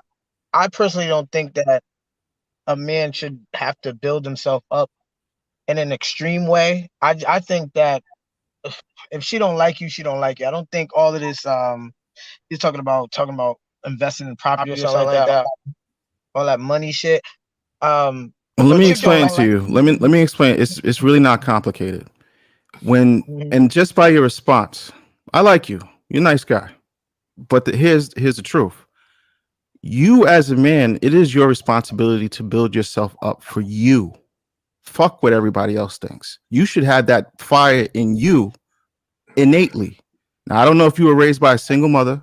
I don't know your backstory, but what I'm saying to you is this. In the real fucking world, it's a big place, right? You got to think outside of your block, outside of your neighborhood. You are in constant competition with the fucking world.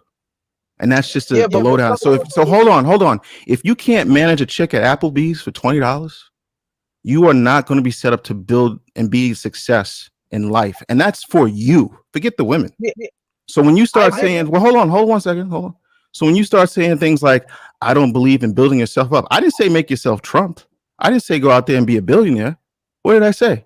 I said the very least, the smallest common denominator. I said have some hobbies. I could have said have a skill that make you 6 figures, but that would be stretching too much for our community. If I tell an Indian man that comes baseline.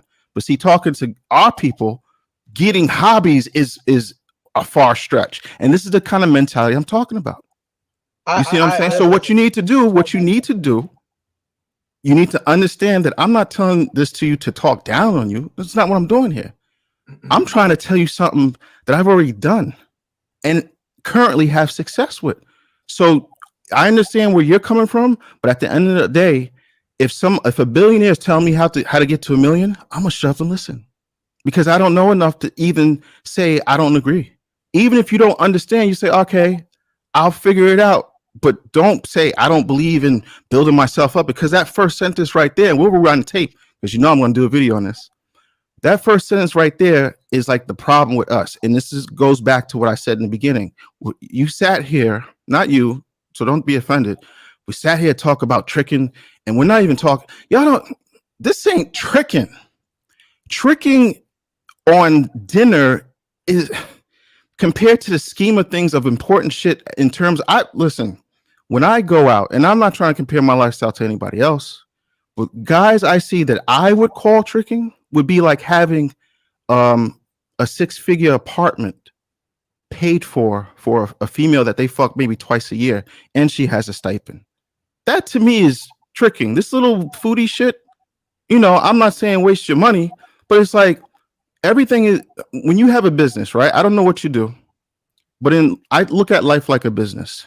Everything is allotted a certain amount of discretionary spending, right? So when I go to travel, I have it in my mind. I'm going to spend this much on the total trip, and I'm going to allot it this, food, partying, whatever the case is. So if you're going to deal with a female, understand this. Number one rule, nothing is free. I'm not saying you go and pay for a woman, but just have the baseline understanding. If it's free, then what kind of women you getting? I haven't seen. I'll just throw this in there. There'll be some guys that say, I'm 6'5", I'm 260, I'm solid muscle. And then I get every woman that I want. I don't have to pay anything. That's great. But here's the thing. Even with those guys, I seen what Jay-Z said. He said, I seen true dreams deflate like a true fiend's weight. See, now when you get to like 35, 40, and you still talking at 5'6", I got it off the muscle shit, you look pretty pathetic. And it always comes around. That's like a chick, Rhonda, who has 3 kids that used to be bad back in high school, who's a bum now. You don't want to be that. You see what I'm saying? And I'm trying to save you from being that, because you're on that road. So when I say things like get hobbies, these hobbies turn into money-making situations. Money-making situations turns into more confidence and more awareness about the world. More confidence, awareness about the world turns into attraction through other females by default. Just like you see a girl, she has big titties, a fat ass, and she might have a good head on the shoulders, so you're naturally attracted to that. You got to understand what women are attracted to. And then you got to, if you want that type of woman, if you want a fat bitch, hey, go be lazy, don't have hobbies, stay right where you are, don't travel, have at it. I don't care. You see what I'm saying? But what I'm telling you is this. If you want a bad B, hold on. If you want a bad B, hold on, Joe. If you want a bad B, it ain't gonna be free. And I'm gonna make that a T-shirt. If you want a bad B, it's not gonna be free. Now that doesn't mean that you spend all your money trying to take people on dates. That actually means you invest in yourself. Okay. You see what I'm saying? So if you're telling me, if your response is going to be, if your response is going to be, I'm not going to invest in myself, then there's nothing more I can say. Jesus Christ. I am long-winded, but go ahead. Jesus. So I was trying to you ain't got to say all that, because a lot of the shit I agree with you. Okay, especially the $20 ain't shit. That ain't tricking. I've been saying that from the jump. Niggas said, somebody said that, I don't like being cheap. Da. I agree with all that. A man should build himself up for himself. That's facts. And I think that a lot of dudes do have hobbies. I guess I disagree with that part. But I agree with you that men should build themselves up for themselves. But in terms of dating, a lot of women do not care about none of that shit. In terms of dating, you doing all this shit, you sound like you talking like a high value man, that little thing that's going around. I'm higher than that. See, this is what you don't understand. You don't understand who you're talking to. You don't understand. No, hold on. I have to stop you right there. I gotta stop you right there. The type of women that you're dating, tell me. Hold on a second. Hold on. Oh my God, the echo. Yeah, the type of women. After him, then you, Youngie. Yeah, the type of women that you're dating doesn't care about that because that's the level that you're dating on. I'm on a different level of dating, which is a level that you should aspire to get to. So I'm trying to tell you how to get there. Now, if you want to stay in the mud and deal with the Keishas and whoever else that cares about the bullshit, then there's nothing else for me to say. There's literally no argument. But if you want to step it up financially, socially, and all those great things that we all should aspire to, then you got to listen to what I'm saying. I'm not going to listen to you because you don't have the receipts I have. And that's just a fact. It matters to people that matter. Masters, or she got a bachelor's, she could be a bitch working at McDonald's. It don't matter. That's the type of women that you deal with. That's not me. Hold on, Marty. Marty, can you mute up and let Youngie respond, and then I'm gonna move on. So I just brought up 3 different calibers of women. You could talk about whatever tax bracket you want. It doesn't matter. The point is, she got to be feeling you. If she's not feeling you, then anything you doing outside of that, they're going to consider tricking. You feel me? So we could talk about the price of whatever. We could talk about this, that, and the third. But if she ain't on a level where she likes you physically enough, for starters, and she doesn't like your fucking personality, everything is out the window. Everything you said don't matter. It don't matter in dating. You could be like, you made the analogy of like Trump or whatever. You could be whoever the hell you want to be. So why don't you have a personality they like? Ask yourself that question. I'm dealing with simply dating, and I don't know about. I got a great personality. I don't know about that, but the point is, you're. A lot of dudes are going the long way around it, and then they get frustrated when a chick is not interested because she was never interested initially. Dude, I'm never frustrated. You're the one that's frustrated. I'm cool. No, I'm not saying you. I'm not saying you. I'm saying a lot of dudes are frustrated with dating. That's why they're coming at me talking about, oh, just tell her you want to fuck, or just, go ahead and just trick, da-da-da, because they're frustrated because they got finessed before, or a chick lied about, I don't know, that she was feeling them, she used them and shit. So there's a lot of guys that's frustrated about that. You know why they're frustrated? Because they. I agree with you on that. A little bit. Yeah, some dudes, yes, but others, they learn from other guys also too. And stuff like that. Never got finessed by a chick like that, and they still know the game also too. So I gotta have to push back on you with that. It's not all guys in all situations. I just know that. I know that a lot of dudes are frustrated because a woman lied to them, or they mistook how she was moving for interest, so they tried to put her and all that shit used. Okay, so that's why you got dudes in the chat talking about time is important and all of that shit, because they lost time dealing with a chick that wasn't really interested. Let me tell you why they're frustrated. Listen. These dudes be established. These passport dudes, they be having money. They be everything that you say, and they still get used for money. You feel me? That's why that's how you say it. That's why game is important. Because wait, slow down. Let me address what you said. Let me tell you why they're frustrated. We don't want to be on a tangent. Let me address that. You are on a tangent. let me address that point so we can get somewhere. See, the problem that we have in this community, everybody's trying to get by for nothing. Everybody wants something for nothing. Oh, I shouldn't have to do this. I shouldn't have to do that. They're getting frustrated because they're putting in no effort, expecting big returns. What I'm saying for you or anybody who's frustrated is when you work on yourself, get some hobbies, get something interesting. Because be honest with you, if I was to sit here and be like, all right, what do you talk about on these dates? What kind of women are you dating? If you're looking, because you seem to be wanting relationships, you're not just trying to smash. That's two different things. So if you're saying she doesn't care about your personality, all these things, you have to say, why are you so uninteresting that she don't care about nothing you're talking about? What I'm telling you is I could talk about a bunch of shit. So if she's not interested on 1, 2, 3, I got 7 to 79. I can go on and on. I could talk to white chicks. I could talk to Spanish chicks. I have experience and shit to talk about. If you don't have nothing to talk about, guess what? How your date's gonna be? Hey, what's up? Y'all gonna sit down at the table. She gonna be on her phone. Yo, so you seen Love and Hip Hop? Word? Okay, I'm paying for the date. So what you doing tonight? Can I get a kiss? Oh no, word? You didn't get a kiss. Now you frustrated. I know how this goes. We all been there. But what I'm trying to tell you is, if you do the steps that I'm telling you to do, you're gonna have a less frustrating because you're gonna be so busy making money doing stuff that you like to do. She's gonna want to be a part of your program. See, it sounds to me like you want to be on her program because you're too worried about what they thinking and what they doing. I don't give a shit.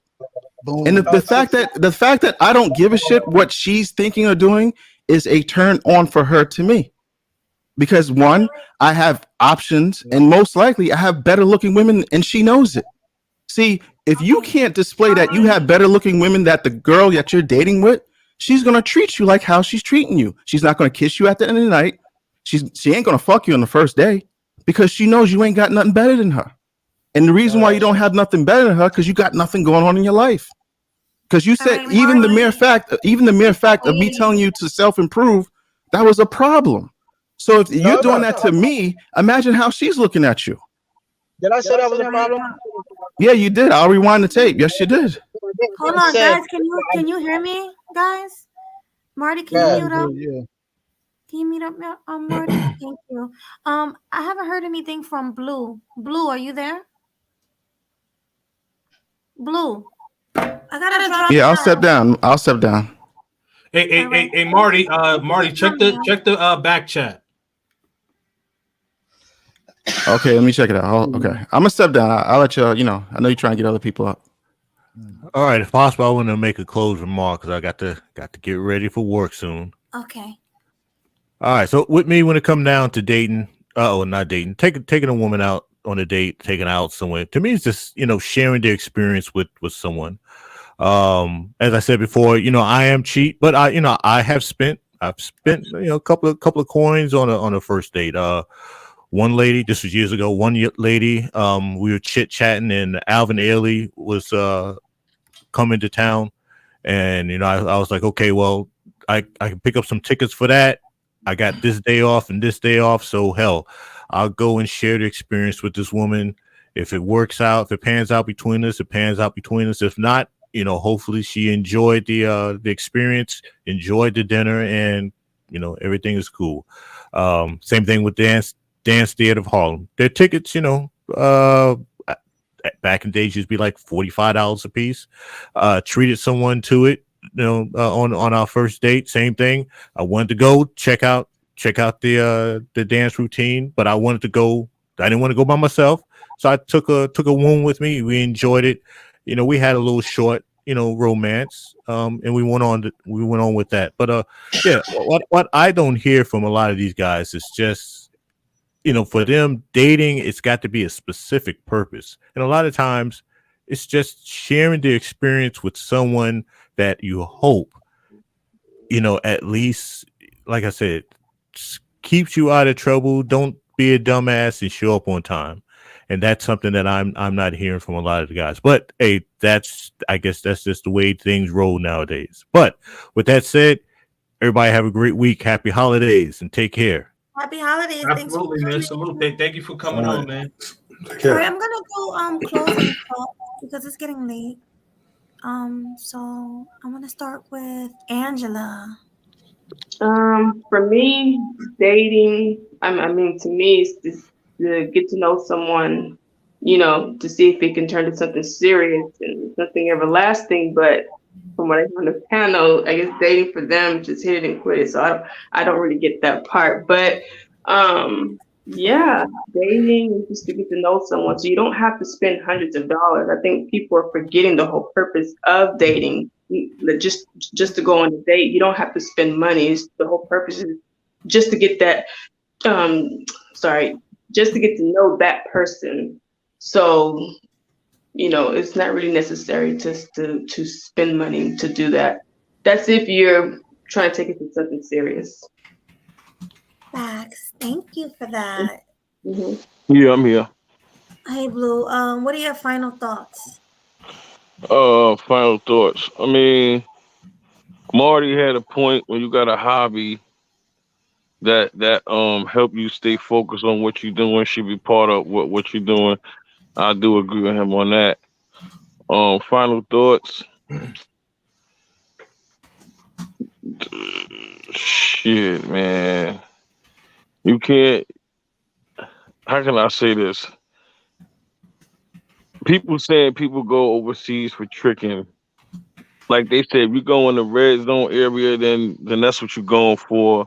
And I know some people that they go over there, they just go over there and be like, yeah, go over there, fucking come back home. Like, what the fuck? Like people, you got people out there that's like that, but you got people Real that quick, want to go over there and build. and Blue, real quick, those aren't. I don't think those are passport bros. The one that say, "Hey, I'm just going to get a nut." Correct. I don't think those are passport bros. Nah.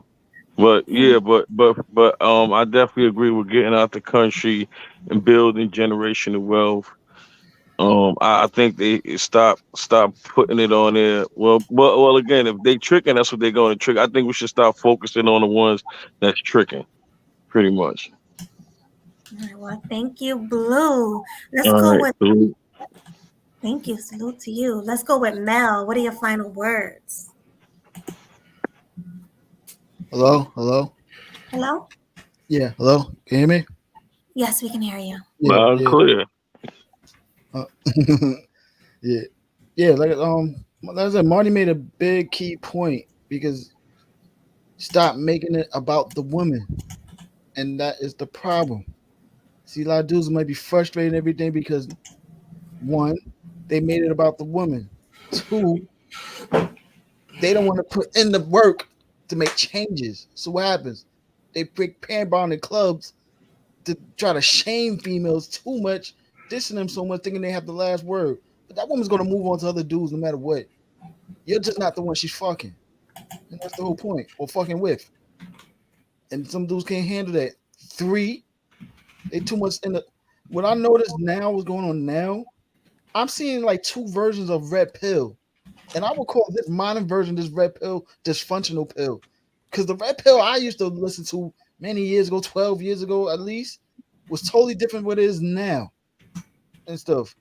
Now it became more like a therapy pair bond and stay stuck in the mind type session, thinking they healing in some way. Like, you don't need that much healing in the world, man. Like, after a while, you be in your little monk mode, you got to get your ass back out in the world and put in the work. Especially as men, we got to get our asses out and put in the work no matter what and have better results and stuff. Facts. Can I come in a little bit? I know I just came in a little late. I was watching my Cowboys play. Sure. Go ahead. Yeah. I don't know when to speak because I don't want to. You can speak now. I follow a lot of people. You know, I've been dealing with YouTube since YouTube was the letter U in two. Okay. When I was in high school, and that's real shit. YouTube was the letter U in two. They were sued by a plumbing company to where they changed it to YOU in two. All right. So I'm hearing all these discussions about dating and all this other shit. And I'm thinking in my mind, like, who are you even dealing with if you decide to even date or talk to them? You don't even know who you talking to or dealing with. So just because you can get this woman or this woman, that don't mean shit. I done seen dudes with money lose a woman to a broke dude.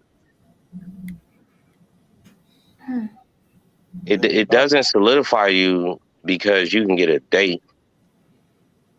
I got friends. I have over 30 friends that have been married 30 plus years. So you sitting here telling me you over 30, 35 and you still dating?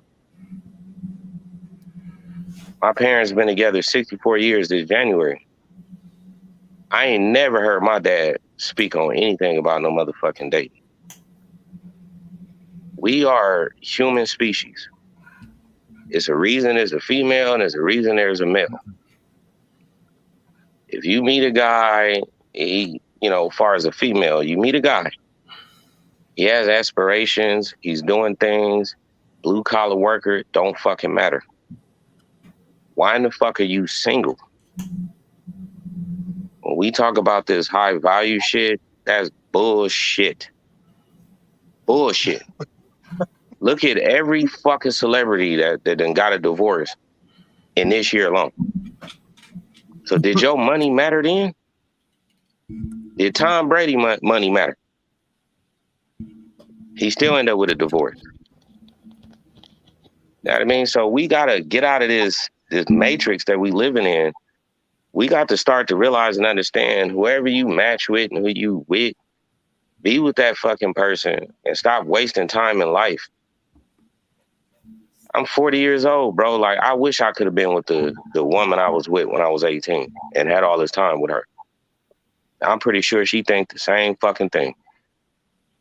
You gonna think the same shit when you 50 and 60 fucking years old. That money, I'm gonna tell you, because people talk this high value shit and they talk this money, right? And I'm gonna say this and I'm gonna leave it off at this. That money don't matter when it come to your fucking health. It don't matter when it come to who's gonna be your caretaker when you old.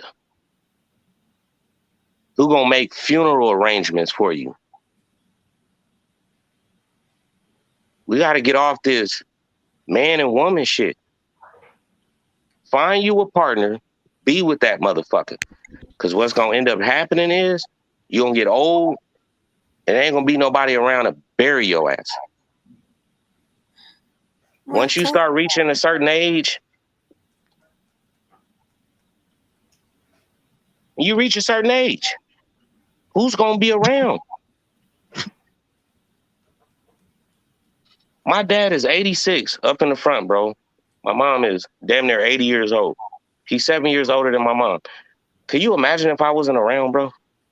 What they be going through right now? But I'll tell you one thing they do have. They have each other and they love each other. Imagine if my dad didn't have my mom. Imagine if my mom didn't have my dad. Then also imagine if they didn't have me. All this dating and having women bullshit, get the fuck out of here with that, man. Are you an only child? No, I'm the last child. My other siblings don't even give a fuck about him. This is how fucked up the world is. Gotcha. This is what I'm saying. Like, we got to get off this shit where, oh, I'm dating this girl, I'm dating this, and I'm doing that. Man, find you a partner and be with him, bro. I wouldn't be the man I am today if it wasn't for my mother and father being together. And look at their own kids. Don't even want to fuck with them. But I was supposed to be their mistake. I was supposed to be the child that wasn't born. But this same child is here doing what they firstborn kids refuse to do. And I didn't travel the world, and I still make sure my parents are looked after. Who gonna look after you?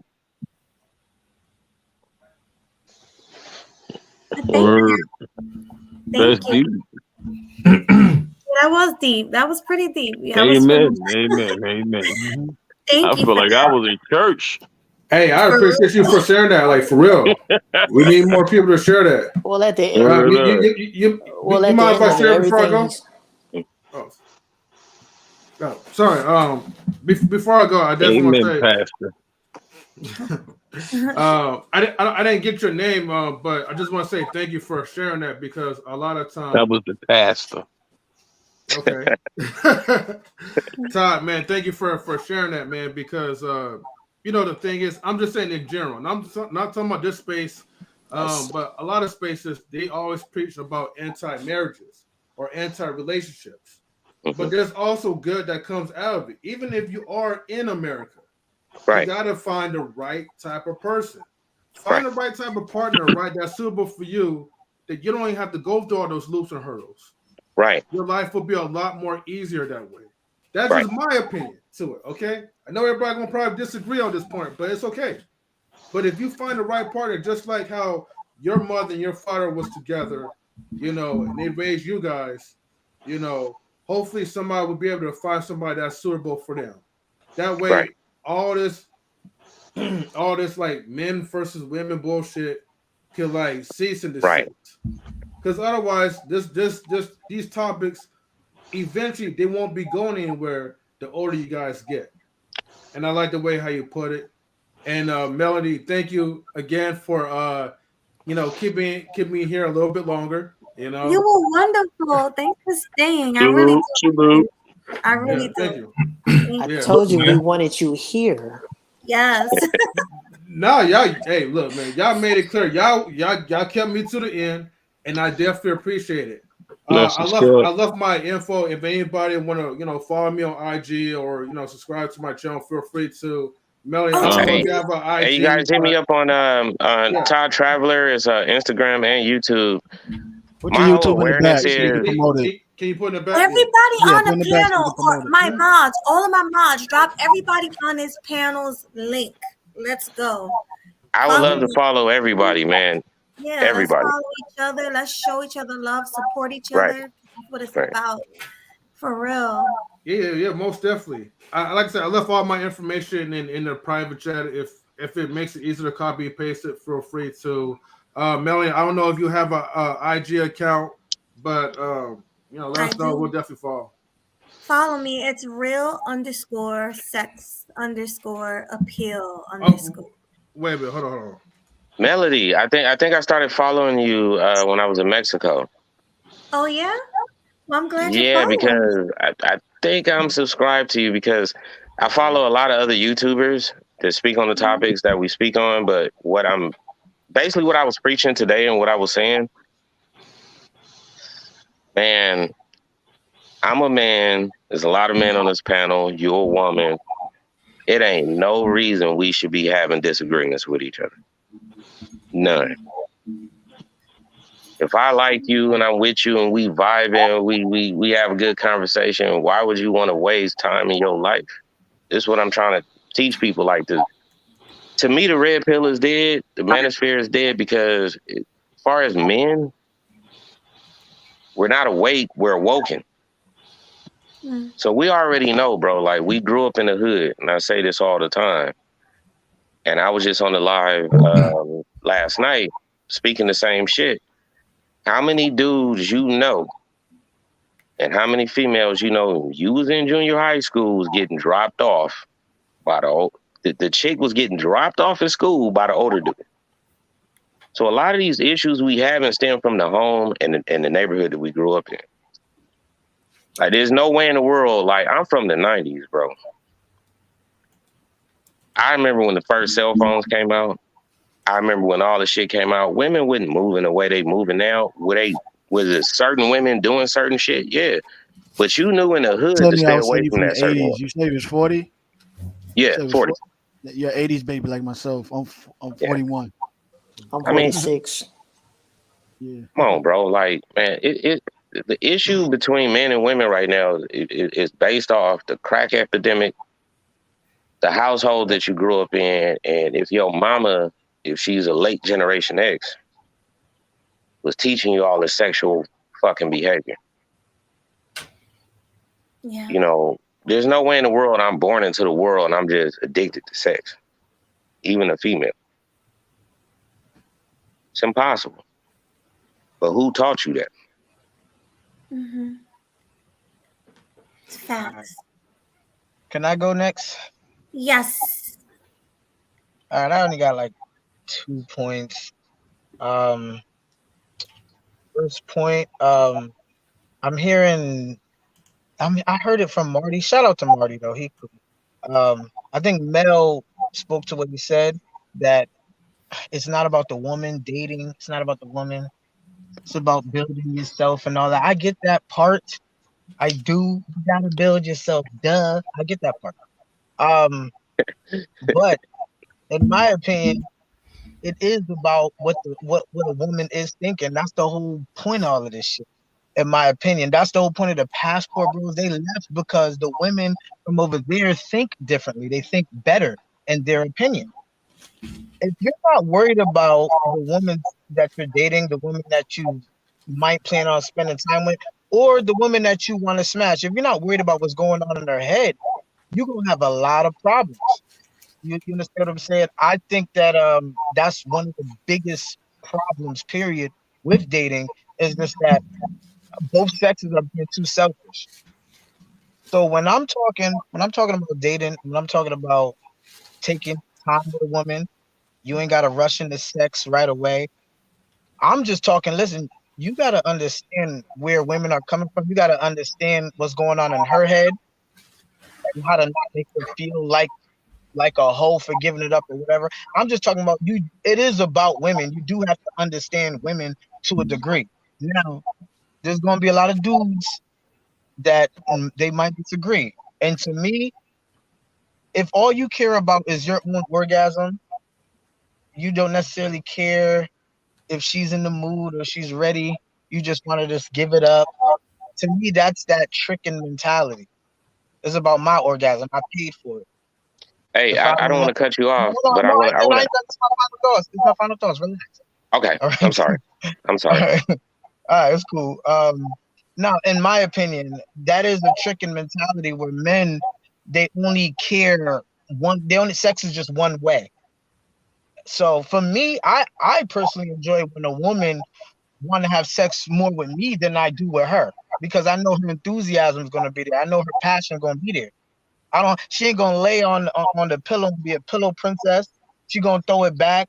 She going to do whatever freaky shit that she's into because she wants to fuck me. That's the problem that I have even with tricking. The prostitutes, they don't really want to fuck you. It's obligated sex. Even in a marriage, you don't even want your wife to necessarily do it off of obligation. You want there to be some type of lust, some type of Right. passion. You Towards understand each what I'm other. saying? Towards each other. Right. Yeah. You want real interest. So you want a chick that's feeling you on that level. Now, what I agree with Marty is, of course, you want to build yourself up or get hobbies or whatever, so you could be more attractive to the girl. Of course, that's the whole point of the whole level up shit. Even the high value shit, I agree with that shit. But at the same time, you gotta understand how women think too. If she ain't feeling you on no level, all this extra shit that you do is not gonna mean too much to her. It's just impressive that you can have a conversation about any goddamn thing. That's cute. You feel me? That's So absolutely right, man. Absolutely yeah. right. So it is about how that particular woman, it is about what she is thinking. And I know I sound like a game dude because I kind of, but it is about what she's thinking. If you ain't on the front of her mind, if she ain't hitting you up first, if she's always waiting on you to contact her, if she wants you to do everything, you got to put on this work. You got to be this very impressive motherfucker just for her regular biological general interest. That she don't want you like that. So I think that we need to stop blurring the lines between that. So that's all I got. That's why I wanted to interject with you before you get off. I've dealt with a lot of women when I was a teenager. Majority of these women were violated in some form. And when you say pay attention to them, I think you need to go a little bit deeper and pay attention to the fact that they might have been violated very young. They were taught to be sexual in a certain way. So when you come across them, you just fill in a gap. A lot of these women fall in love with the people that victimize them. You know, and a lot of these women, bro, like I agree. You do need to pay attention to where she came from, what household she grew up in, what happened. You will find out with a lot of the women that you talk to, the uncles, friend of the family, all kind of people violated them, and it caused them to be the way they are now. The foster care system is flawed. I mean, I don't understand how the foster care system hasn't been investigated yet. I've met so many women that have been gang violated, raped. You know, the foster care that they were staying in, a woman had sons that was taking turns on a girl. I was just dealing with a girl like this. She telling me the whole story. I was dealing with a girl in the UK, same situation. And it's like, if we don't pay attention to where they came from, how in the hell are you gonna fix the situation? Because like I said earlier, nobody come out the womb horny. Nobody's coming out the womb like I just want to sleep with everything. Somebody had to teach you this. And I'm telling you, a lot of the women I dealt with in my time, bro, they've been violated in so many different ways, man. And a lot of times when they out here sleeping around, they want to relive that. And it's sad that they want to be re-victimized by you, and you a normal person. And it happens to boys too. I mean, we got to get off this, oh, I can get this girl and get this girl. Anybody can get anybody. We're human beings. But until, like what my man was saying, I don't think that a woman has to be violated in order to like sex. I don't say that. I'm not generalizing that as far as all women. What I'm saying I'm is, not saying. I'm saying like most women actually meets the opposite. Like having a sex drive isn't a result of a violation. It's actually but it goes back to what I'm saying. Who comes out the womb horny? Well, I mean, that's our human nature. We're going to be horny. Someone made us horny. Hair, but I have it. Like, I mean, some things that are naturally occurring, activates later in life, like in puberty, which is what it is. But we all grew up in the hood, right? We all black. We grew up in the hood, right? Yes, well, and I've seen certain girls that made me horny because of the way they okay, look. no, but what certain girls that was young dealing with the older dudes? No, I understand that younger women dealt with older dudes. That's not my problem. I know it's not yours. They decide to deal with them. That's on them. And I get that. I get what you're saying. I get what you're saying. Somebody's going to been abused. But when you hear a lot of stories, I hear stories from porn stars all the time also too. Same part of it. But they still chose to be in that lifestyle. We see this online. I mean, as you get older, online also too. Where they as you get older, you continue to live in that lifestyle. But I'm saying, yes, but that's when you're young and you don't have a choice. They made the choice. They still continue to make the choice. The world, as they get older, understanding. That's the whole thing. But my whole point is, when you're young, you don't have a choice. Somebody taught you that. That's what I'm saying. Well, thank you for that. I just real quick, I wanted to hear what Classy had to say, his final thought, and then I'm gonna get to GC, and then King. Go ahead, Classy. Well, my original question, going back to the original topic with Kings and Dreams, I was going to ask him. This is just my answer. I think sometimes when it comes to visiting other countries, I think a lot of times it heightens our ignorance and our arrogance because our dollar amount is a lot stronger, and the fact that we have more things than other countries do, and not to mention that America only advertises the most poorest and shanty areas in all of these communities that they go to in other countries. They never show the beautiful side of that. So a lot of people, a lot of people that you see, like a lot of these women talking about, these women are poor, broke, destitute. And I'm like, when I was there, I met a few doctors, lawyers, and they weren't tricking themselves. So I'm like, and I've seen beautiful places. Their malls are huge. And there's a lot of beautiful places besides that little shanty area that they show in other countries that we never get a chance to see. So it makes us seem like that we're better than everybody, in my opinion. But however, going back to the original point, like my man Brazil, she's got so many videos of women hating passport bros, mainly black men for the most part, because people have been traveling for generations way before us. But as soon as we started doing it, it's like, well, I don't care, go. And I'm married. And you ask yourself the question, why are you so pressed about a small group of men that are traveling and that has nothing to do with your health, your money, or anything that's going on in your life? Now, if you find somebody in America, congratulations. I'm all for it. I clap my hands to you.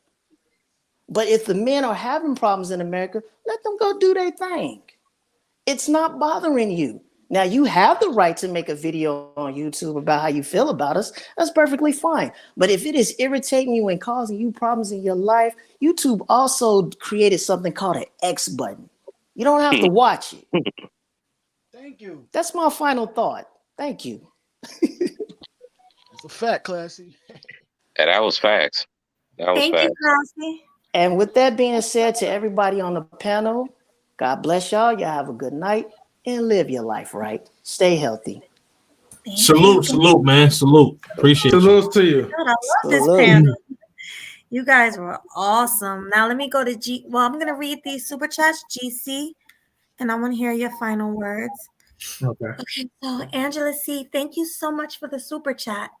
I really appreciate you. And thank you for coming up as well.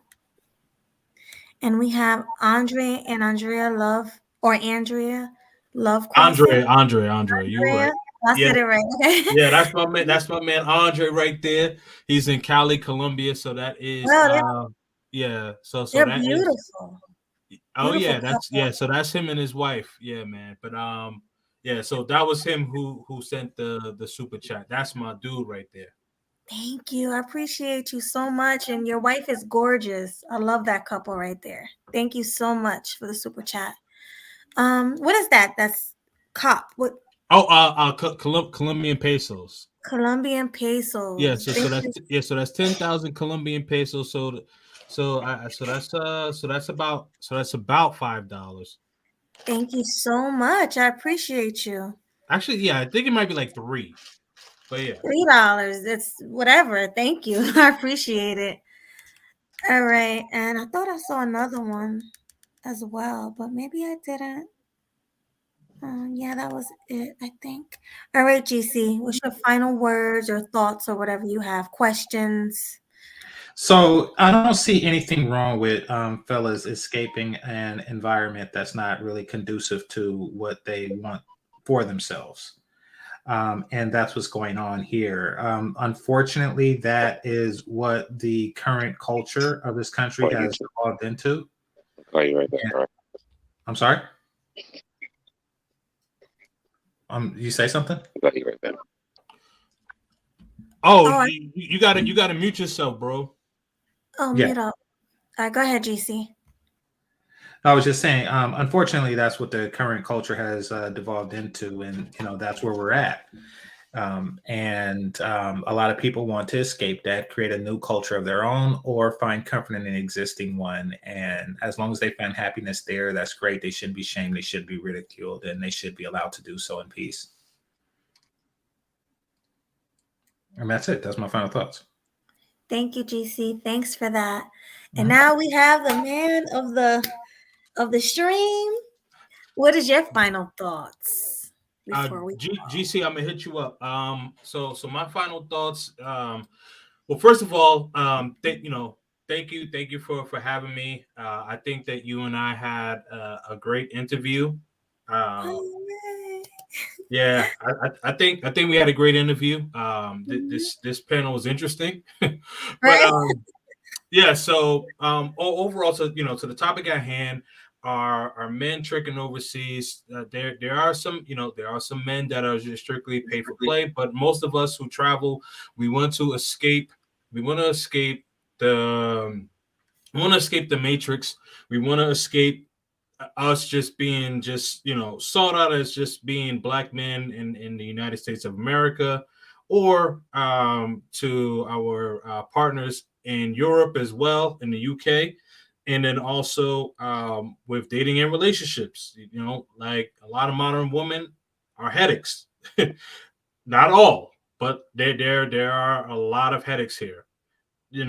Taxes and things of that sort, where we get nickel and dime taxes, where you got to pay for parking, you got to pay for your trash getting taken out. Stuff like that doesn't happen overseas. So, and then also building businesses and things like that. So there's 195 countries in this world. Why be subjected to one? And here's a fun fact. 70% of people who live in the United States only move 250 miles from where they were born. That's not the way I want to live. That's not the way I want to die. I've been traveling since I was 3 years old. So this passport thing is not new to me. I've been traveling since I was a child. And one thing I would just say is just stay on your purpose, man. Stay on your purpose, protect your resources. And when you are traveling, just make sure that you got that crimson awareness in you, because you can be taken advantage of. Stay purposeful.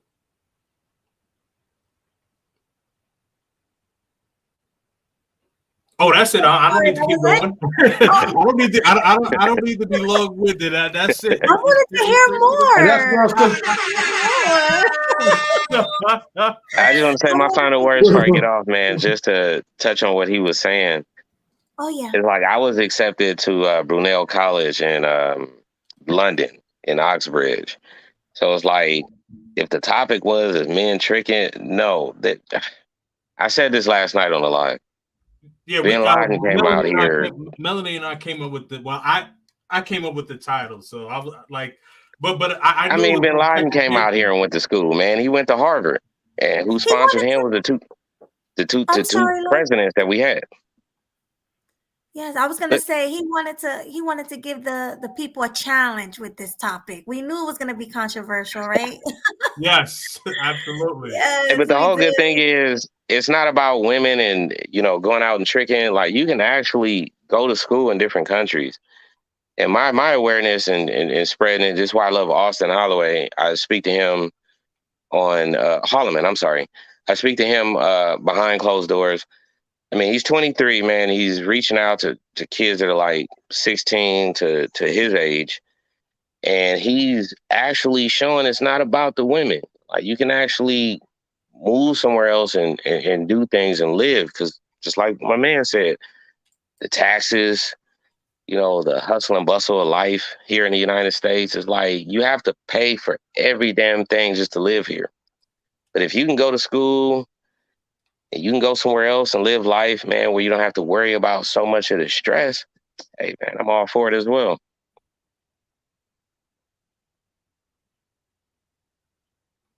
Thank well, you. I'm done. I'm done. I'm sorry I'm taking so long. Thank I'm you done. for that. Oh my God, I love this panel. You guys were awesome. I swear. This was a great interview. I just wish, I don't know. I just love you guys. Hopefully we can all get back together on the panel and do something else, a different topic, Yeah, something most crazy. definitely. Yeah. But let me just read the last super chat. Excuse me. Is this one of your people too? Yeah. That's my man, Domingo TV? Domingo. Yes, absolutely. So if you are trying to learn Spanish, check out my man Habla Domingo TV. He teaches Spanish, holding it down from North Carolina. That's my dude right there. That's family. Oh, thank you. You have a great, good people. You have a lot of good people. Oh yeah. There were a lot of my people in the chat today. There were a lot of good people in the chat today. And my man Andre Love Crossing Borders. That's my mentor, big brother right there. So, that definitely people came out in full support. Yeah, I appreciate everybody. But let me read his super chat. Thank you so much for the $5 super chat. He says, appreciate the live tonight, Melody. Keep popping TF off. Thank you. I appreciate it. Thank you so much. I like his name because in English it's called Hello With Me TV, right? Kings and Dreams? No, habla speak. So speak with me. Okay. Yeah. Speak with me TV. That's correct. That's close. the big bro. So yeah, that's $20 US. And this is 20. Oh, thank you. Thank you for the super chat, Andre and Andrea Love Crossing. He says they say new sub. No, that's just Andre though. Right now, Andre is probably asleep. But yeah, that's Andre. Oh well, thanks to both of them. They're married, right? Thank you to both of y'all. Yes, I appreciate it. He says new sub, great show. Thank you. Hope to see you guys again. Perfect example of a brother who is not overseas just tricking. See, he's married over there and has business over there. Where he at? Where he at? In Colombia? He's in Cali, Colombia. Yes. See, if you ever see COP, that's Colombian pesos. Okay. Yeah. Because what's his name? Marco used to do that, right? GC, the COP. Yeah. COP is Colombian pesos. I didn't know it was broken down that way. So it's different than Filipino and Dominican pesos, in the sense that it seems like 2,000 is $1. So, but Correct. it is Colombian pesos. Correct. Yes. Thank you. Which All I think right. is a very beautiful thing. The fact that people can travel and do things opposite of what people think with people traveling, as far as just trying to get women. Like if you can go to school and establish a business, like Dante's Boxing Nation, he has a whole sports bar in Thailand. He's been in Thailand since like 2016. So he's like one of the first before Richie Mack. I even talked to Richie Mack. Now, my man, you know who's been in Thailand? He's a new up and comer as far as with YouTube, but time to retire. He's been out there since like 2004 in Thailand. Wow, Yeah. That's amazing. Oh yeah, man, yeah. So it kind of defeats the purpose of the man. title, man. It kind of defeats the purpose because it's like it seemed like everybody I come across on YouTube, like talking to you guys. A lot of people had moved out and actually established a life, not just being with a woman or chasing women. Right. So I don't get the narrative. I don't get it as far as men are traveling the trick.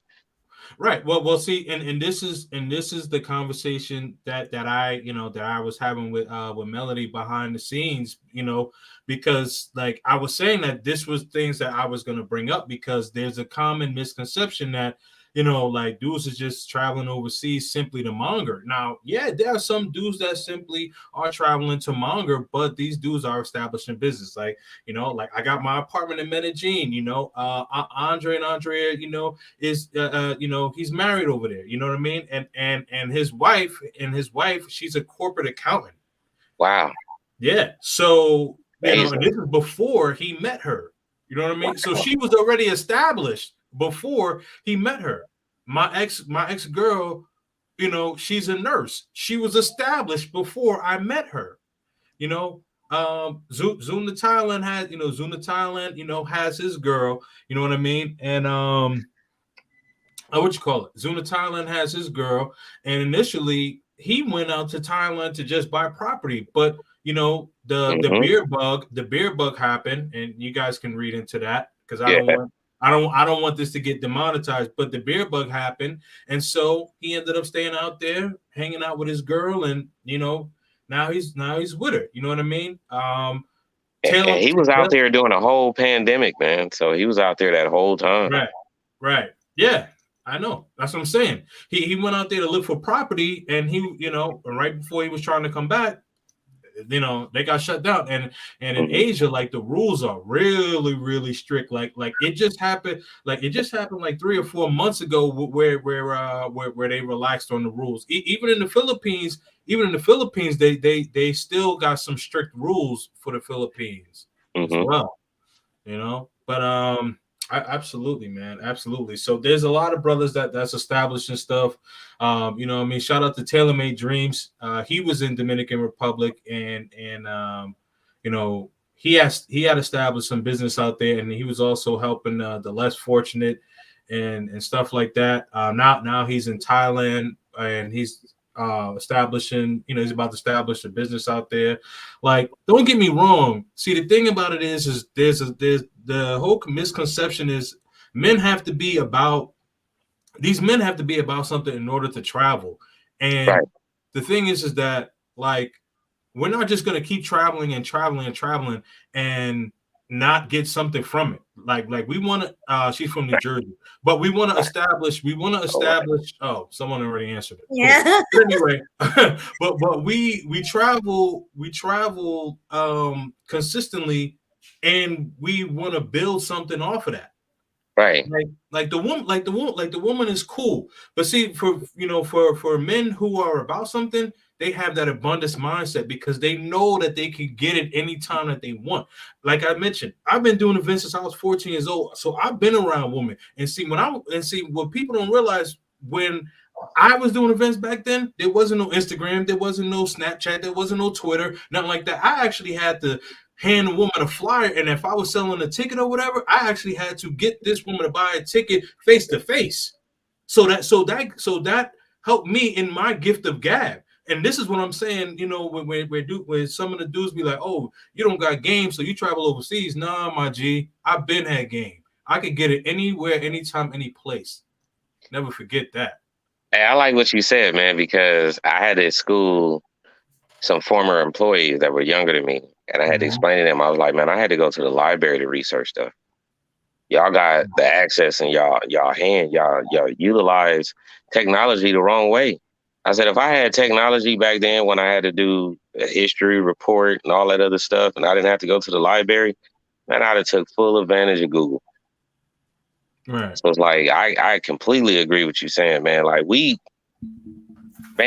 had to memorize chicks' numbers. You had to have good memory. Like you could talk to 5 different chicks and memorize their numbers in one day.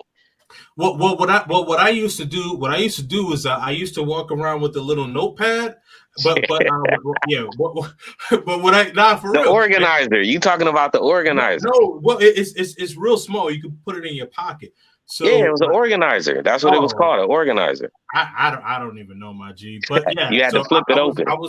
Yes, but I was walking around with that, and I would just collect numbers, but like, so if I just got a number, and if I saw like another girl down the street or something, so what I would do is I would tear that page off. Put that in another pocket, so this way I got the number for later. Because if I open it up, and if a girl see another girl number, she gonna feel some type of way. But I was collecting numbers, and man, listen, man, that's for another stream. That's for another stream. But those were the days, man. I know what you're talking about. Those were the days, man. Those were the days. Long story short, I'm not trying to be too long-winded, but like I've never like me getting a woman has never been an issue for me since I was 14 years old, and I'm 37 years old, so I'm good. I mean, you're handsome from what I see. Like every black man on this panel right now, I'm looking at is handsome. So I'm 40 years old. I was born 1983. I'm 85. Oh, I'm 84. Oh, wow. All 80s, mid 80s. But you all look good, and I'm sure you don't have a problem with getting a woman. I'm sorry, I won't say. I'm thinking about myself. A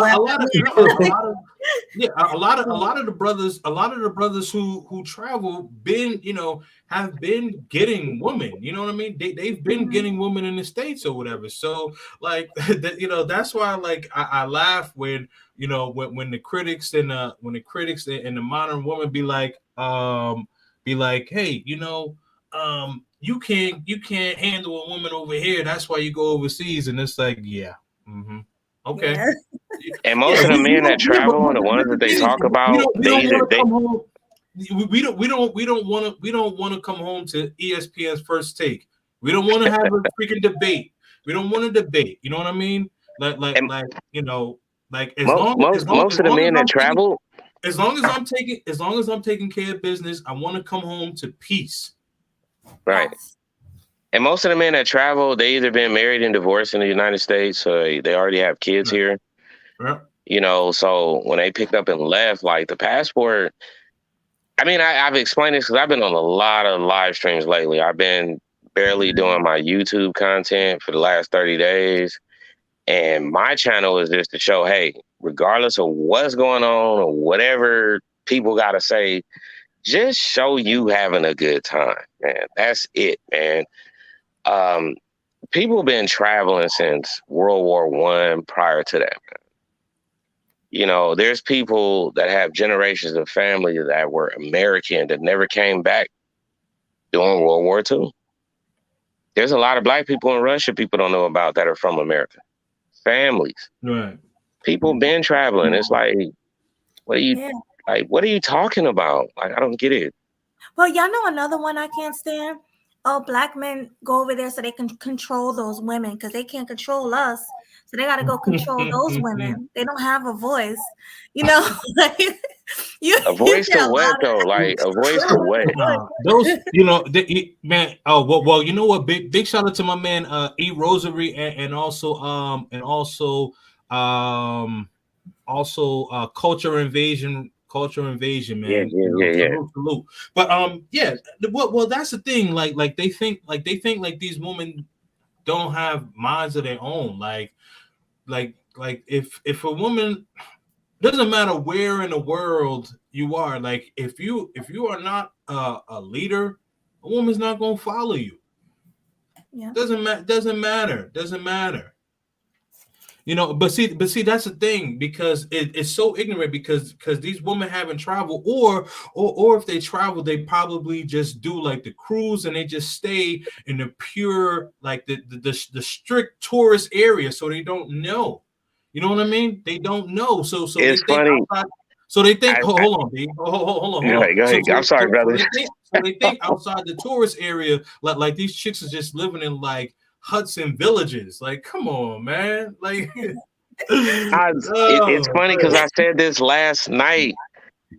Yeah. I was like, the women in other countries are probably far more educated. They're far more educated. I mean, their second language is English. Like when I was in Germany, like I fell in love with their soccer team. Okay. I've been there. I got lost, man. I was trying to like find my Airbnb or whatever. I talked to a couple on the street. Man, they sound no different than me and you. They started speaking English. Hey, go here, and actually walked me to my place.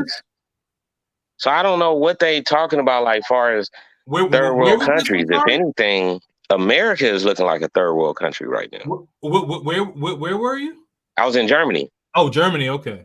Yeah, and they helped me, man. They walked me. They spoke English very well. I don't know why they think the women over there are like, you said it earlier, man, doctors, nurses, you know, speaking really good fluent English. Mm-hmm. But they have good fucking careers, man. Like, The only difference between them and American women with careers, one group of women are feminists, one are not. Right. Exactly. You know? Right. Yeah. And also, the country of Brazil is not a third world country. It's a second world country. Thank you. Thank you. And I believe Colombia is on its way to be a second world country. How was that? Like, I'm sorry, I'm like not good with that. How is it on its way to be a second world country? Like the economy. The economy is okay. Yeah, well, people don't realize Brazil is a big country. Also another gem that I'll drop. I know it's 4 hours and people are getting tired. I know I'm getting tired. Yeah, I think we are. Another gem what a lot of people don't know is that outside of the continent of Africa, Brazil is the country that has the most Africans in it, not United States. Very true. All right, very true. I'll leave it there. That's it. All right. Well, thanks for coming. We gotta. Oh, when are we gonna do our interview? You said next year, right? Yeah. Well, you know, next year is just like a couple of weeks. I know. Right. Yeah. I mean, we'll touch base. We'll touch base. We'll touch base probably like tomorrow morning. And we'll talk more about it. But yes, but yeah, in a few weeks we'll knock it out. All right, sounds fun. You guys hear that? So if y'all want to come see that, make sure y'all subscribe to his channel now, and subscribe to your channel too, everybody's channel, because you got a channel, right? Yeah. Three, all of y'all. Oh, God Traveler is how you can find me. My YouTube channels are based off my experiences in UK. The pandemic broke me and my ex-girl up. So if you see the girl in there, that was a girl that I was with. I was actually going to go to school over there. And I know their whole system. I have the Oyster card, all that other stuff. So I knew how to move around in a transportation system. So if anybody wants to know how to move around in the UK, you can get at me and you can email me, get at me, and I can teach you how to move around in the UK. You heard that, guys? Look up Todd Traveler. Everybody do that right now. Mods, drop that in the chat. Todd Traveler. And now let's go with you. Knowledge and relationships. Was that M3, right? Yeah, M3 is what people call me, but my YouTube channel is Knowledge and Relationships. So we run as a unit, as a big team. of other YouTubers as well. Basically, our channel talks about relationship topics. We have a ladies' night, which that probably may happen like next year. But we talk about all kinds of stuff. Like we're not like really deep, heavily into the manosphere, but we talk about manosphere topics, feminism topics. We just pretty much talk shit, but in a good way. My G, it's a manosphere channel. Come on, man. we talk. That's how I found you. It's a manosphere channel, bro. Yes. And how we already know Game Changer 00100. Everybody know him. Oh, he red pill for real. Subscribe. Yeah, he's a real. Shout out to Game Changer, man. I was like, man. Oh man. He even got the red chest piece. He let you know. He let you know what's up. He let you know he red pill. But thank you guys all for coming. This was great. I'm supposed to interview Red Supreme. You guys ever heard of him? I have not. All right, so it's a guy named Red Supreme. He's like Manosphere as well. Okay. I'm supposed to interview him on Tuesday. So you guys make sure you check that out. Okay. Oh, I'm sorry. One last thing I promise. So Smoke Show this upcoming Wednesday at 9 p.m. Eastern Standard Time. Winter is coming. Whoa. Ooh, that's gonna be good. Smoke Show. When is that? This Wednesday, December 7th at 9 p.m. Eastern Standard Time. Wednesday, 9 p.m. Eastern Standard Time. It's a smoke show. Make sure you guys are there. Make sure you guys come to that. Oh yeah, winter is coming. Oh yeah, I'm definitely coming. I'm gonna come with my blazer and everything. Make sure. Yes. Oh yeah. It's gonna be some things put to rest. So yeah, definitely. All right, definitely. I will be there. Okay, guys. Make sure you guys like, subscribe, and share if you haven't already. Make sure you guys subscribe to M3 Knowledge and Relationships, Kings and Dreams, and of course Game Changer and Todd. What was his name? Todd Game. Oh. Yeah, Todd Traveler. Yeah. So make sure you guys subscribe to those channels, and thank you guys for coming. Oh wait, what did Chowhound say? Oh yeah, and subscribe. He's a big supporter of mine. I love me some Chowhound. He's always supporting me. Make sure you guys subscribe to his channel. Yeah. Where was his? Hold on. Everybody, click on that link because yeah, he's a big supporter of mine. So make sure you guys support him as well. Oh, right here. Okay. Yeah. Yep. He's a real estate guy. He's good with real estate. Oh, what were you saying? Yeah. I just subscribed to you, bro. I don't know if you can see it. I just subscribed to you, Chowhound. Chowhound, yeah.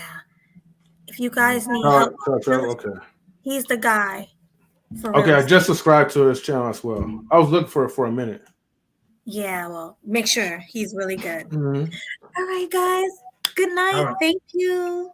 All right. Bye. Later. Later.